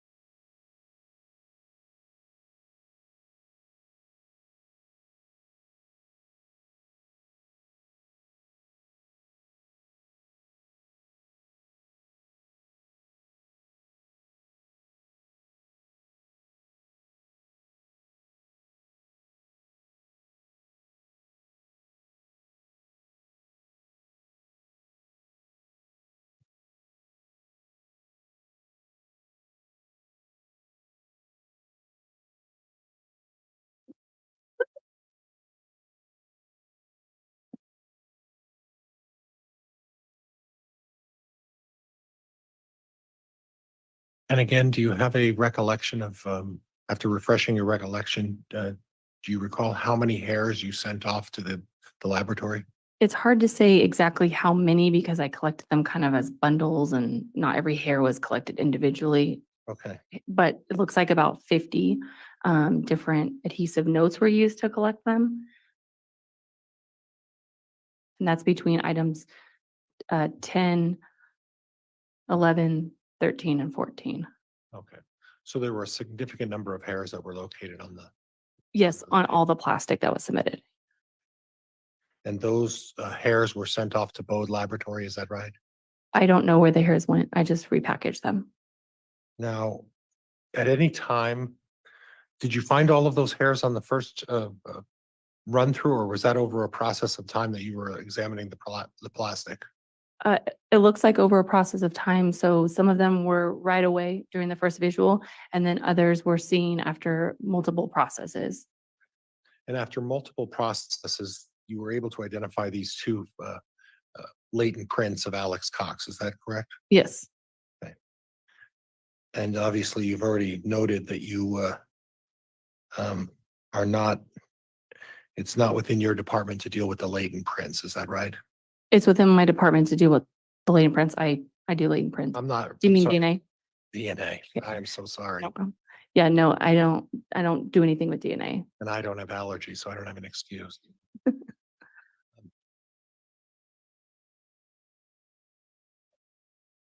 Other than Lori Vallow, Chad Daybell and Alex Cox, were you at any time by law enforcement asked to do any analysis of any other uh, people, to do a comparison of any other prints?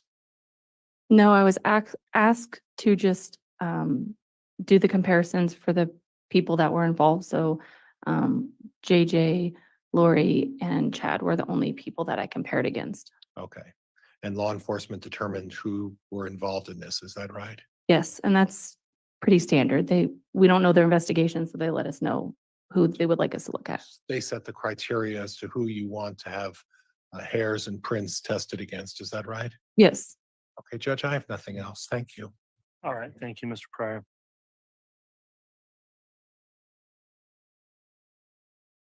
Redirect, Mr. Wood. Your Honor, the state has no redirect.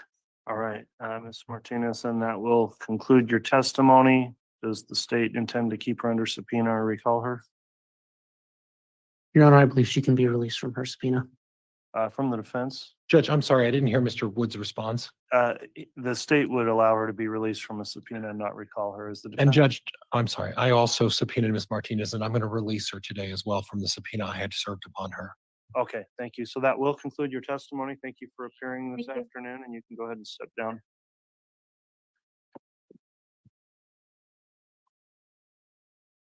If I could have a sidebar, please, with counsel.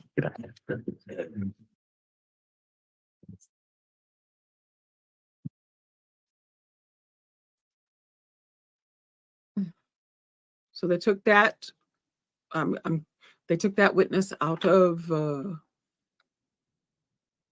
rotation, trying to figure out what's going on. I assume they will be back with the work. Was it Werther? No, it was, who was the last dude? Lemaluk. Yes, Ariel Werther. So he should be back and they should continue with his testimony. Next.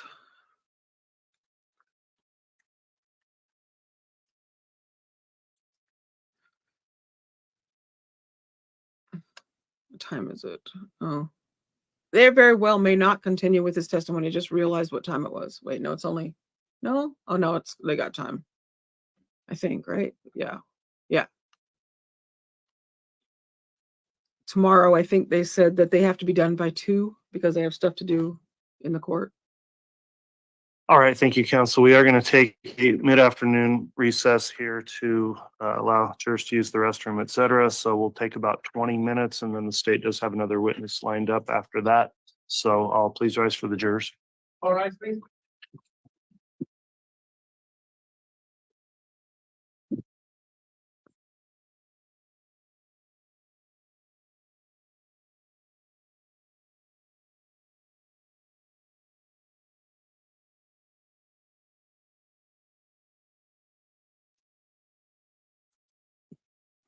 All right, so back to it. Let's see. All right, I'm just gonna replay this until they get back. And it's the continuation of Zulema Pestiness. What a name. Her direct, it looks like, yes, it's still the direct. And we'll just pick it up here.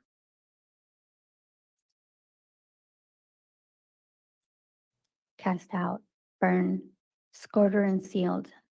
Then dispel, banish, expel, eject, purge, and evict.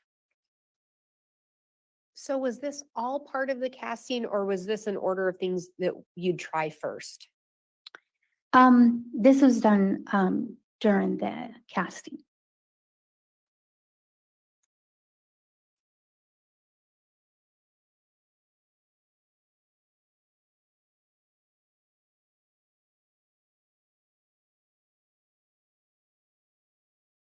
And on this page, are we essentially seeing the same 7 steps? Yes. Mm-hmm. And again, when you were participating in the castings, was the person physically present that you were trying to cast for?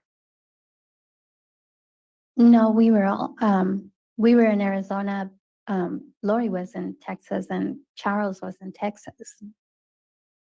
And if a casting was ultimately successful, did you learn what would happen to the body?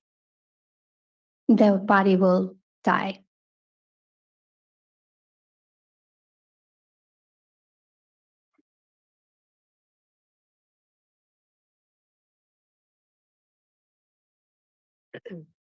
Were the teachings of Chad and Lori, were they evolving? Yes. Would you get more information or different information over time? Yes, it was, at the beginning, it was like, just a small, part of information. And then, there was more given and different things, and then more given and different things being taught. And you were talking about the castings on Hiplos or Iplos. Mhm. Do you recall if those castings were successful?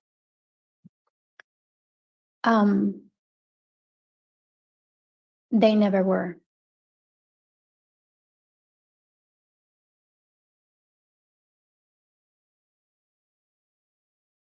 Did you end up learning that Charles was killed? Yes, Do you know approximately when Charles was killed? Do you recall? it was, July 11th of 2019. Do you recall how you learned of Charles' death? Yes, Lori asked me to come to her house the day after. And that's when she told me. When you saw Lori the day after, how did she seem to you? She seemed quiet, perhaps a little somber. Was Alex present when you went to Lori's house? Yes, he was there. And how did Alex seem? Normal.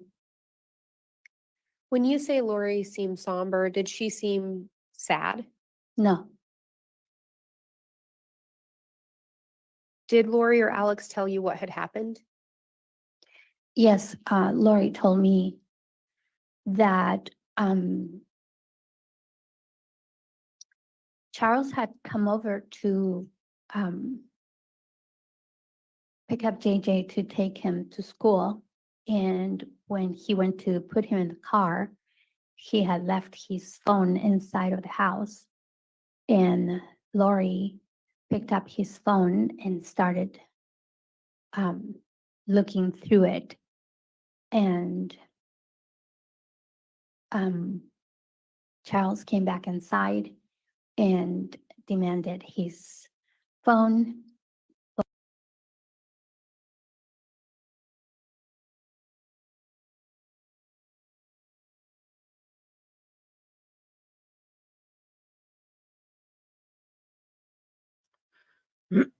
Should have done that.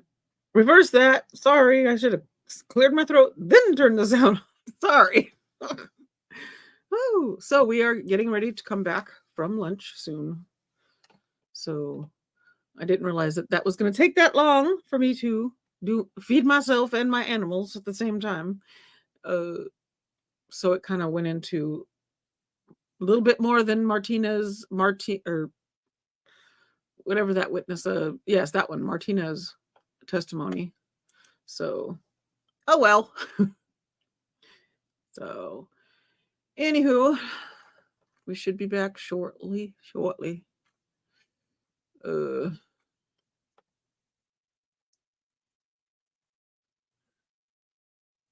So kind of wanted to see what Dana's saying a little bit. She's been talking a lot. Woohoo! So I think Lori already had Alex wrapped around her little finger because of the incident with Joe Ryan, then taking out Charles Vallow. She was already manipulating Melanie Gibb and David Warwick. My opinion, put a stop to that. They put a stop to that. And Chad was wrapping Alex around his little finger, also with you are our protector, a man of God, and Alex didn't have a high opinion of himself, and Chad built him up the something something. And then she says, then in the end, Alex realized he was being made the scapegoat by both Chad and Lori, and his days were numbered. I think he realized in that moment, and his demeanor changed, and Zulema commented on that, saying how different he was. He was very quiet after that phone call. He kind of had a feeling. Wouldn't be surprised if something happened where they made him do something to himself. Like I've always said, I don't trust this heart stuff that's going around in this trial. It's too easy to say, yeah, he had a heart condition, or she had a heart thing, and you're not expecting them to look into stuff. And it's convenient that Alex was never given, or that he was cremated, and there's no way to check into that. I think that, in my opinion, if they had actually been able to do that and looked into it, it would have made this rest of this case with Tammy, it would have made all of it more suspicious. So we can only surmise and only think what we think, and our thoughts and stuff on what we think is happening. There are just certain things that I can't let go of, and that's just who I feel is involved together. So, but we shall never know, especially with Alex, because we don't have the ability to go back in time. Dang it.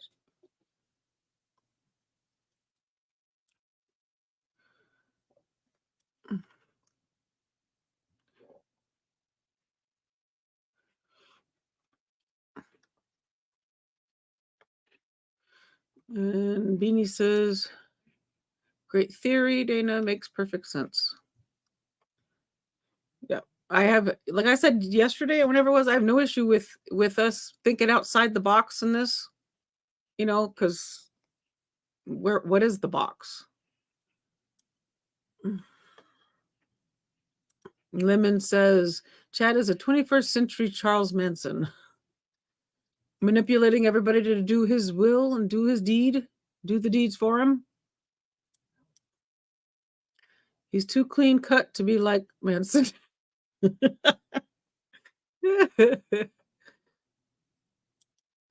Dana says, just think Chad was just getting his group started, and look at all the damage done between Lori, Chad, Alex. Maybe later Chad would have done away with Lori for another woman. Oh, I don't think it would have stopped where it stopped. I have a feeling that would have continued. He would have been continuing to weed out the dark. Whether or not he's doing it because he believes they need to be weeded out, or that's how he is. I don't know. Like some people, is he using religion to cover his tracks, or is he stuck in his religion and carrying out the deeds in the religion? I kind of think that he does believe it, though, but I just can't understand the mind of people who think it's okay just to do this. I mean, I can see having your beliefs and going outside of them, and everybody, convincing everybody to believe as you hear they come. Thank you. Please be seated. Mr. Bailiff, we could have the jurors brought in, please. People believe as you believe, that's a thing. But some of these cases where they're like the Jonestown stuff and all that.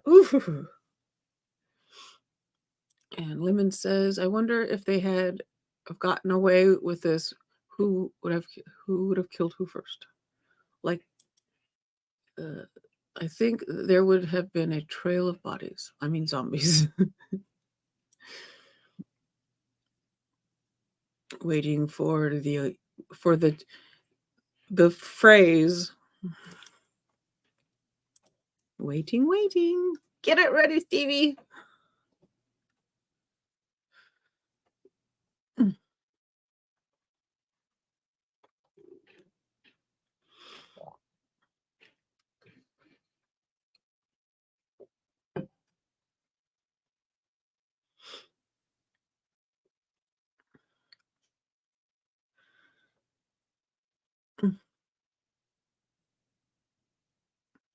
All right. Let me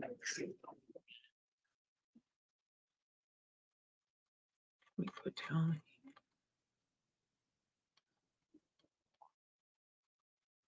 Mhm.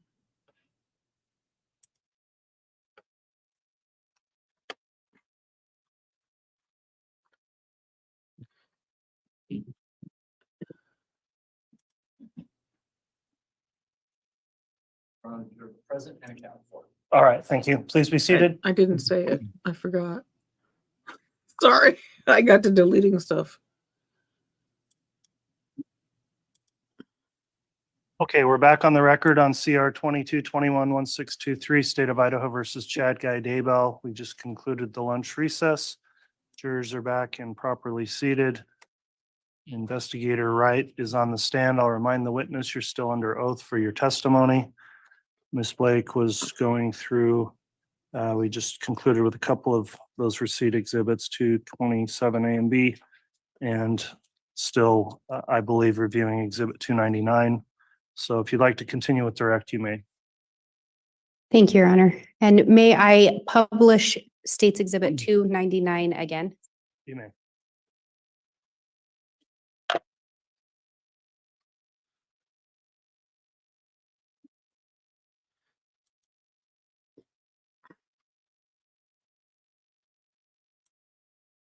And Investigator Wright, I think we'd left off talking about gun range data that you looked at or location data associated with Alex Cox's device in relation to gun ranges. Do you recall that? Yes, I do. And we'd been talking about specifically the month of September. Did you also look at location data associated with that device for the month of October? Yes, I did. And what did you discover in relation to that device and shooting ranges in the month of October? I determined that the device also went to gun ranges in October on multiple occasions. And can you tell us what we're seeing on this slide? Yes, one of those dates that it went to gun ranges was October 7th of 2019. And on that particular date, it actually went to a gun range on 4 occasions. The first gun range it went to that day was the Fremont County Sportsman's Club Public Shooting Range. That's located in St. Anthony, Idaho. And that's approximately 15 miles northeast of Rexburg. It went to that location, but didn't seem to stay for any significant duration. It basically drove there and left immediately. It then returned to 565 Pioneer Road, number 107, and was there from 1309, really one data point until 1309. It then left and returned to a different gun and went to a different gun range, the Unified Sportsman's Gun Club in Rexburg, and was there from 1325 to 1329, a fairly short period of time. And then it left again and went to the Fremont County Sportsman's Club Public Shooting Range again, and was there from 1350 to 1416. It then left there and returned back to 565 Pioneer Road, Unit 107, and was there from 1437 to 1443. And then returned back to the Fremont County Sportsman's Club Public Shooting Range, where it was from approximately 1503 to 1524. On October 8th, it also visited 2 gun ranges, the Unified Sportsman's Club Gun Club in Rexburg. And again, it went from 1028 to 1029, and it was a very short duration. It left there and later went to the Fremont County Sportsman's Club Public Shooting Range, where it was from 1107 to 1229. On that particular instance, when it was at the Fremont County Sportsman's Club Public Shooting Range, there was sufficient data to indicate that it seemed to be near 100-yard range is where the data was. And in relation to the investigation, was there something that happened on October 9th of 2019? Yes, there was. What was that? There was an incident at the Chad and Tammy Daybell residence regarding Tammy Daybell. And do you know what was reported to have occurred? That in the evening of October 9th, 2019, she was in her driveway unloading her car when an unknown individual wearing a mask had pointed a weapon or paintball gun or something similar at her, and then had left the area. In relation to the location data, did you look at additional dates in October? Yes, I did. And with regard to the shooting ranges, what else did you learn? That the device continued to go to gun ranges in October. It went there on October 12th, 2019, and it went to the Fremont County Sportsman's Club Public Shooting Range from 1457 to 1701. And that's in St. Anthony, Idaho. And at that time, it seemed to be near a 50-yard range. And then the following day, it also returned to that same gun range at the Fremont County Sportsman's Club Public Shooting Range, and was there from 1249 to 1440. And the device appeared to be near what would be considered both a rifle and another range, which was a pistol range. There was some data at both sites. And to be clear, Tammy Daybell did not end up being shot on October 9th. Is that correct? That's correct. And this is just several days after that. Yes. And can you tell us a little bit about what we're seeing on this slide? Yes. So on another occasion, another date, the device did go to shooting ranges, and that was on October 15th, 2019. And it went to the Fremont County Sportsman's Club Public Shooting Range twice on that date. It went in the morning from 8:01 to 9:20, and it appeared to be near a 50-yard range on that occasion. It left there and went to Walmart in Rexburg from 9:34 to 10:15, and then went to Alex's address at 565 Pioneer Road, number 107, from 10:24 to 12:16. And then went to Unit 175, Lori Vallow's residence, from 12:17 to 13:17, and then back to Unit 107 from 13:19 to 13:27. It then left there and went to the residence of Chad Daybell, 202 North, 1900 East in Rexburg, from 13:41 to 13:56. After that, it went back to 565 Pioneer Road to the Unit 175, and was there from 14:54 to 15:15, and then went to Unit 107 in that same complex from 15:17 to 16:01. It then left there and went to the Fremont County Sportsman's Club Public Shooting Range again that day from 16:23 to 18:17, and it appeared to be either at this 50-yard range or 100-yard range in that area. And again, on this slide, we see the device leave from the apartment associated with Alex Cox and go to the residence associated with Chad Daybell. Is that correct? Yes. And then leave from the residence associated with Chad Daybell and go to the residence associated with Lori Vallow. Yes. We talked about the shooting or attempted shooting on October 9th. Did you end up looking at some additional information related to that particular day? I did. And can you tell us what we're seeing on this slide? Yes, this is an image from that file I was reviewing, and it's an overhead map of the Sportsman's Warehouse at 2909 South 25th East in Ammon, Idaho. And this includes data points for October 9th, 2019. And to back up a little bit, was part of the reason why you were looking at the gun range data in relation to this event that happened on October 9th? Yes, it was. With regard to the Sportsman's Warehouse, can you tell us with the cluster of data points, what those are showing? Yes, so I went there on March 9th, 2020.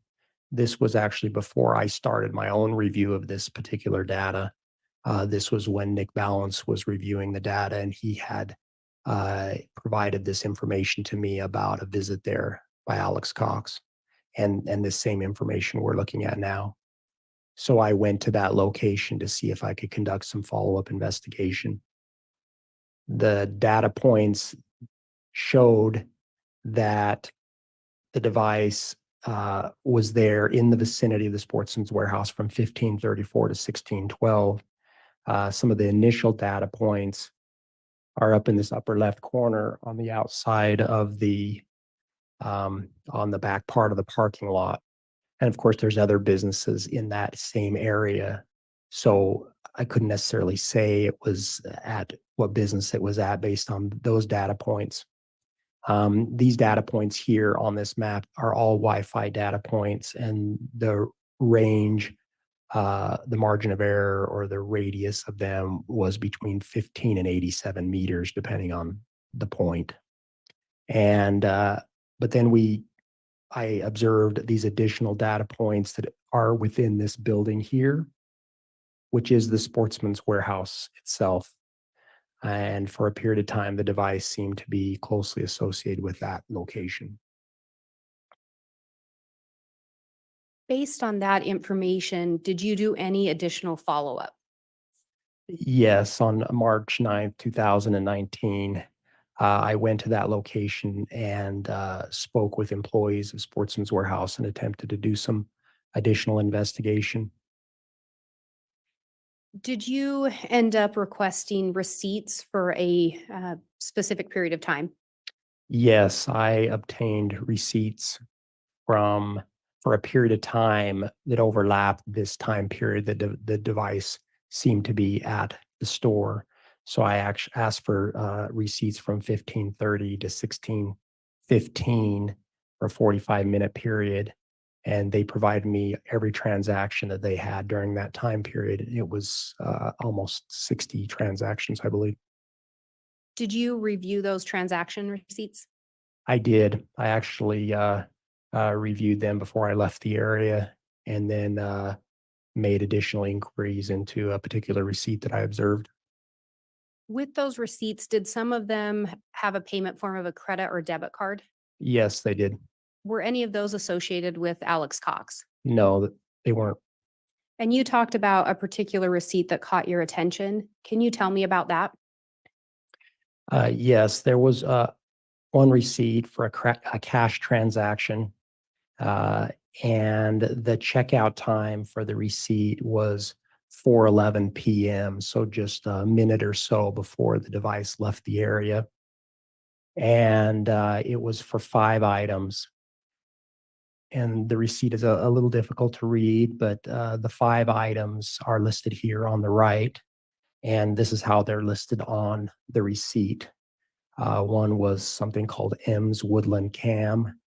Another one was Kenai Flip Mitt. One was Thermo 3-hole FA. Another item was a Blue Bullfrog Rain, and then a 20-ounce Dr. Pepper. The receipt has some specific information regarding these particular items. And these numbers here to the left of the names are something called a stock keeping unit number. I've heard it referred to as a SKU or SKU. The stock keeping unit number is an inventory control number that was unique to Sportsman's Warehouse. It would identify that specific item in their inventory control system. There's another number underneath these that's marked UPC, and that's the Universal Product Code. And my understanding is that's a unique identifier given to a product by the manufacturer. There was one particular item on this list that caught my attention, and because of that, I wanted to do additional follow-up on it. And what item was that? The Bullfrog Rain. I recognize that name as an item that I was aware was in the possession of the property management company that had cleaned out Lori Vallow's unit, where many of Alex Cox's belongings had ended up after vacating 107. Was that the same property company that had turned over the cell phone we talked about previously? Yes. How had you learned about those pants? From another investigator, Detective Ray Hermosillo. Did you end up personally observing that item? At a later date, I did. Yes. And this was also a cash transaction? Yes, it was. And it was done during the time the data location placed a device associated with Alex Cox in Sportsman's Warehouse? Yes. Did you do anything additional in relation to the SKUs or UPCs?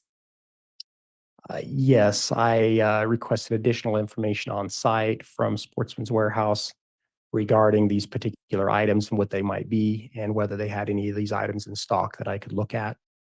They were able to show me in the store the items that were still in stock. I particularly focused on the top four and not so much the soft drink. But of the first four items, the woodland cam item was a woodland camo beanie, but it was not in stock and I wasn't able to view it. I was able to view the exact item or similar item for the other three. And in relation to these items, did you also look for them on the Sportsman's Warehouse website?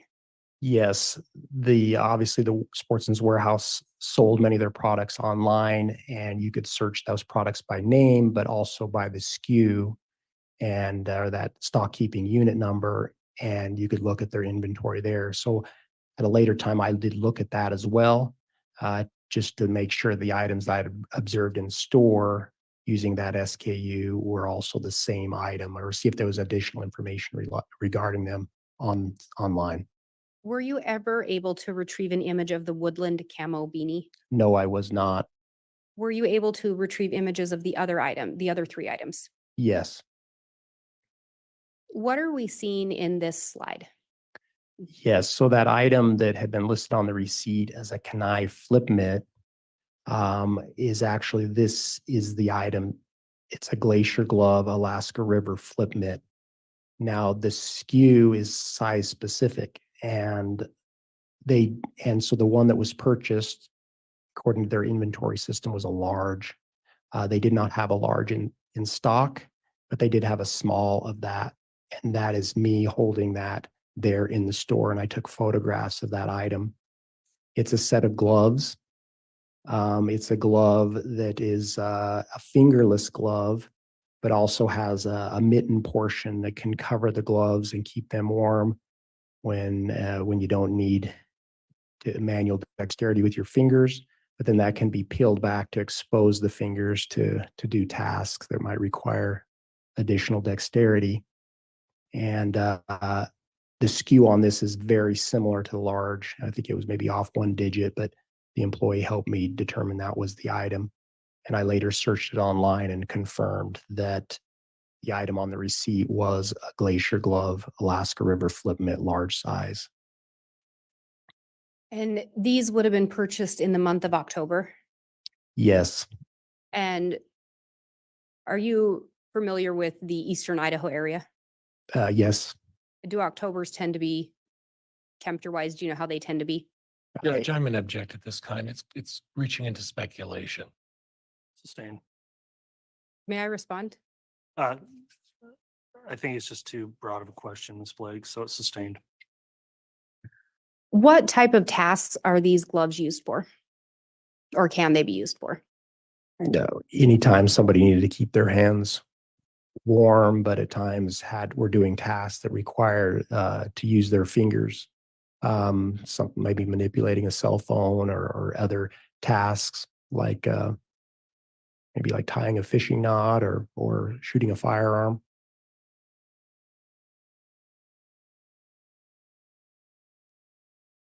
And what are we seeing in this slide?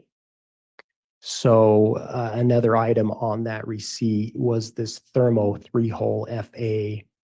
That turned out to be a ski mask. The actual product is an Igloo's 3-hole ski mask. They did have one in stock. There was only one size, one color with that SKU. And this is the item on the right in store that I took a picture of. An employee helped me use a handheld scanner they had to scan that item and compare the SKU with the SKU on the receipt, and it was the same. I later went to the Sportsman's Warehouse website and put in that SKU, and they had a photo of the product, and that is on the left. That was what was on their website for the same product.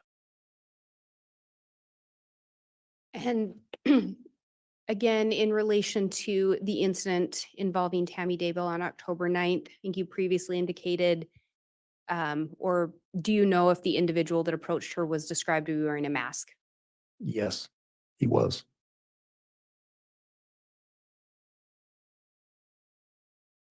And what are we seeing in this image? So the item that was listed on the receipt as a bullfrog rain was this item. It was a Frog Tog brand, and the bullfrog is the model number or the model name. Bullfrog rain pant. It was a large. It was a large size according to the SKU. They actually had this item in stock at the store with the same SKU, and it was also a large size. And that photo on the right is a photo that I took of that item in store of what this product looked like. I also took a photo of on the left of the tag with the UPC, which also corresponded to the item that that was on the receipt. And in addition to that, there's some an indication of a Homer J. Maximus search. Can you tell us a little bit about that?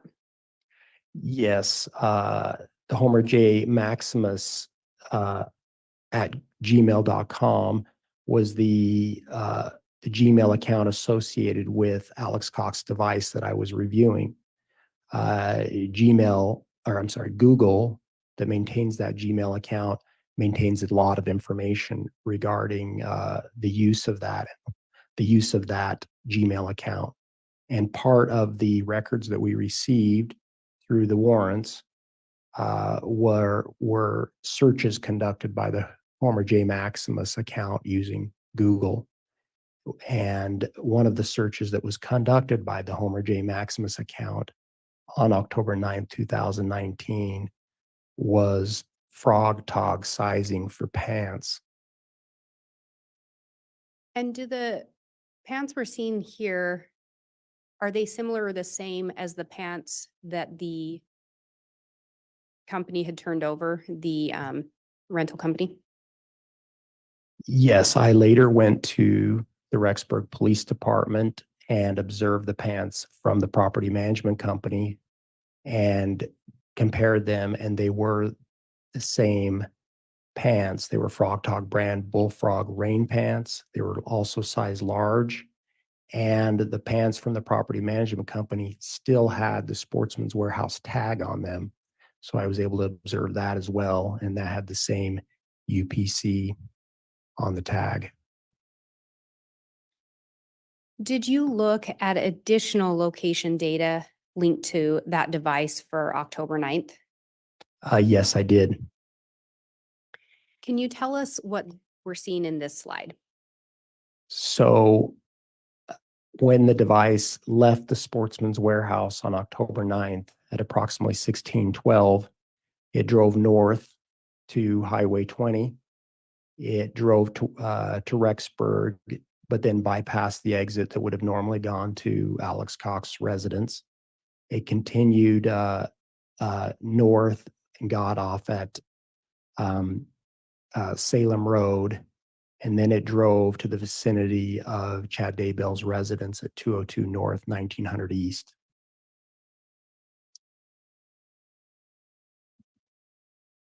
And again, who did Alex Cox know at the Daybell residence? Chad Daybell.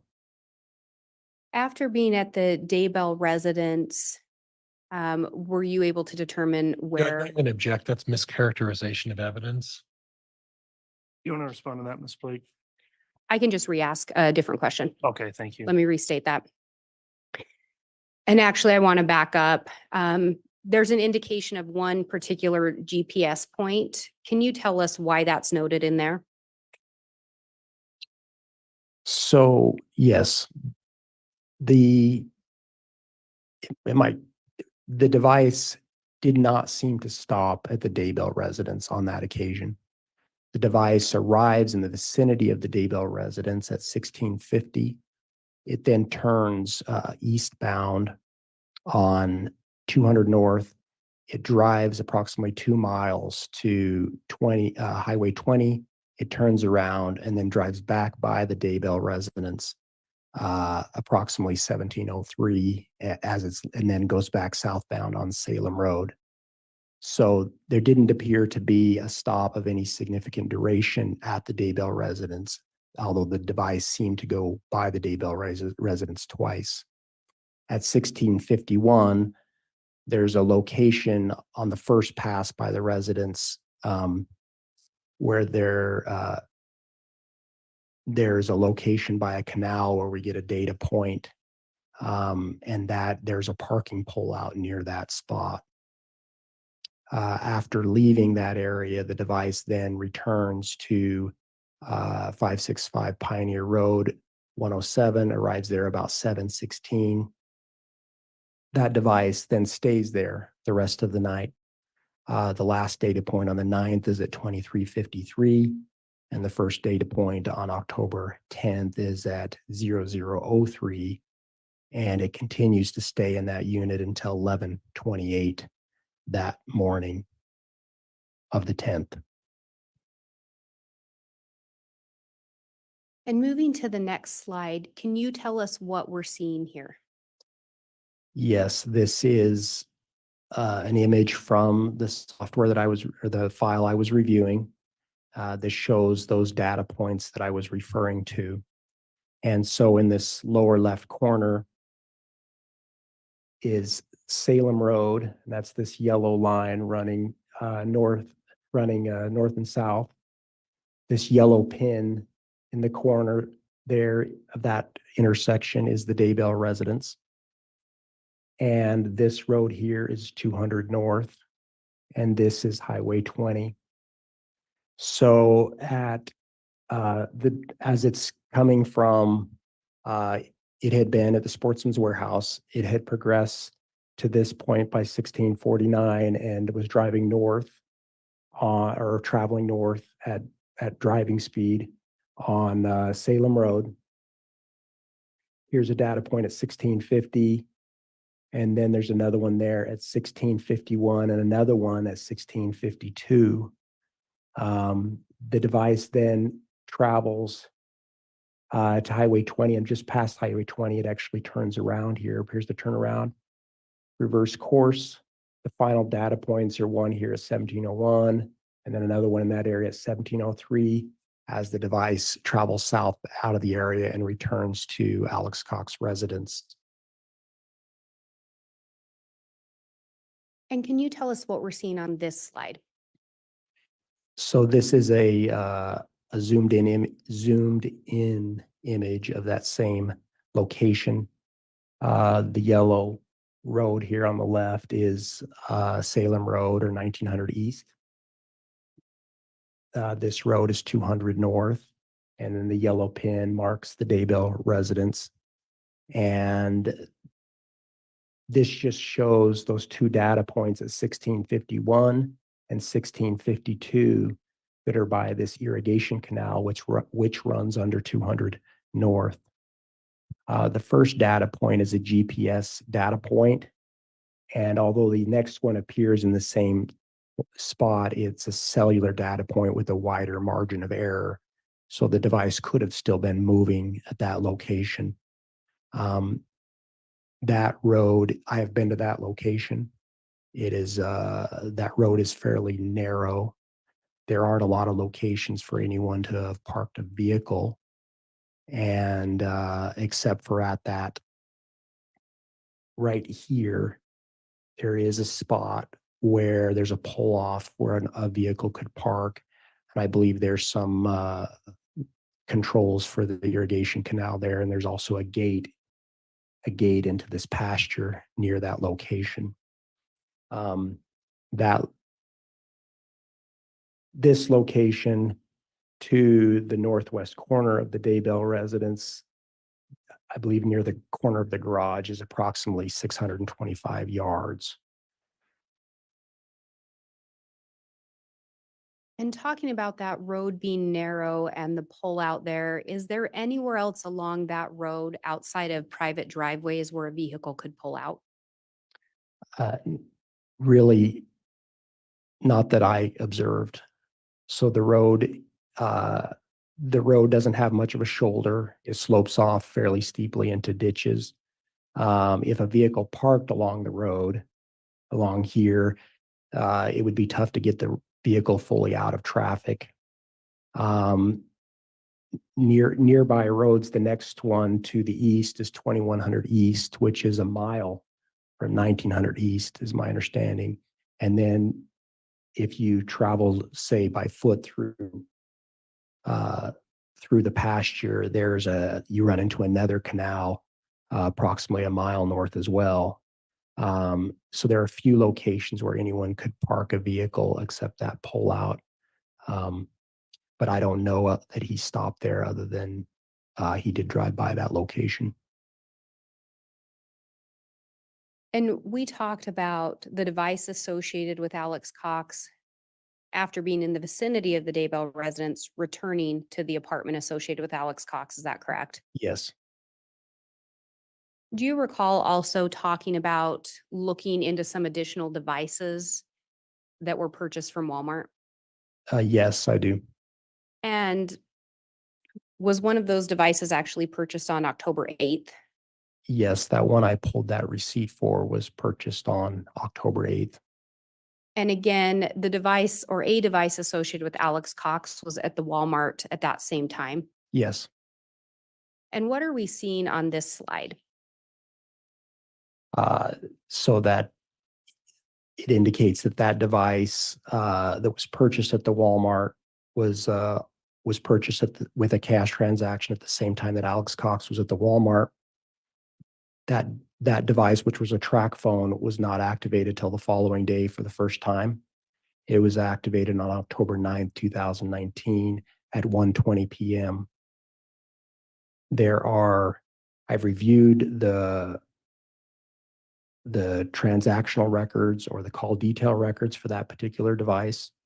And there are 10 messages with that device on October 9th, 2019 between another device attributed to Chad Daybell. That is between the period of 1730 to 10:30 p.m. Now, these transactional records were all text messages. There were some attempts to make calls between the two devices, but none of the calls had been completed. So it appears that it was just these 10 text messages between those two devices during that period of time.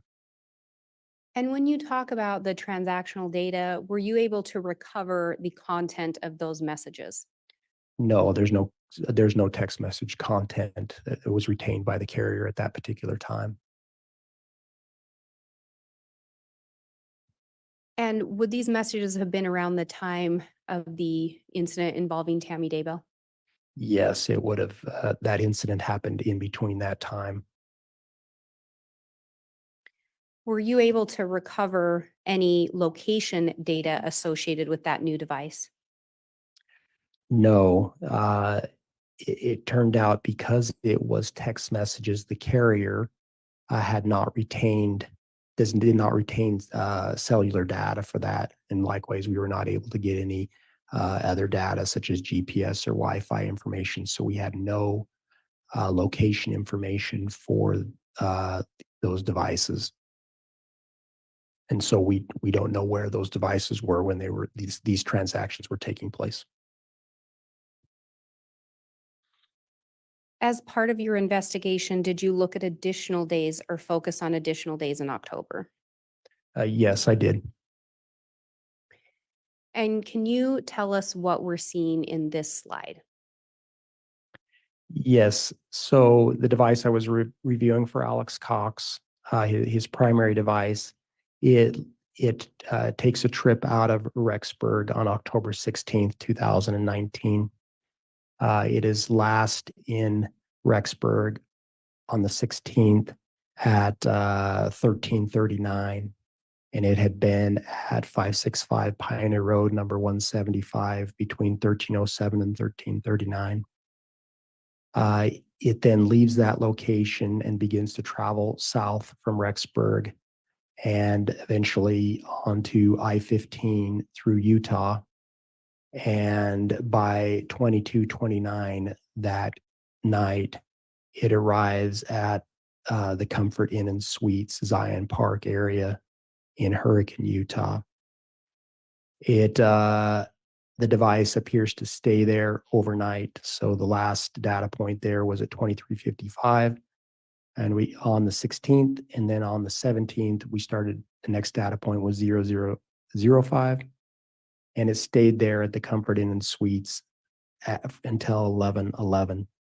It then continues traveling at driving speed to Las Vegas, Nevada, and arrives at McCarran International Airport at 13:56. McCarran is now Harry Reid International Airport. It's there from 13:56 to 14:10. And then the device reverses course and travels back to Rexburg without an overnight visit. There were other stops in this trip that not reflected here of gas and restaurants, but just along the routes. It doesn't return to Rexburg until the early hours of October 18th, where it arrives at 1:48 at 565 Pioneer Road, number 175. It stays there till 1:55 and then is next in Unit 107 from 1:57 until 9:48 that morning. At 9:49, the device is then in 565 Pioneer Road, number 175, where it remains till 12:37. Did that trip to Las Vegas end up having any significance or link to the investigation? Yes, And what was, Lori Vallow took a flight from McCarran International Airport and eventually went to Hawaii.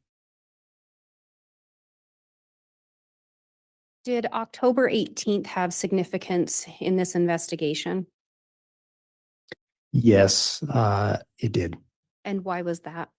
The night of October 18th into the 19th, Tammy Daybell died. Did you look at additional location data for that device for October 18th? Yes, I did. So after that device left Unit 175 just after noon on the 18th, it traveled to the Idaho Falls, Ammon area, and it went to some businesses there. And the final business it went to was a Chick-fil-A at 3003 South 25th East in Ammon, Idaho. It arrived there at approximately 1958 and stayed there till 21:32. And on that Chick-fil-A, do you recall looking at some photos of Tylee's Jeep and some of the contents? Yes, I do. Does that data point or do those data points correspond with that receipt? Yes, it does. There was a receipt in that Jeep from that Chick-fil-A for 8:05 PM or 20:05. So during the time period, Alex's device is at the Chick-fil-A. There was a receipt for the Jeep that fell within that time period for some food and a beverage. What did you observe next in relation to those data points? Yes, at approximately 21:32, the device leaves the Chick-fil-A and travels northbound to an area south of the Daybell residence. This map on the right is an image from the file I was reviewing that shows data points as it moved from the Chick-fil-A in Ammon and as it starts to pass Rexburg. So the first, I'm sorry, it passes Rexburg and we have data points here at 22:05 and 22:07 is then here at a location at the intersection of Salem Road and Salem Church Road. Now, at that location on the southeast corner of that intersection is a chapel for the Church of Jesus Christ of Latter-day Saints. And the device then remains at that location for about 38 minutes based on the data I observed. During that 38 minutes, there are 16 data points. They're a combination of GPS and Wi-Fi, and they vary between 11 meters and 122 meters in radius. Then there's a period of time in the data where there is no data. From 22:45 until 23:53, there's no data whatsoever, no location data. And when we get location data again, it is south of where it had previously been. It's here on Highway 20, just west of Rexburg. That is a Wi-Fi data point with a 110-meter radius. After that data point, we continue to get more data points as that device continues to travel south and goes to Idaho Falls. I noted that this data point here is approximately a 7-minute drive from here. So I don't know where this device was when we had no data, but for some reason, if it had been here, it would have taken 7 minutes to get here before we started getting data again. And you talked about the device then heading to the Idaho Falls area. Yes, Did it remain there for the duration of the night? it did. It went to a hotel.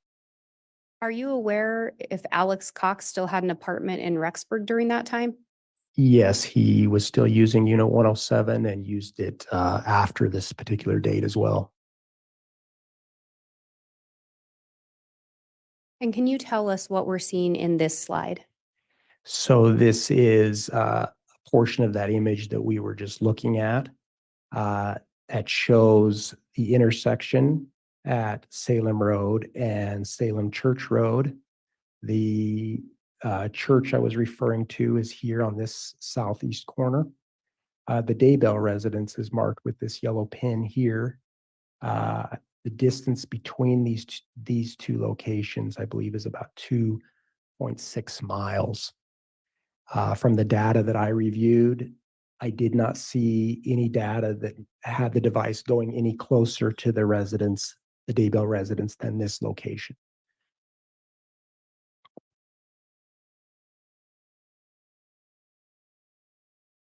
And what are we seeing in this slide? So this is an image of the church at that intersection at 3462 North Salem Road. The data points that we got, those 16 between 22:07 and 22:45, are are marked here. There's a cluster of data points here, which I believe were the GPS ones. And then we had some Wi-Fi ones were here with a wider margin of error than these ones on the left. So for roughly that 38-minute period, we got those 16 data points. And then after that, we had nothing for an hour and 8 minutes before receiving the next data point south near Rexburg. And when we see those data points that appear to be over that residence, is the radius large enough that it would cover a vehicle in the church parking lot? Yes. Through the investigation, did you learn of anyone else Alex Cox knew in the vicinity other than Chad Daybell? No. And that was also the only time I ever saw him go to that location in the 2-month period that I reviewed.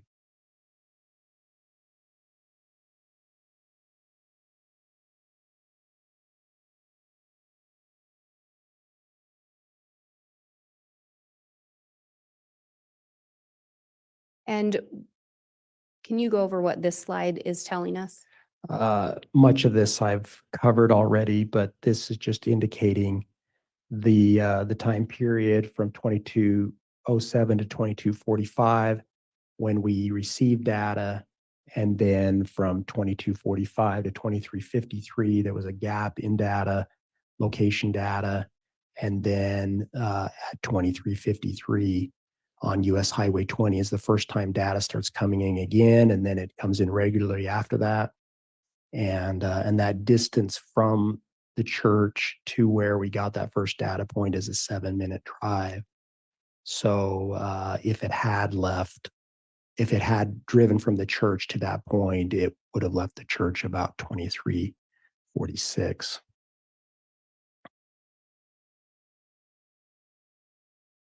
Investigator Wright, do you know when Tammy Daybell was reported deceased? The morning of October 19th, 2019. So the morning after this information. Yes. And you indicated that you looked at location data associated with this device for the month of October. Yes. Does this slide depict the dates in October when the device was somewhere either at the Daybell residence or in the vicinity?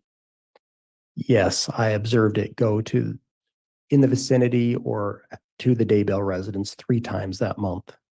On October 9th, as I previously described, it didn't seem to stop at the Daybell residence, but did drive by the Daybell residence from 1650 to 1703 and made one pass by and another one back by. And then on October 15th, 2019, it went there from 1341 to 1356. And on this occasion, it did seem to stay at the residence, and those data points were near the front of the residence. There were no data points near the rear part of the residence. And then on October 18th, it approached a location somewhat closer to the Daybell residence, though it didn't seem to go to the Daybell residence by the data that I observed. It went to that church 2.6 miles south of the Daybell residence and stayed there for a period of time. And on 2 of those 3 dates, there was something reported that had occurred in regards to Tammy Daybell. Is that correct? Yes. I have no further questions. All right. Mr. Pryor, once you're ready, you can conduct Thank your you, Judge. cross-examination.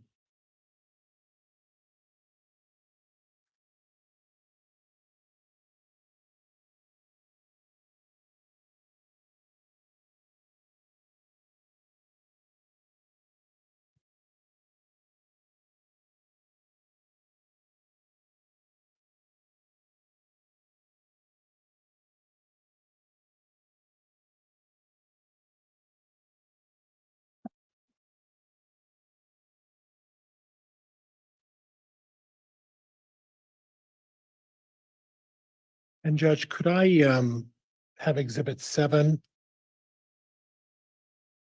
Exhibit 34, And I believe 299 from the state. Those are defense, and then the states would be 299. All right, 299 was the one we were just referring to. We'll get Also 7 may and have 34 for you. 299, sure. Okay.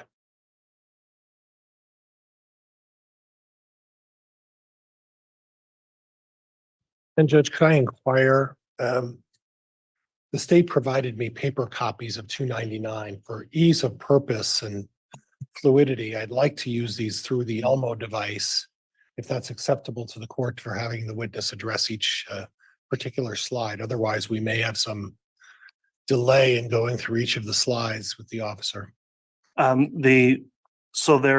The actual exhibit 299 is the electronic program. It's represented by the print off in the courtesy copy, which, as I went through, mirrors the same information, essentially printed version of that electronic summary exhibit. I wouldn't have any objection of having it published on the Elmo. Does the state have any concern about that?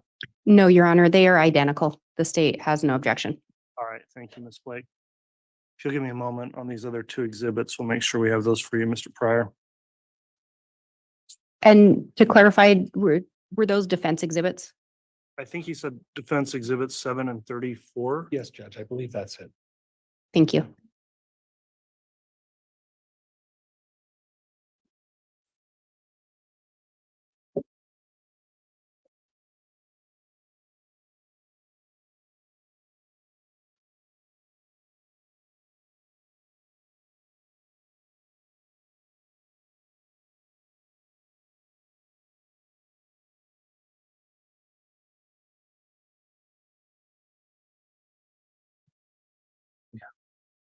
Thank you. You can say this one up here too. Thank you. Thank you.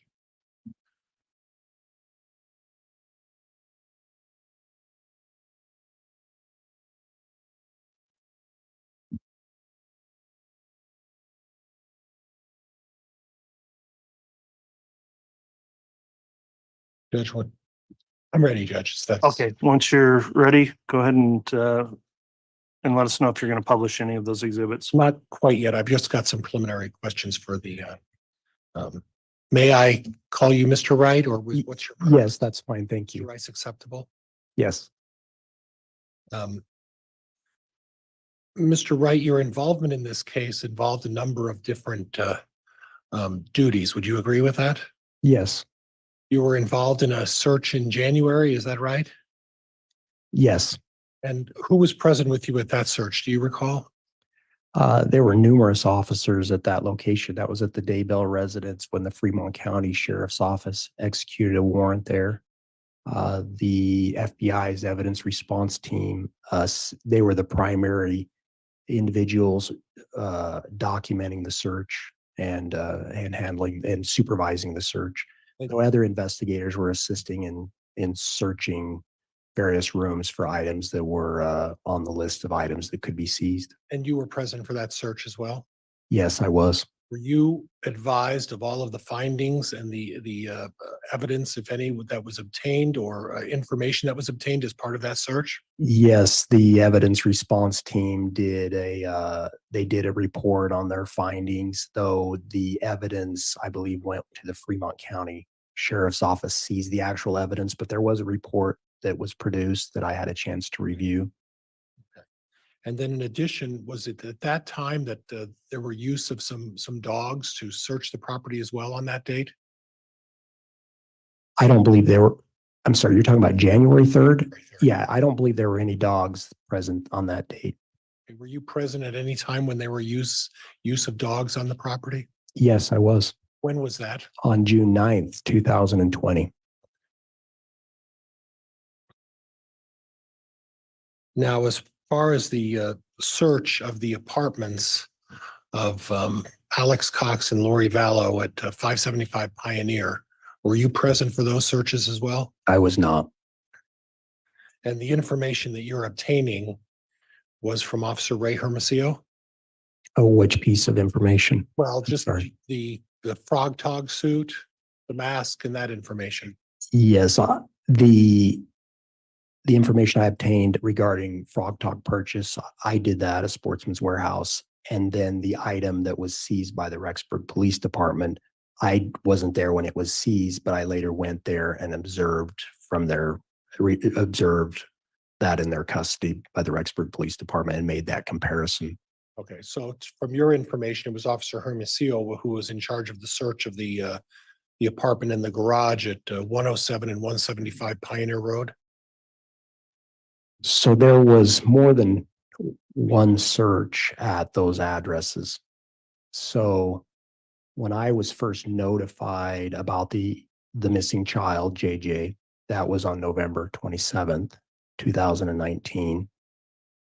And the Rexburg Police Department, as my understanding, had been to that site the previous day to do the welfare check and had returned on the 27th to do a search. So at that search, there were no federal officers involved in that search. They were calling us to tell us their findings that they'd gotten into the apartments and hadn't found the children. So my understanding is they seized items of evidence on that occasion. And then that occasion was the 27th of November.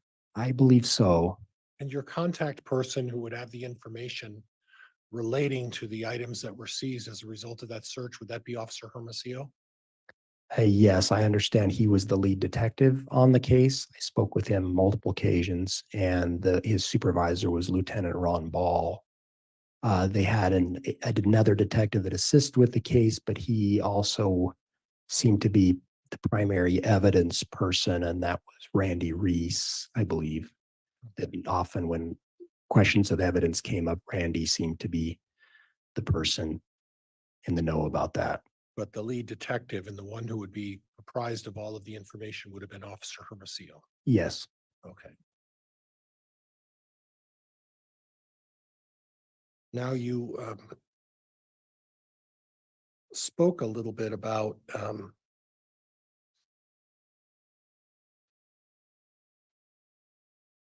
the September 8th visit to Yellowstone. Yes. And it appears that they left just before 12 o'clock on the 8th. Yes, that's when they left Rexburg. And then at what point did you find that they were back in Rexburg? I believe they got to the 565 Pioneer Road at 2037 that evening. And that was unit 175 is where I first started seeing data there in Rexburg after the Yellowstone trip. And at that point, the exit video leaving Yellowstone only determined that there was a license plate that left. There was no indication of any passengers or the condition of any passengers in the car. Is that fair? Yes, that's fair. And again, if I could put this up, Judge Anelmo.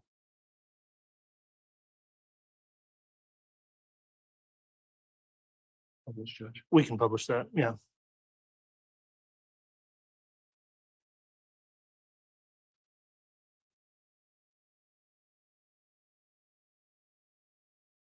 And again, this shows the Yellowstone travels. Is that correct? Yes, it shows the travels after they were at Old Faithful. So Old Faithful's up in that upper left corner. And if you could get the marker and show me that, I'd appreciate that. Yes, absolutely. It's almost off the This is right here. a challenge for me. And yeah, Mr. Pryor, I know it's difficult with the situation, but you'll need to talk into the microphone when you make those comments as well. Does that help? Yes, that's fine. Okay, if you could just show me where the Old Faithful is on that. Yes, this is the Old Faithful Geyser area and the lodge area. So this particular map shows the travels after leaving Old Faithful as they went deeper into the park. And then, which was this route. Okay, and I'll stop you there for a minute. As you're going deeper in the park, what time of day is that? That last location at Old Faithful was at 1627. I think you can just make out one of the data points there. That was the last time it seemed to be around the parking lot at Old Faithful. So at 4:27 PM. Okay, thank you. And then the final point at the turnaround spot was 5:12 PM. So 50 minutes later or so, or no, 49, a little, 50 yeah, minutes yeah, 45. So, what is that, 45 minutes later? And having been a young man when I was at Yellowstone, I don't want to tell you how many years ago that was. Is there anything of significance at the end of the before the turnaround during that route?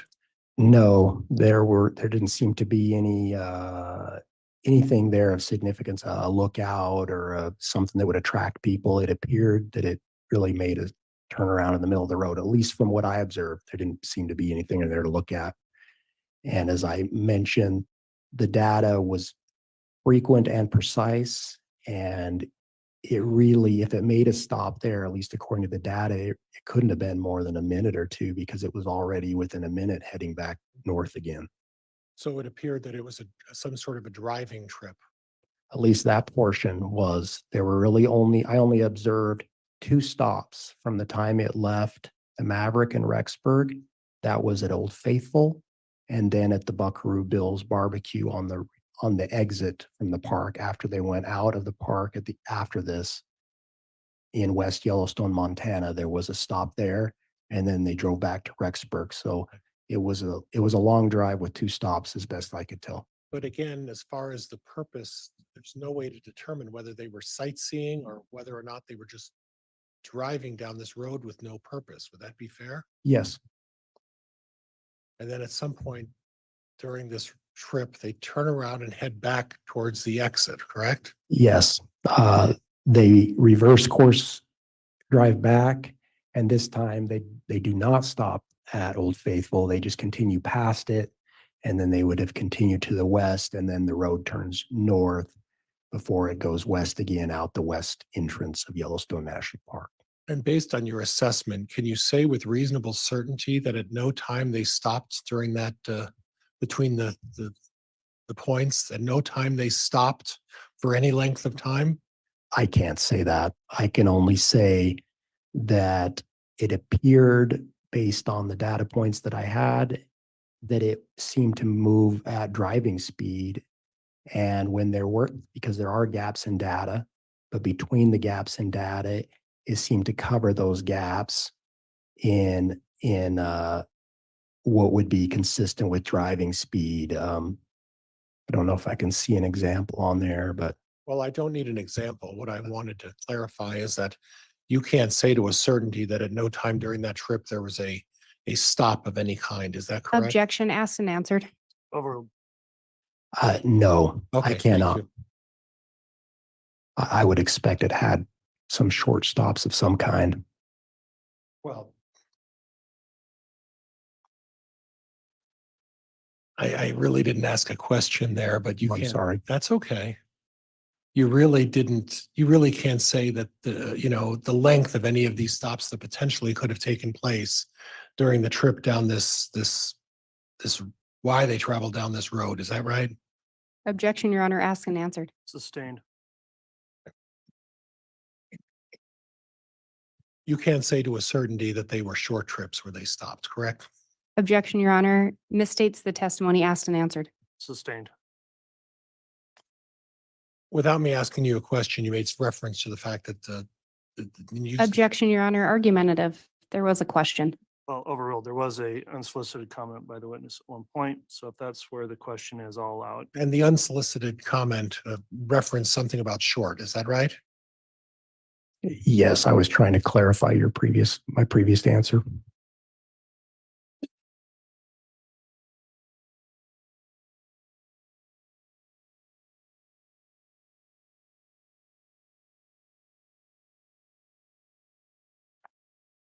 Now we're looking at this exhibit and it starts with them being at some place or close to, right? Buckaroo Bill's barbecue. Yes, the device is just outside that location in West Yellowstone, Montana. and then back to Pioneer Road at about 2037, with my math is about 8:37, is that right? Yes, And then appears a trip to a Maverick in Rexburg, correct? yes, Back to Pioneer Road 175, correct. and that's on September 8th, correct? Yes, And that was for approximately 31 minutes at 175 from 22:44 to 23:15. yes, what is that, 31 minutes? Yes. And then back to at 23:44.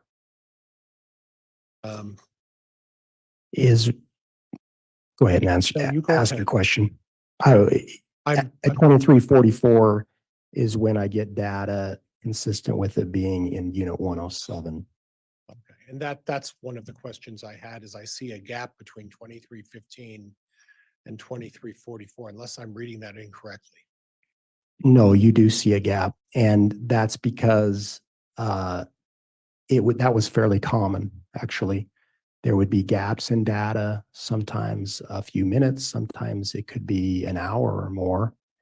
And sometimes there is data between these points, but the data isn't precise enough for me to draw any kind of conclusion exactly where it is. The margin of error could be, say, hundreds of meters, and that's greater than the distance between those two locations. And so I really couldn't say where it was at that particular moment. And that's, I guess that's where I'm I guess leading, for lack of a better word. Your analysis from 22:44 to 23:15, your range is 100 meters. Is that correct? It was about 80 meters between the two locations. Okay, but the scope of what you looked at in terms of the points, the data points, Yes. what is your range in terms of how far out you looked on in terms of making this evaluation?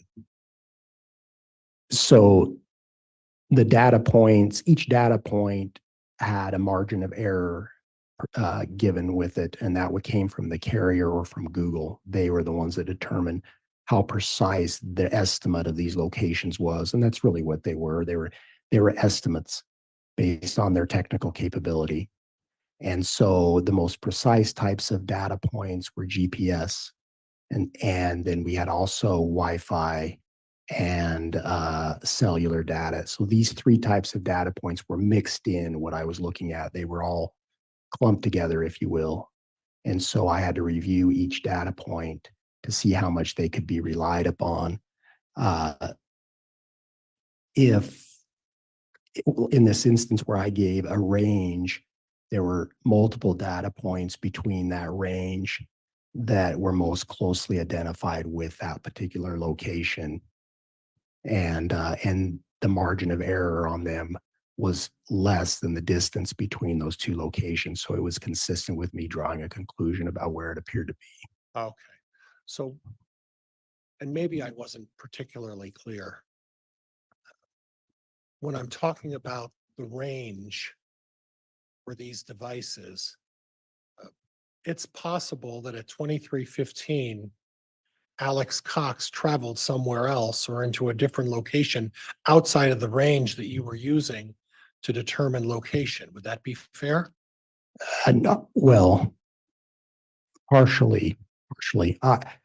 If there was a data point, if he traveled and I had any data point while he traveled, that with any level of precision, I would have been able to see that he moved. But if he moved between those data points and we had no precise data, I wouldn't have known that. So it's possible he could move between one location and another and go somewhere else for that. The gap between those 2 points is 29 minutes. So he could move and we didn't get data for that. Right. And that's very possible. And that's what I'm suggesting, is that it's possible at 23:15, he went halfway down to Idaho Falls and then turned around and decided to come back. Objection, Your Honor. I think counsel's adding testimony. I'd object. I'll sustain, or I'm sorry, I'm going to overrule that objection based on the question. It's a proper leading question. You could take. In other words, he could have gone out of the area and you wouldn't necessarily have seen that data point and then came back to apartment 107 at 2344. Is that correct? Yes, that's correct. Thank you. If there was no data to show his movement at all, I wouldn't have been able to see that.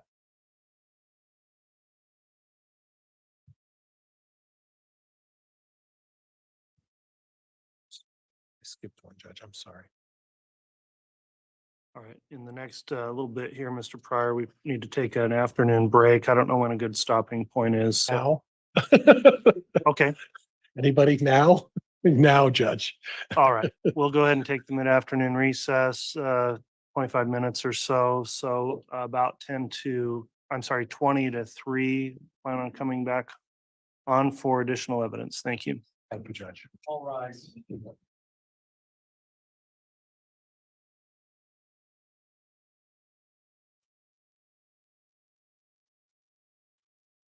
Did we all rise? Okay. Well, so that was a lot of stuff that I absolutely cannot follow. This is when I get stuck in a trial with all of this data stuff, lots of numbers floating around. I am not I'm only a numbers counter. I only count steps going up them and down them. But I do think that they are trying to establish Alex in the area. Did you feel that in Pryor's let's see, Pryor asks about the margin of error on the data points. There is a margin of error.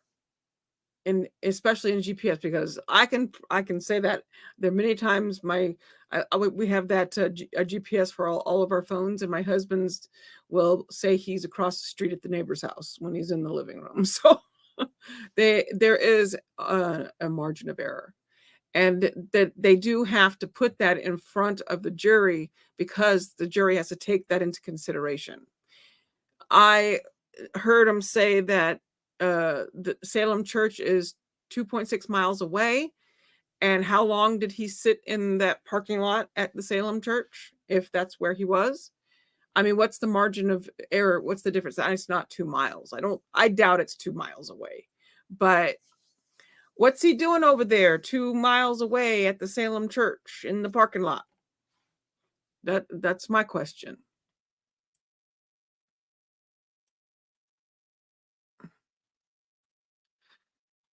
So I'm going to go back up a little bit. He wasn't particularly. So then Beanie said he wasn't particularly clear.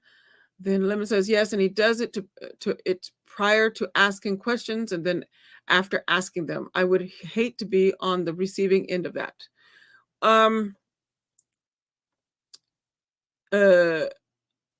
As a longtime trial watcher, it is very common for the defendant and all sides to constantly be watching the faces of the jury, just like everybody in the gallery are all watching for the jury's response. That's why we get lots of reports from reporters saying some of the jurors were crying, some of them were trying not to fall asleep with some of the testimony. All this, it's all about how is the jury reacting. Are they taking notes? Are they interested? Are they zoning out when he asks his questions? How did they take it? And to us, it looks like creepy, but in a trial, it's part of it, because you got to know how your jury is going to react to all parts of what they're being offered by the prosecution, by the defense. And just so where do they look like they are? You'll have. That's why they will oftentimes defense attorneys will instruct their client to be smiley, jovial, whatever, put off this appearance in court. You saw that a lot in the Justin Ross Harris trial. He was walked in shaking hands and all the stuff. or whatever. And it was all this thing. And when he stood up and whatever, he would smile at the jurors or whatever. And it's creepy, but it's part of what they're trying to do in front of the jury. So yeah, it would, but going in as, you know, for us, we understand it. Maybe these people, maybe they've never been on a jury, maybe they're not trial watchers, they don't have any idea. And I bet you anything that they are so listening to the testimony of the witness more than the attorney, that they're probably focused on what is being said, so that they can get it and keep focused. Because I would be so out of focus, I'd have been blurry. But so that they're not even noticing that Pryor is looking over to see their reaction, because they are listening and trying to absorb what is being said. And not everyone takes notes. So a lot of, not every juror does. I am an excessive note taker because I can't remember anything. So I also forget. I'm getting to the point now, if I try to take notes, I forget like one sentence into what I was just trying to write down. So now I can't do it. So I'm a horrible note taker now. But that's just what I've, noticed over the years of watching trials and understanding the jury's role, and, what each side is looking. They're looking for the response of the jury. What's in the jurors' minds? What are they thinking? But Pryor is just an overdoer anyway. He overdoes everything. His constant need to ask if he can leave the lectern is driving me nuts. I would have just said to him, I give you an outstanding, you do not have to ask me for the rest of this trial. You have my outstanding permission to walk away and not ask me every time. So just because he's, but yes, I agree with what I'm not, taking away what you were saying, but I do understand that it probably does give us the creep vibe. Also, we're not really Pryor fans. Oh, did I say that out loud? I sure did. Sorry, Pryor. So I forgot something. Everything said on this channel is allegedly and in my opinion. He's probably, I don't know. I don't want to say too much, too many bad things about any defense attorney, because they have to do a lot. They have to defend what we consider the defense, the undefendable or whatever. It's one of the hardest jobs in the trials, is being the defense attorney. So let me see what y'all are responding to.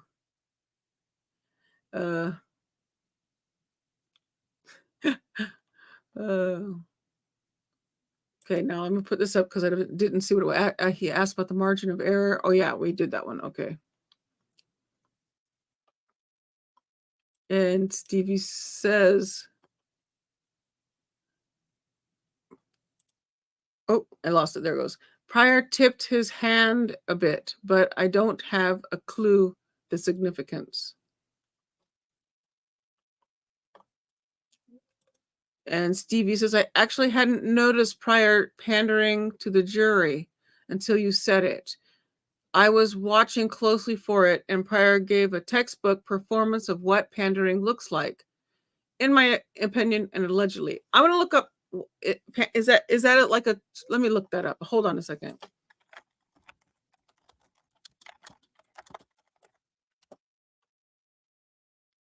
Pandering is a criminal offense that involves persuading someone to become or continue working. Oh, I don't want to say that. It is a specific intent. It is a specific intent crime that does not require monetary gain. Okay, there's got to be other ones than that. What's the legal definition of pandering? Under most states' statutes, pandering is a criminal offense that includes A, compelling a person to become, well, it's a I don't know. How do jurors reach a verdict? No. Yeah. Never mind. I'm not okay. So I think I get what you're saying. You're trying to say persuading. Is that what you're trying to say, Stevie? Because I don't see it that way. I see it as he's looking over to them to see their reaction of his questions and then the reaction of what the witness has to say. Maybe I'm just been doing this too long and I'm not, I just expect it and I'm not paying attention. But I don't. But I do agree that Pryor does overdo a lot of stuff. Yes. But I want to. What do you guys think about what would be another word for pandering? Let me see. Because I looked it up and it came up with wait. Let me see this one. What is that? Enabling? No, and I don't know. I don't know what other word that would be for Stevie. What would that be? Was everyone? Let me see. What is everyone already by the time Alex? Who was the last two word JJ? Again, let me look at the timeline. Hold on. I always forget. Don't strain my brain. Go get the timeline. So we know that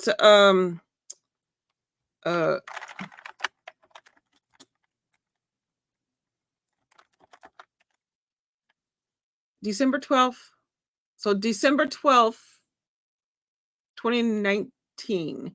So yes, because the children were last seen alive in September. And everybody else was already dead by then. So yes, that would be right. Did I get the date? Yes. Yes. Alex was the last one. Yes. I like to check the timeline. Even though I know that's, I can never remember exactly the exact dates, as I say all the time. Pryor is trying to remain likable, in my opinion, sitting next to Chad. His client is not helping himself look likable at all. The only time we've seen much emotion out of him is when the storm was mentioned, in my opinion, and allegedly.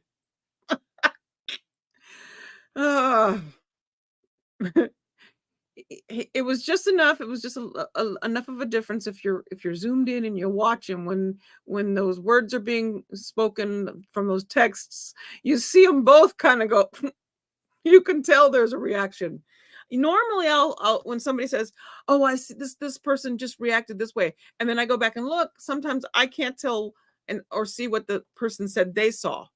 But in this one, Nate had brought it up, and I went back and looked, and sure enough, you can tell there's a little bit of a change in the mouth area on Chad when he was hearing all about that subject, which I refuse to say the word. I will just say storm and leave it at that. And yes, confirmation. Okay, let's go. Pandering is also an expression meaning playing to the jury. Okay. See, I tried to look it up, but it was telling me about something else that I wasn't interested in. So that didn't work for me. Then Stevie said, "Dang, I didn't mean that." I know. I'm like, no, not that. It took me. I was trying to come up with the word. Meant trying to be nice to the jury. Okay, I see what you're saying. Okay, and I absolutely accept that. I think he's being nice to everything. I think that's just he's doing this whole thing. He's a facade. It's all his way. I don't normally say that about defense attorneys. Normally, I'm equal opportunity in cases, but going into this, I already had from his past issues that we all know about. I already went in with a thing in my mind about that, about him in general. And I hate to say that. I mean, I hate to say it, but it is what it is. And I'm already jaded, I guess is a good word to put when it comes to him. Let's see. Yes, everyone was, oh yes. That, yeah. And then I wouldn't even put it past him to have, even at the bequest of those two, to to cause his own demise. And you know what I mean? In such a way that it looked like natural causes, you know, because it just seemed odd, the reaction when talking to Zulema or hearing her testimony, how he changed, like within what, days? It was, how many days was it between the time they called him and his whole temperament changed? And then he died of two pulmonary embolisms. That just doesn't sound, I probably said that. I guess, is it embolisms, plural? I don't know.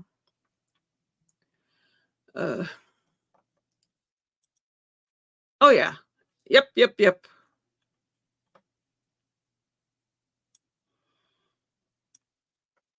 He has resting witch face down to a T. Candy says, or when they show pictures of Lori, he brightens up. Yes. The little things. There's certain little things that he perks up and actually has some head movement. Candy's like, he's obsessed. And then Lemon says, it's nice, he's nice, it's creepy. Whatever you call it. I know that's what you got. What? It's just that when I went to go look at that word, I went, what? I was trying to come up with something else, but yes. And I get what you're saying. But we see things differently. And if, like, for me, I don't look at it. I look at these things in the legal, with a legal eye, rather than just, you know, he's just great. You know what I mean? Like, he's just, Pryor's just being weird or whatever. I look at it differently, only because just been doing this for so long. And then a sexton calling a caretaker, that call Chad made saying he was an uncle, it was his wife. Oh, yes. Yeah, remember that one? Yes, his job is to defend the client. Pryor has an unlikable client. Yes. And people always will say, for defense attorney, how can anyone defend this person? That person, the defense attorney has a job to do. And whether or not the public likes it, every defendant is afforded the same rights, the same thing to due process. And that is what an attorney looks at. A defense attorney looks at the due process part for the client. I remember, if you remember in Jodi Arias, what did Kirk Nermy say? Kirk Nermy said, what did he say? 9 days out of 10, even I don't like her. That's his own client. But he knows that the due process afforded to her is what he is working, not her, you know. His thing, I believe that was a death penalty case. I think, I forget. I think it was. So his thing was to keep her from getting the death penalty. If it was, let me look, because I don't want to misspeak.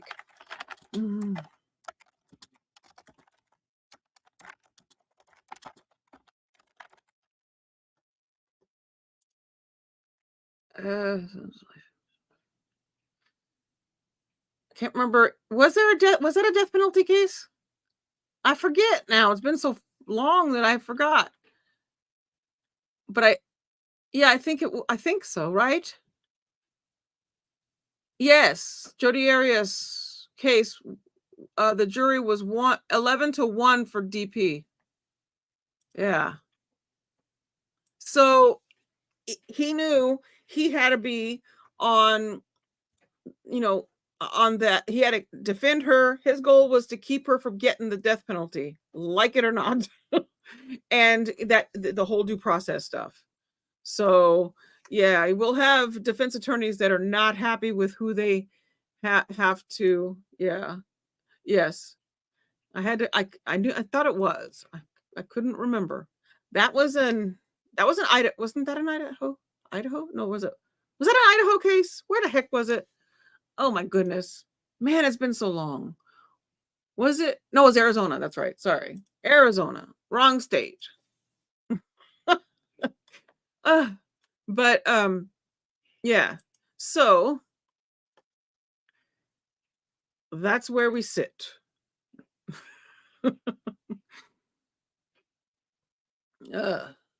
So have you guys in those of you who have watched trials for a long time, replay watchers, you can answer this too. Is there a defense attorney that you have seen that has done a job so fantastically that you absolutely accepted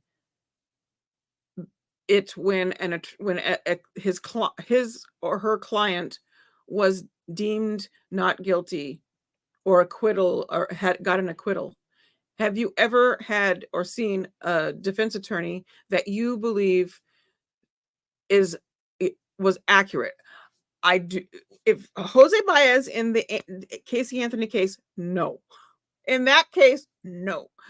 But there was a trial that he was defense on. We covered the whole trial, and he won that. He got that one acquitted, and I was absolutely on his side on that entire case.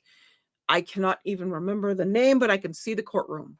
It was during the pandemic, and they had plexiglass everywhere, but I cannot remember the case. But Jose Baez was the attorney on that case. A certain network was in the courtroom. It was their camera, and I just can. But anyway, that one I did. I'm so bad about remembering names of defendants. I will always be bad at names, but I do like Jose Baez. I'm sorry I didn't like him in the Casey Anthony trial, but in that one I did. I thought he was very good. And I watched Linda Kinney Bodden on defend Aaron Hernandez. Now I don't know. I can't. Ooh, let me see. I have to look that up before I say anything.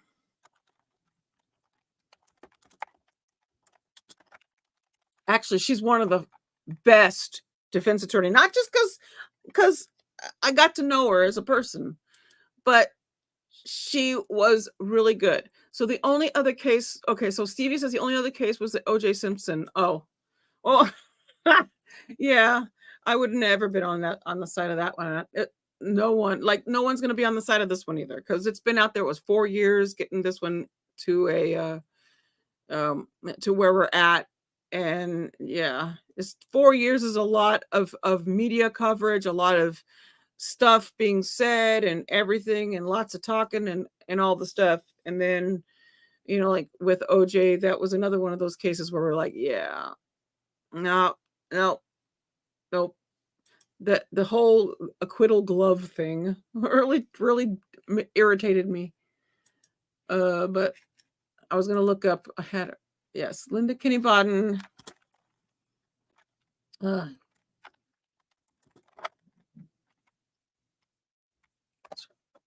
So,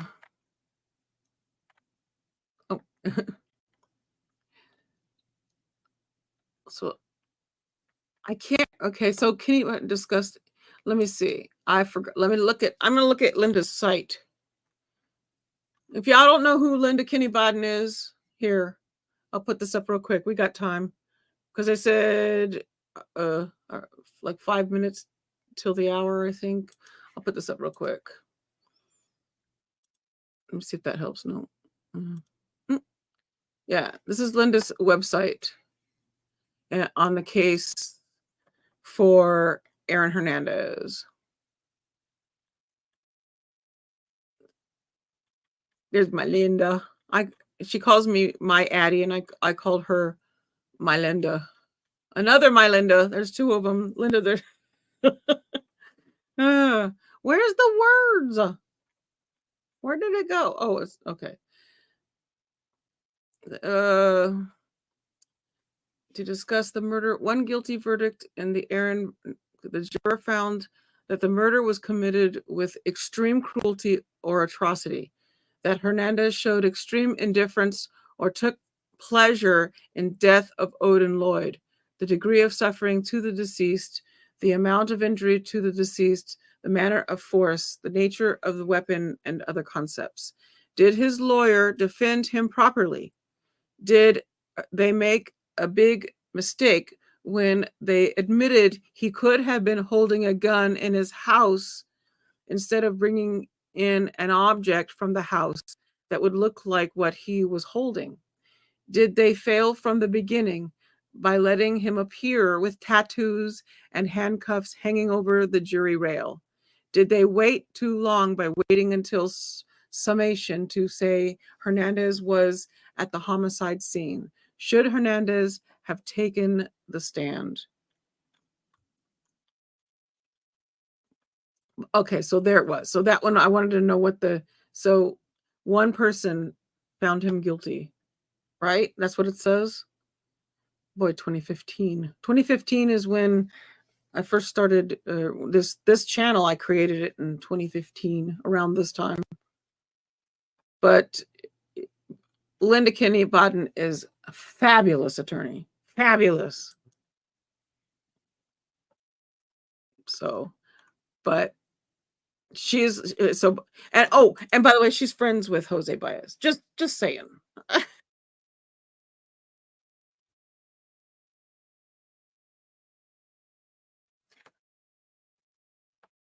Hold on one second. Let me get it up. Ooh. They're bringing in the jury. I lost it. Where is it? Oh, oops. There. Okay, and they're all rising. We didn't miss anything.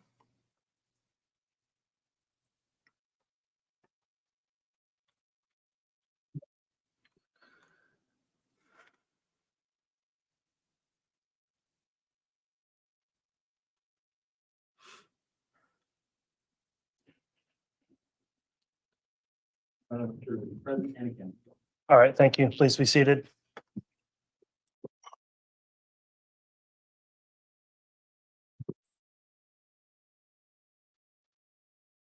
May I, Judge?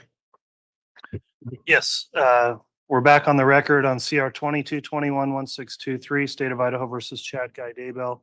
We are continuing with cross-examination of Investigator Wright. Mr. Pryor, once you have your exhibits ready, you may proceed. Okay, and Judge, for the record, I'm asking the court to mark Defense Exhibit 7T. Exhibit 7 was previously submitted. I'm now asking as a supplement that 7T be marked and admitted. It's by stipulation of the parties as part of the Reali-Tea email. All right, has the state been able to review what 7T is? Yes, Your Honor, it was previously provided. Okay, so without objection, then Defense Exhibit 7T has been admitted. And Judge, may I continue? May I continue with the Elmo? Yes. You Thank can you, Your Honor. publish.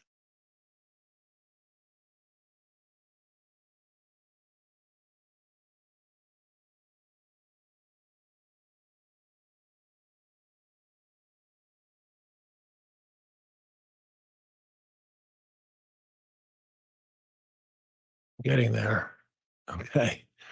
So I believe we stopped off at 2315 to 2344, and I believe your testimony is that we just don't have any data as to what was going on between that time, correct? Correct. And then at 2344, we have the phone belonging to Alex Cox going from 175, which is Lori Vallow's apartment, correct? That 2315, it was at Lori Vallow's apartment, correct? Yes, yes, correct. And we have that gap in time, and then at 2344, you get a bing or a ping at Pioneer Road 107. Yes, correct. Okay, is there a ending time at 107? You know, I don't recall now. Okay, I don't recall if we had just one there or if we had, I want to say there were more, but I don't recall. that's okay. And we don't know then, other than we go down to September 9th of 2019, correct? And the first number is 242? Yes, correct. Okay, so we don't know where Alex Cox's phone was from 2344 to the 242. Is that fair? It may be reflected in my report. So a Okay. lot of this, this was extracted from the report and we didn't put everything in the report here. So maybe if I saw the report, I could verify if there was something Do you got- have your that got report? cut off. I don't have it here, but if I had a chance to review that, I could probably clarify if we just cut some information off here, and that's why it looks like there's something missing.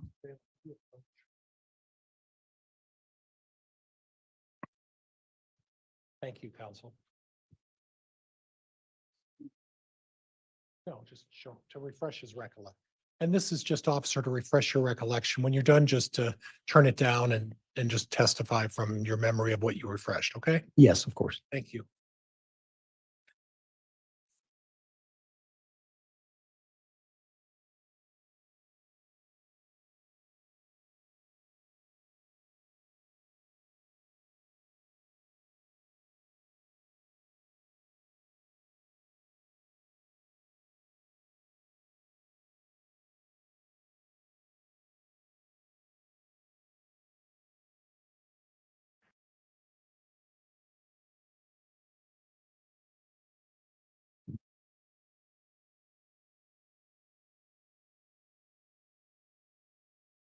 Did you refresh? Yes, it did help me. Okay, go ahead. So in the creation of this slide, there is something that got cut off here. Okay, So there's more than just this one data point, 2344. right. There were data points until 2355 was the last one on the 7th. Okay, and And let's go. that, I'm sorry, on the 7th, on the 8th, and that was in unit 107. And then there were more data points after that in 107. There was one at 0000, and data points continued until 0044. So, and then it would pick up then after that at 242 in 175. So to clarify, from 2344 until 0044 on the 9th, we had a series of data points in 107. So if I understand you correctly, at approximately on the 8th, we have Alex Cox's phone at Lori Vallow's apartment at 2244. That's 1044. Yes, And that phone is there until 11:15. yes, And then we don't have any information as to the whereabouts between that block of time when we don't have any data points. Is that correct? correct. Were you aware of who was at Lori Vallow's apartment on the 8th of September on 2019? I was aware that, yes, that Melody Gibb had stayed the night there. Well, that was on the 22nd. Oh, I'm sorry. No, right? I'm sorry. I'm confusing that. No, So- I don't know. I don't know who was there. All right, Okay. investigator, I'd also, we can't talk at the same time. That's very difficult for the court reporters, so please try to just speak one at a time. Okay. And then again, on the 9th at 242. Yes, And that's at 175? yes. So but the range of time that I had data points at 107 was from 2344 to, so 11:44 PM to 0044 or 12:44 AM on the 9th. So there were data points that aren't reflected on this slide for a 1 hour period. And then there are no data points from 0044 until the first data point is at 2:42 back at Lori's. Right. And the reason I'm pointing this out is when I went through the data points, I noticed the gap. And there wasn't, at least from your report, there didn't seem to be an explanation for about 0044 until. Objection, Your Honor. Counsel's testifying. Move to strike. Sustained. So from 0044 to 20 or 0242, we don't have any data points at that point. Is that correct? Yes, that's correct. And that was fairly common, particularly at night. Okay. And then we have data points at apartment 175 at, that would be 2:42 in the morning on September 9th. Is that correct? Yes, that's correct. And then again, you put another 2:42. Is there duplication or is it just have some relevance? There was a second data point also within that same minute. Okay. And then again, there was a data point at 3:37 on the 9th of September as well, correct? Yes, that's correct. And do we have any other data points showing that that phone was anywhere else other than 175 from 2:42 to 3:37? Not with any level of precision. Now, there is the possibility there was cellular data. Okay. And I may have not really put those into my my report because the margin of error was just so great. It wouldn't necessarily show it was at one unit or the other. However, if I saw something that made me think that it had left that part of town and hit other cell towers, I would have reflected that. Okay. So it's possible there were other data points, just not very precise ones. Okay. And then we have the last data point and the 175 again, and I keep reiterating this, but there's obviously a reason. The 175 is Lori Vallow's apartment, correct? That's correct. So if I reiterate that the 2:42, the 2:42 and the 3:37, all of those data points show Alex Cox's phone at Lori Vallow's apartment on the morning of September 9th during that time frame. Is that correct? Yes. Okay.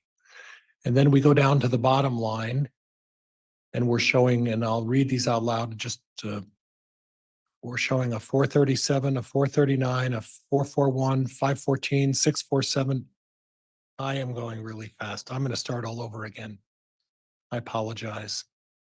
I keep forgetting you're there. 437, 439, 441, 514, 647, 849 at Pioneer Road 107. Is that correct? Yes, And that's Alex Cox's apartment. Is that correct? that's correct. Okay. Okay.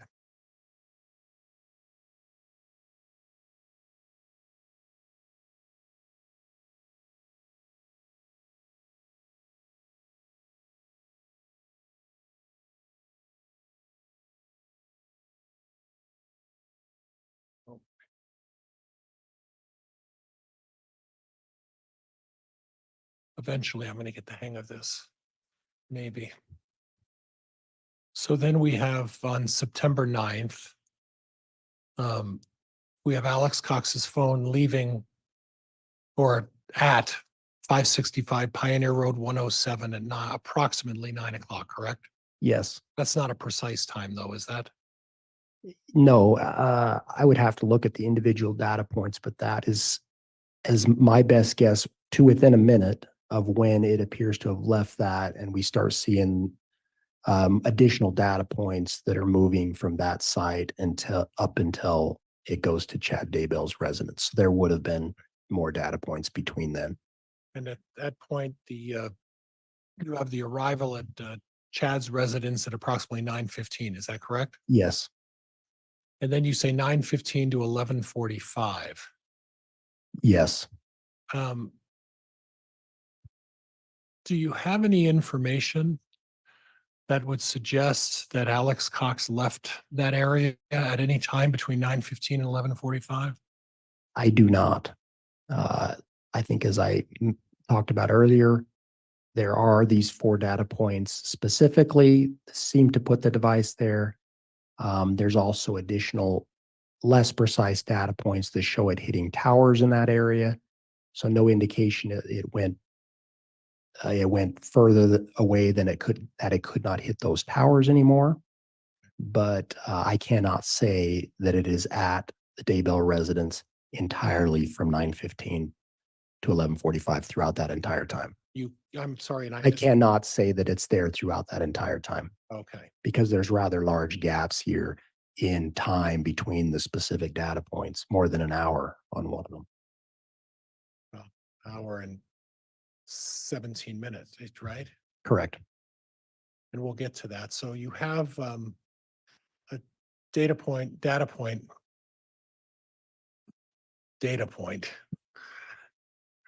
You say data, she says data, so know. you're messing me up. 9:21, you have it within a 6-meter radius behind the Daybell residence. Is that correct? Yes. And 6-meter residence, that's what, 20 feet? Yeah, about 20 feet, I would think. And then at 9:22, a minute later, you have it at the gate on the northwest corner. Yes.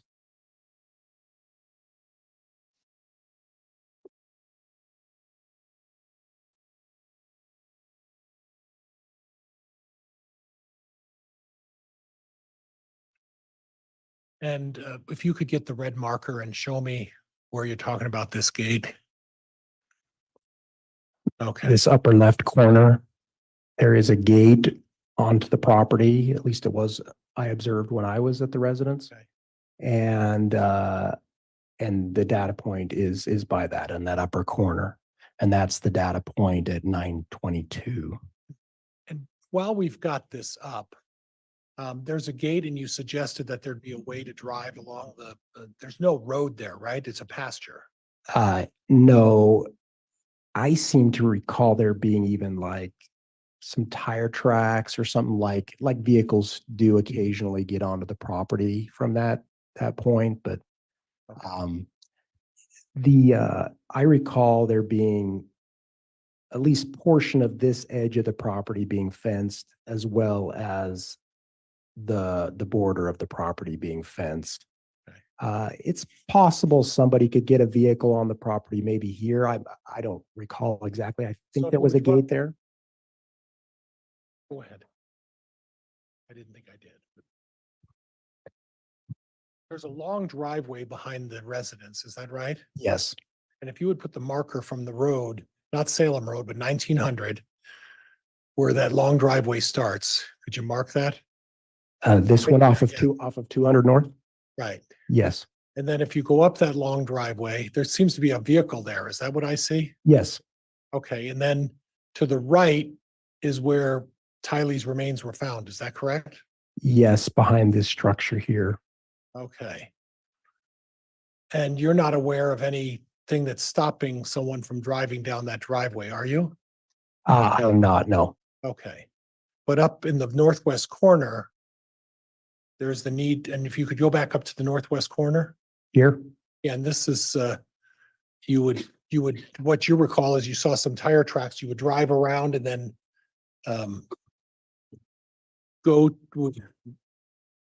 you would have to drive to where the Tylee's gravesite would be. Is that correct? And if you could slowly do that with the marker, I'd appreciate that. If you drove from here to here. And then the distance from the driveway where that car is to where Tylee is, which one of those is the shorter distance? This is clearly the shorter distance, but I don't know if a vehicle can get through here. I think this was fenced here when I was there. It's possible there was a way for a vehicle to drive through here. Now, I don't know if there was a need for a vehicle to get back there or not. I just know that there was a point here by a gate. Okay. And you don't recall there being a gate right next to that car, do you? I don't. It's possible there is something there. That's okay. It might have been a more of a walking gate if there was. I don't know if vehicles went through that gate. And at the time of, this is on September 9th, is that correct? Yes. Do you have knowledge of who was living at the Daybell residence on September 9th? To my understanding, it was Chad Daybell, Tammy Daybell, and their son Garth.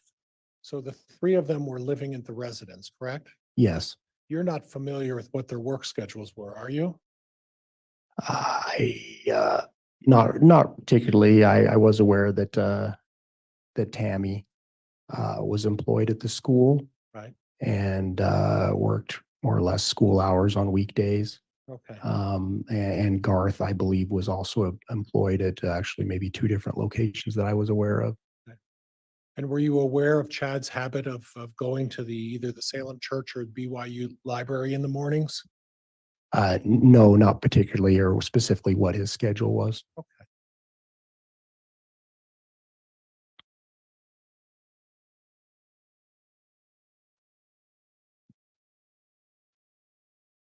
What was the vehicle that Lori Vallow, Alex Cox, JJ Vallow, and Tylee Ryan drove to Yellowstone? The one that appeared on that video was a silver or gray F-150, a Ford F-150 pickup. Did that have a box on the back? Do you know? I don't recall.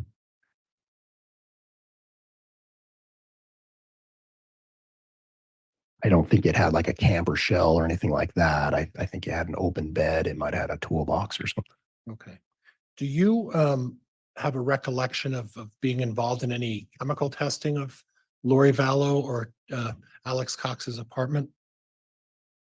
A chemical testing, no. I know that a subsequent time, the FBI did assisted the Rexburg Police Department in additional search there, the evidence response team, and went to those 2 apartments in an effort to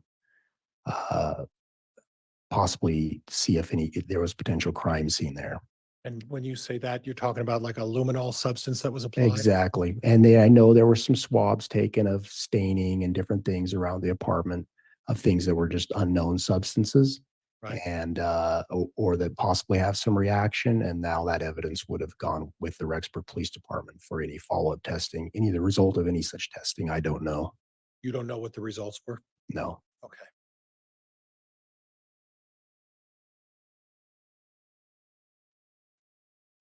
And again, if you could just recite to me the distance and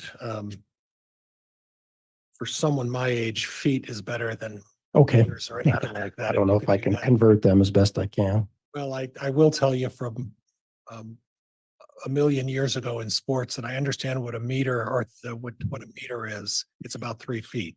Yeah, That just a little. helps you. Yeah, just a little more than 3 feet. At least it was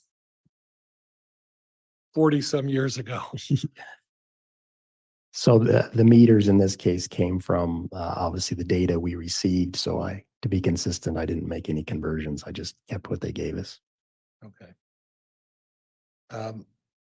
Again, how many times from the time Alex Cox arrived in September 1st until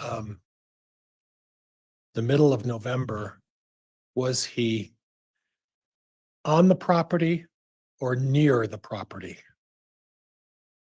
I believe I testified earlier that there were 7 times that I saw from the data, 4 times in September and 3 in October. Okay.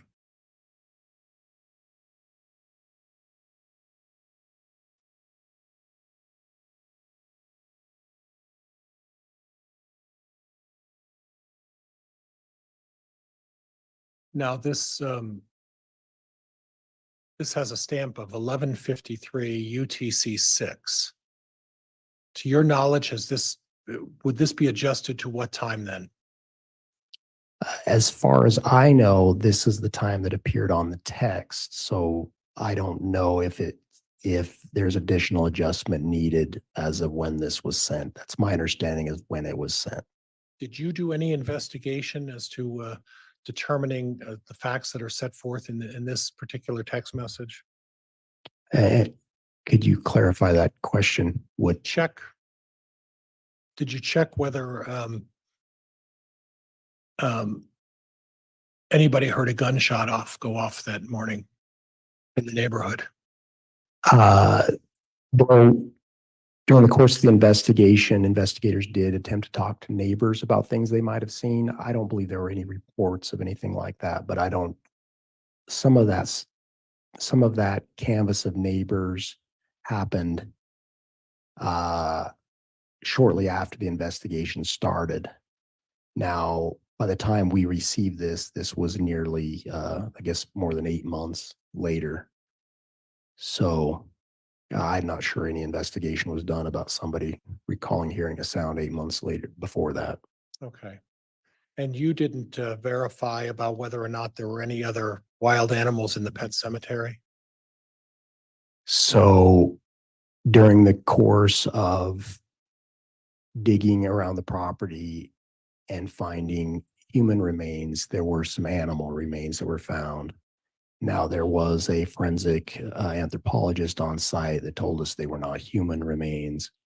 What animal they were, I don't recall Okay. what kind of animal they were.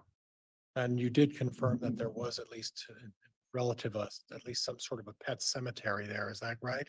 Yes, there seemed to be at least one animal near where Tylee's remains were found, if I recall, but I don't recall if it was a cat or a dog or if we could tell, or something else. And to your knowledge, did you go back and review any of Tammy Daybell's correspondence regarding wild animals or any sort of issues they had with wild animals? Correspondence like within her phone or elsewhere? Facebook account? I did not. I know that the analyst that reviewed this reviewed her correspondence within that device. I don't know if there were other references to animals on the property.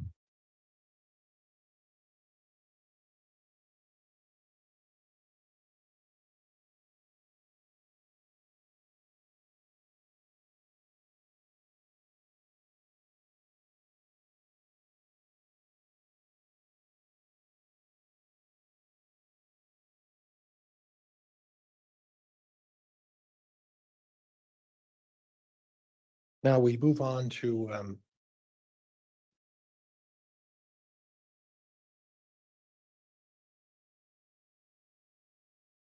Sunday, September 22nd, is that right? Yes. And we're starting at, and obviously this isn't all inclusive.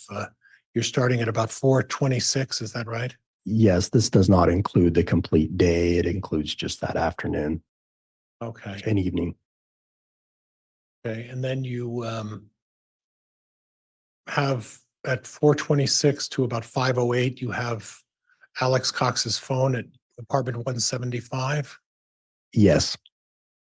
And then at 1 minute later, for about 2 minutes, Alex Cox's phone is at 107. Yes. And then the minute after that, Alex Cox's phone is at 175 from 5:12 until what looks to be about 6:45, if my math is correct. Yes. Okay. Now, on September 22nd, do you have a recollection of who was staying or was at Lori Vallow's apartment on September 22nd? Yes, I'm aware Melanie Gibb had stayed the night that night. What about David Warwick? Yes, he as well. And obviously, JJ Vallow was there, correct? Yes. At least that was reported by them. And Alex Cox was there as well, at least for, we're going to get through the rest of it, but at least part of the time, correct? Yes, And Lori Vallow was there on the 22nd of September as well. Is that correct? yes, And you don't have any information, GPS, phone, or otherwise, to suggest from 4:26 on the 22nd until Monday morning that anybody else was on that property at that time, correct? on the property at 107 or 175. 75 or 107. I do not have any other information other than what I review here. Okay. And then at 1846 to 2003, which would be 6:46 to 8:03 at night, Alex Cox's phone is back at 107. Is that right? Yes, Okay. And then at 2004 to 2009, it's back at 175. Is that right? correct. Okay. And then 2011 to 2356, it's back at 107, correct? Yes, that's correct. So 2004, that's what, 8 o'clock? Yes, that'd be 8:04, And 2356 would be what? 11:56. Okay.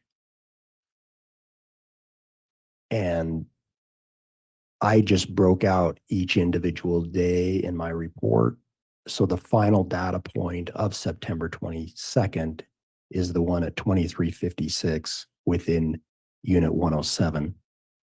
Starting on September 23rd, the next data point that is at 12:11 a.m. or 00:11, and it's also in 107. Okay. So no information based on what I reviewed to show it moved, but there's a gap there, which was fairly typical. If you could just bear with me.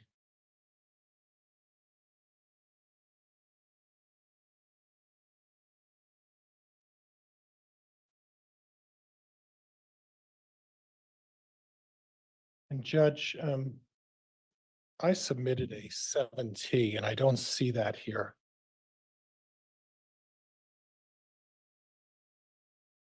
We're bringing that up. Oh, I'm sorry. I thought it may have been on 7.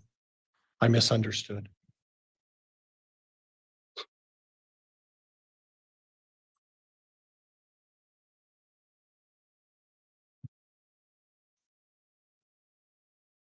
And if I could just have one moment, Your Honor, please. Yes. Thank you, Your Honor.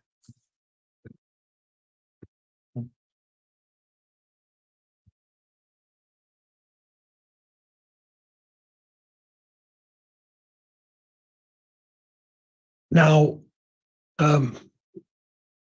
you have Alex Cox's phone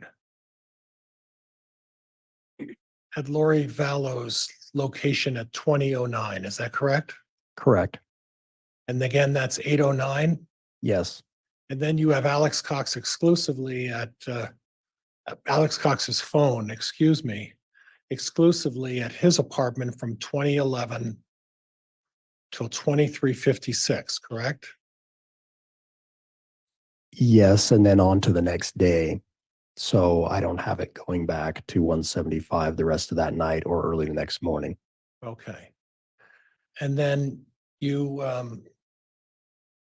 did you look into any correspondence between Lori Vallow, Melanie Gibb, David Warwick during this time period of September 22nd and 23rd? I did not, but other investigators possibly did. Was that taken into consideration as part of your review of the evidence in this case? Yes, we were considering all the evidence. I'm not necessarily in possession of all the evidence or what other investigators did. And Judge, at this point, I'd like to publish Exhibit 7T by way of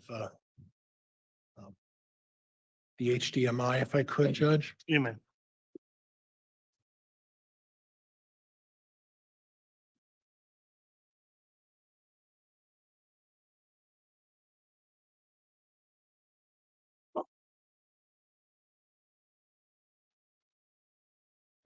I know, I don't know if you can see that or not. And the blue highlighted is, can you read what the blue highlighted, the date? Yes, I can. Go ahead. September 23rd, 2019 at 4:37 and 33 AM UTC 4. Okay, and that may be adjusted 2 hours earlier for the UTC, so it may actually, because of the UTC, be 2:37. But would you be so kind as to look to the right? There's a box that says owner and Phoebe. I'm sorry. You see that? Oh, up on, yeah, yes, I do see that phone number. 2 phone numbers.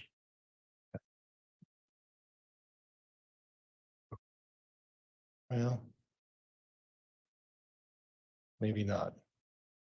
Are you able to read the writing that's is under the body of this? Yes, I am.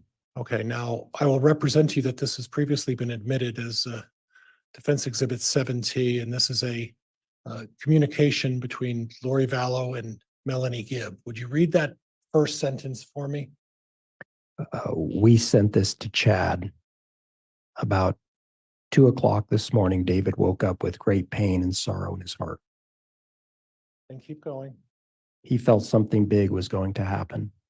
He saw something with 2 slashes in the side of the mountain, and something about people, and his heart was very heavy, and sharp pain in his stomach and pain in his legs, and he started crying. Okay, keep going. He can't remember what was going on or what he saw. It was going to happen now or soon. Please call is when you can. Maybe you can help him understand it.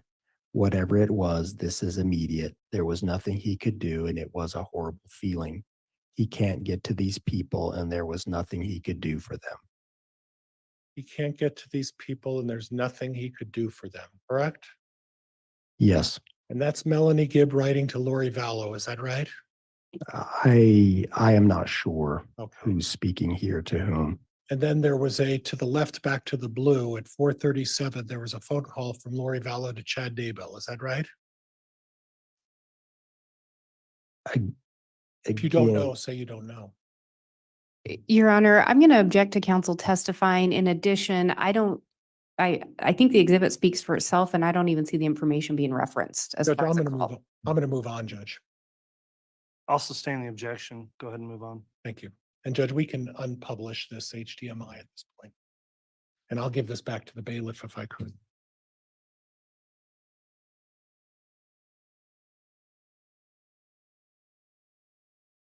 Now, the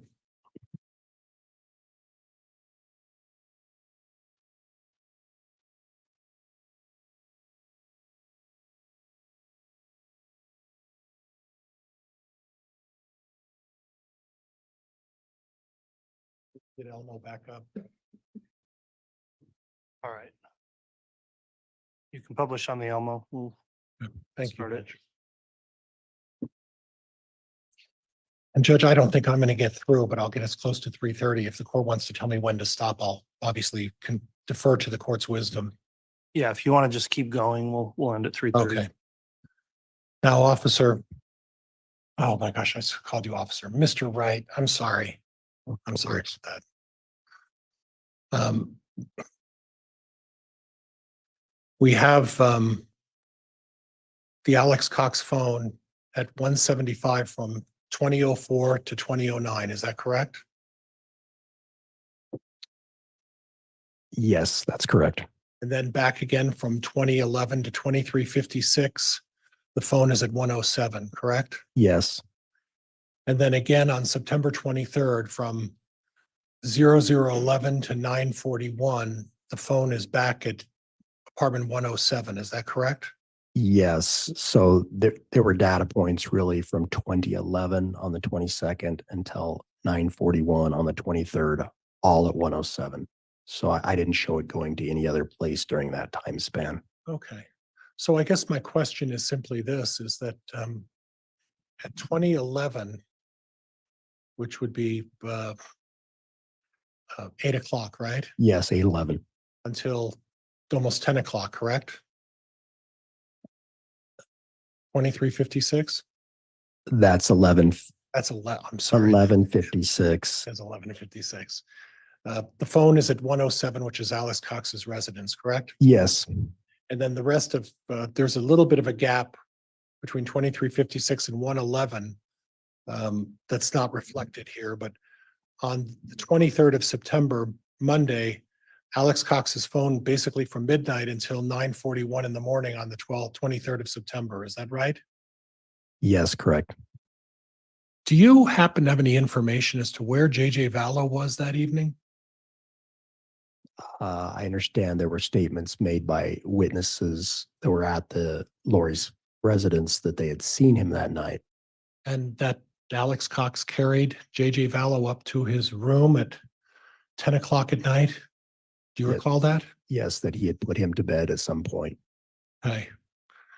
And at that point, based on Alex Cox's phone from 2011 to 23:56, unless he left his phone, it wouldn't have been during that time. Would that be fair? Yes, I can only say what the device did. Right.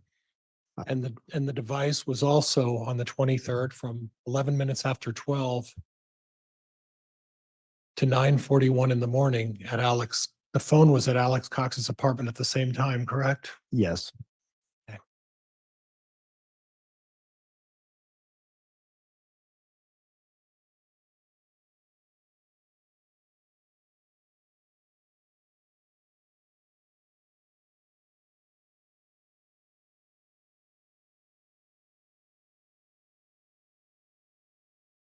Then we have at 9:41, the travel to the Daybell residence, correct? Correct. Is there any indication or do you have any GPS evidence, phone evidence, any sort of electronic information that suggests that Chad Daybell was there on the 23rd, Monday, September 23rd, 2019? Your question is, did I look at location information for Chad Daybell on that date and review that? Is that what you're asking? What I'm asking is, do you have any electronic information that you reviewed of any kind that suggests that Chad Daybell was there on Monday, 23rd, 2019 at 9:41? Yes, I reviewed no information showing his whereabouts that morning. Okay. And then at 9:55 and 10:12, you say approximately 17 minutes, the device was near the Daybell residence. Is that correct? That's correct. Okay. And then the level of oh my gosh, I'm going to use a statistics term, embarrass myself. The deviation of the device, is that fair? The range, I guess, would be the proper term. Yes, yes, the margin of error or Margin of error. the standard deviation. I think you're asking me statistical probability. I think okay, go ahead. You're too young to know that. And I'm too old to remember it. The standard deviation or the margin of error on the property near the garage would have been about 50 meters, right? Yes, correct. Okay. So if I do my math, the 50 meters is about 150 feet that's our give and take area, correct? Correct.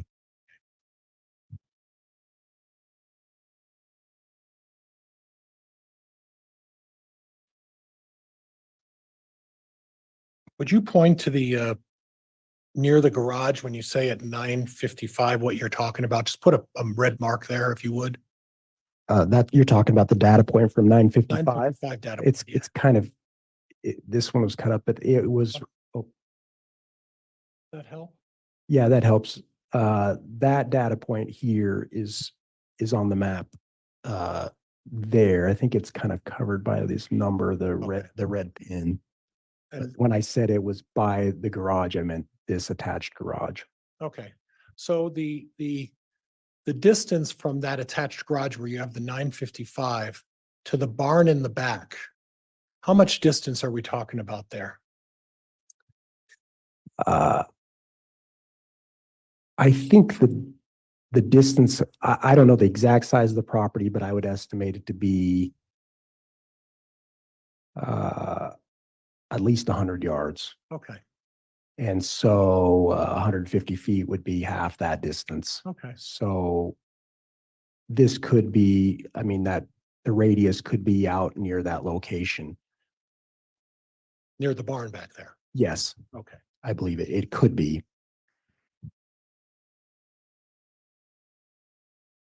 And I understand this isn't a precise science. I understand that. Yes.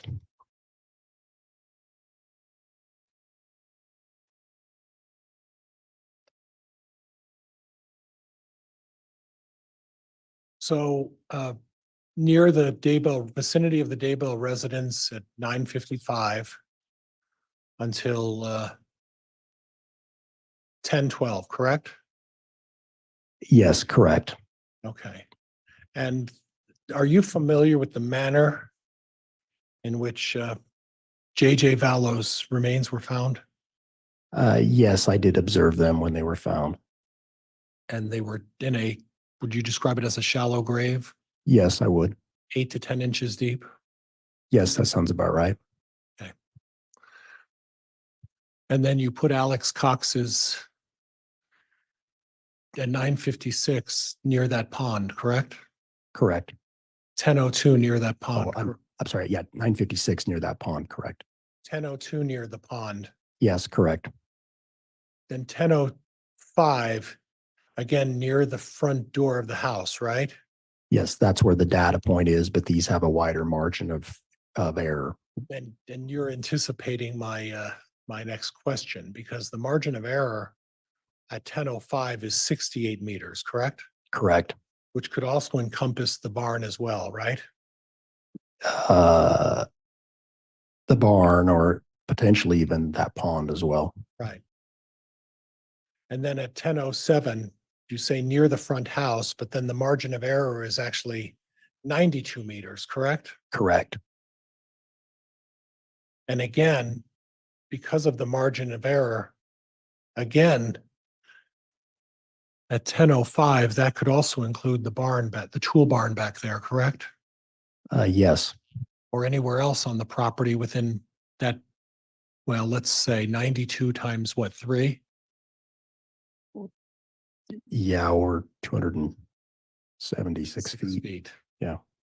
So within 276 feet from the front or whatever part of the house is where the margin of error is there, correct? Correct. Okay. And then at 10:12, we're back to the intersection of Salem and 200 North, and that's the corner where Chad Daybell's residence is, correct? Yes. And then at 10:22, we have Alex Cox's phone back at his, oh, excuse me, we have Alex Cox's phone back at 175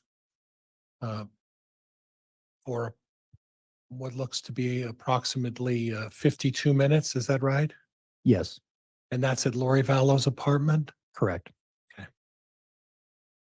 Judge, this might be a good time right now. I can go 2 more minutes, but it would be, No, if this is a good breaking point, we can go ahead May I? and conclude thank you. for the day. All right, we will continue on then with this cross-examination tomorrow morning. We are going to go ahead and break for the afternoon. As I mentioned, I'll briefly discuss with council some administrative issues once, and we'll discuss that off the record. So that'll go ahead and conclude for today, ladies and gentlemen of the jury. Thank you for your attentiveness today and for following the court's continued instruction as you leave to go home this evening. Please continue to follow that instruction, not to look this case up in any way or research the case. Don't discuss the case amongst yourselves or with anyone else. If you see any media coverage of the case, please try to avoid that as much as you can, and we'll have you confirm all that in the declaration you'll sign in the morning when you return. We'll start again with additional evidence on this cross-examination at 8:30 tomorrow. Thank you also to those in attendance in the courtroom today for complying with the court's conduct order. And with that, we'll be in recess until tomorrow.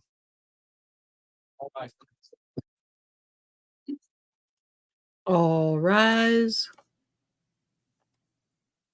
And done. They end that thing quick and I have to hit it. Let's see what y'all are saying real quick. Yeah, all right.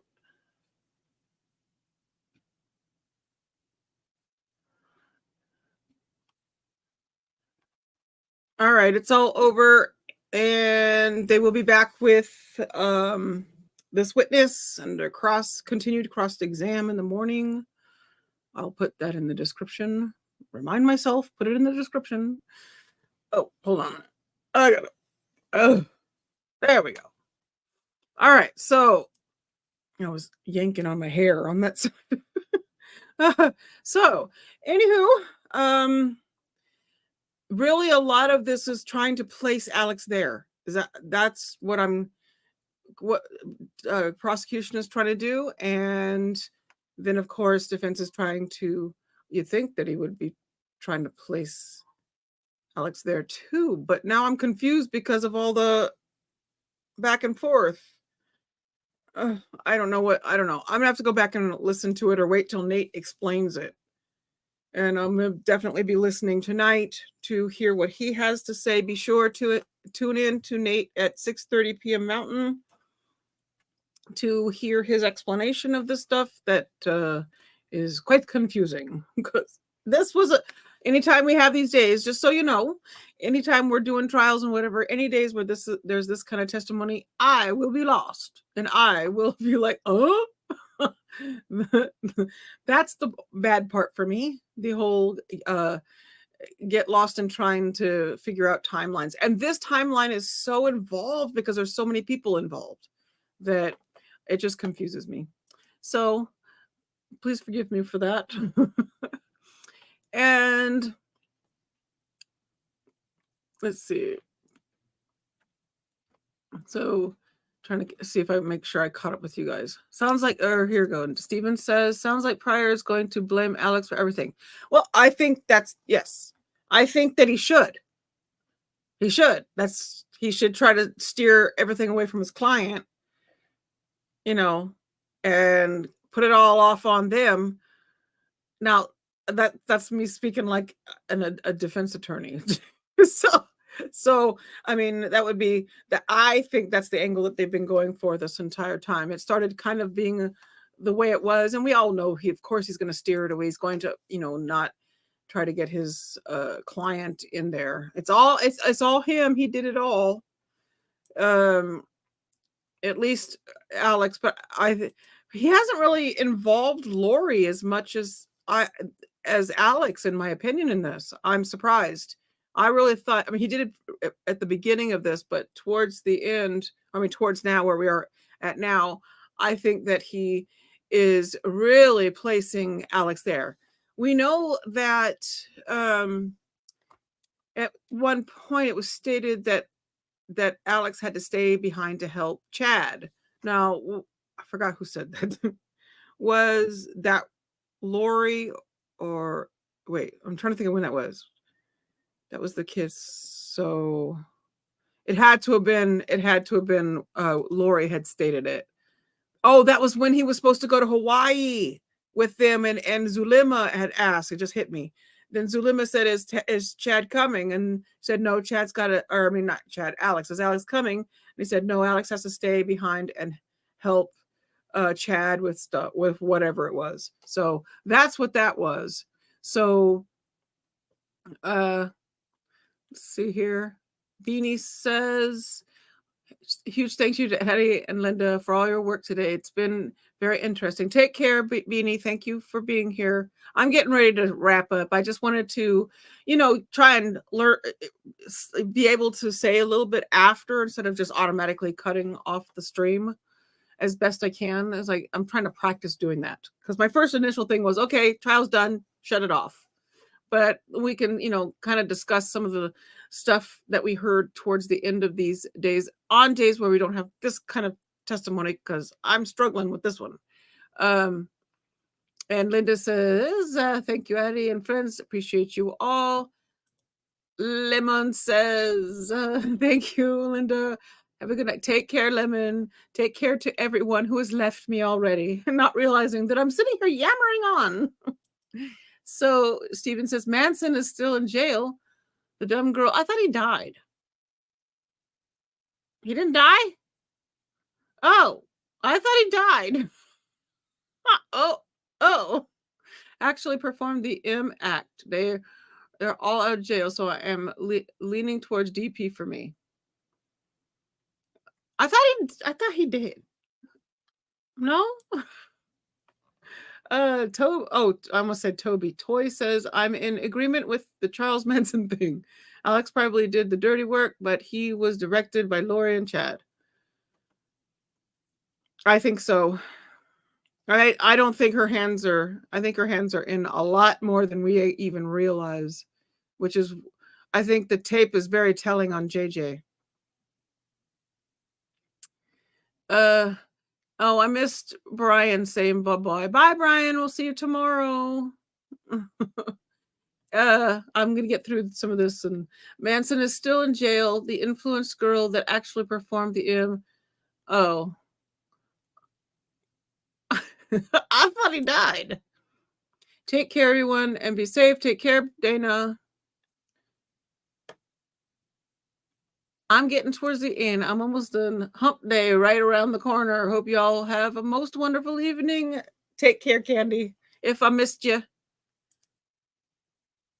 I like to use breaks and afterwards to kind of solidify what I've learned so far. I'm going to work on really trying to do that more, trying to get us into conversations. We can kind of talk each other through some of this stuff. Stuff that if I don't understand it, maybe y'all do. That's just how it's going to have to be, because I can't understand everything. I have, my head is only this big, and some of the stuff kind of sticks out or leaks out, most likely leaks out. See, that's what I thought. Manson died. But maybe you didn't mean he was still alive now. Maybe you meant at the time, right? I don't know. Phew. I thought wait, where is that? Oh, Stephanie McCall. Did I get to say hi to you today? Night. Thank you for hanging out. Hopefully you guys will get used to maybe us staying behind a little bit and have some chitter chat before we log off. It won't be long, just a little bit. I know y'all have, you got other lives, but you got stuff to do outside of this. But I just trying to get in the habit of, kind of trying to close it up and stuff. Toy says one of the Manson group is out of prison, but I forget which one. Let me see. Sorry, I missed that. But the point is that society had zero intention of letting Manson out. Manson got his finally. Okay, God gets the last word, in my opinion, and allegedly. Oh, see, okay. I was starting to question my own brain. Well, I should always do that, but let's see. Stephen says, good night. All right. Well, that's it, guys. I am now going to call it a night. This is a rough trial. Guys, take care of yourselves. Take care of your family. Kiss everybody. Give everybody lots of love. Here, let me read this. Sorry. Came back and unmuted. Just could not listen to the JJ things and such. Sorry, I cannot watch some of it and need to leave. Take care, Tony. And that's it. Now we're calling it an evening. Thank you guys for hanging out a little bit after with me. And hi to replay watchers. Replay watchers, if you get this far, give me a thumbs up in the chat, in the comments, to let me know you made it this far. And I will see you guys early in the morning with continued cross of detective, or no, oh, he got in trouble. Why did he get so upset about saying officer? Is it because he's retired? I was trying to figure that out. I don't know why he had such a hard time. Mr. I guess is he retired? I couldn't tell if he was retired or not. But anyway, I felt like Pryor was trying to say he did something wrong when he said that. Whatever, but Mr. Ricky Wright will be back with us for more continued cross-exam in the morning. And on that note, Have a wonderful evening and do repeated watches. Yes. Yes. Replay watchers. Anybody who, if you miss it during the day while it's live and you replay watch, yes, it absolutely does help me. Everything you do, comments help. It gets me up in the algorithm. Thumbs up help. Be sure to thumbs up everything. Share the video. Tell everybody we're over here in this little part of the YouTubes. And I will see you guys in the morning, bright and early. Bye.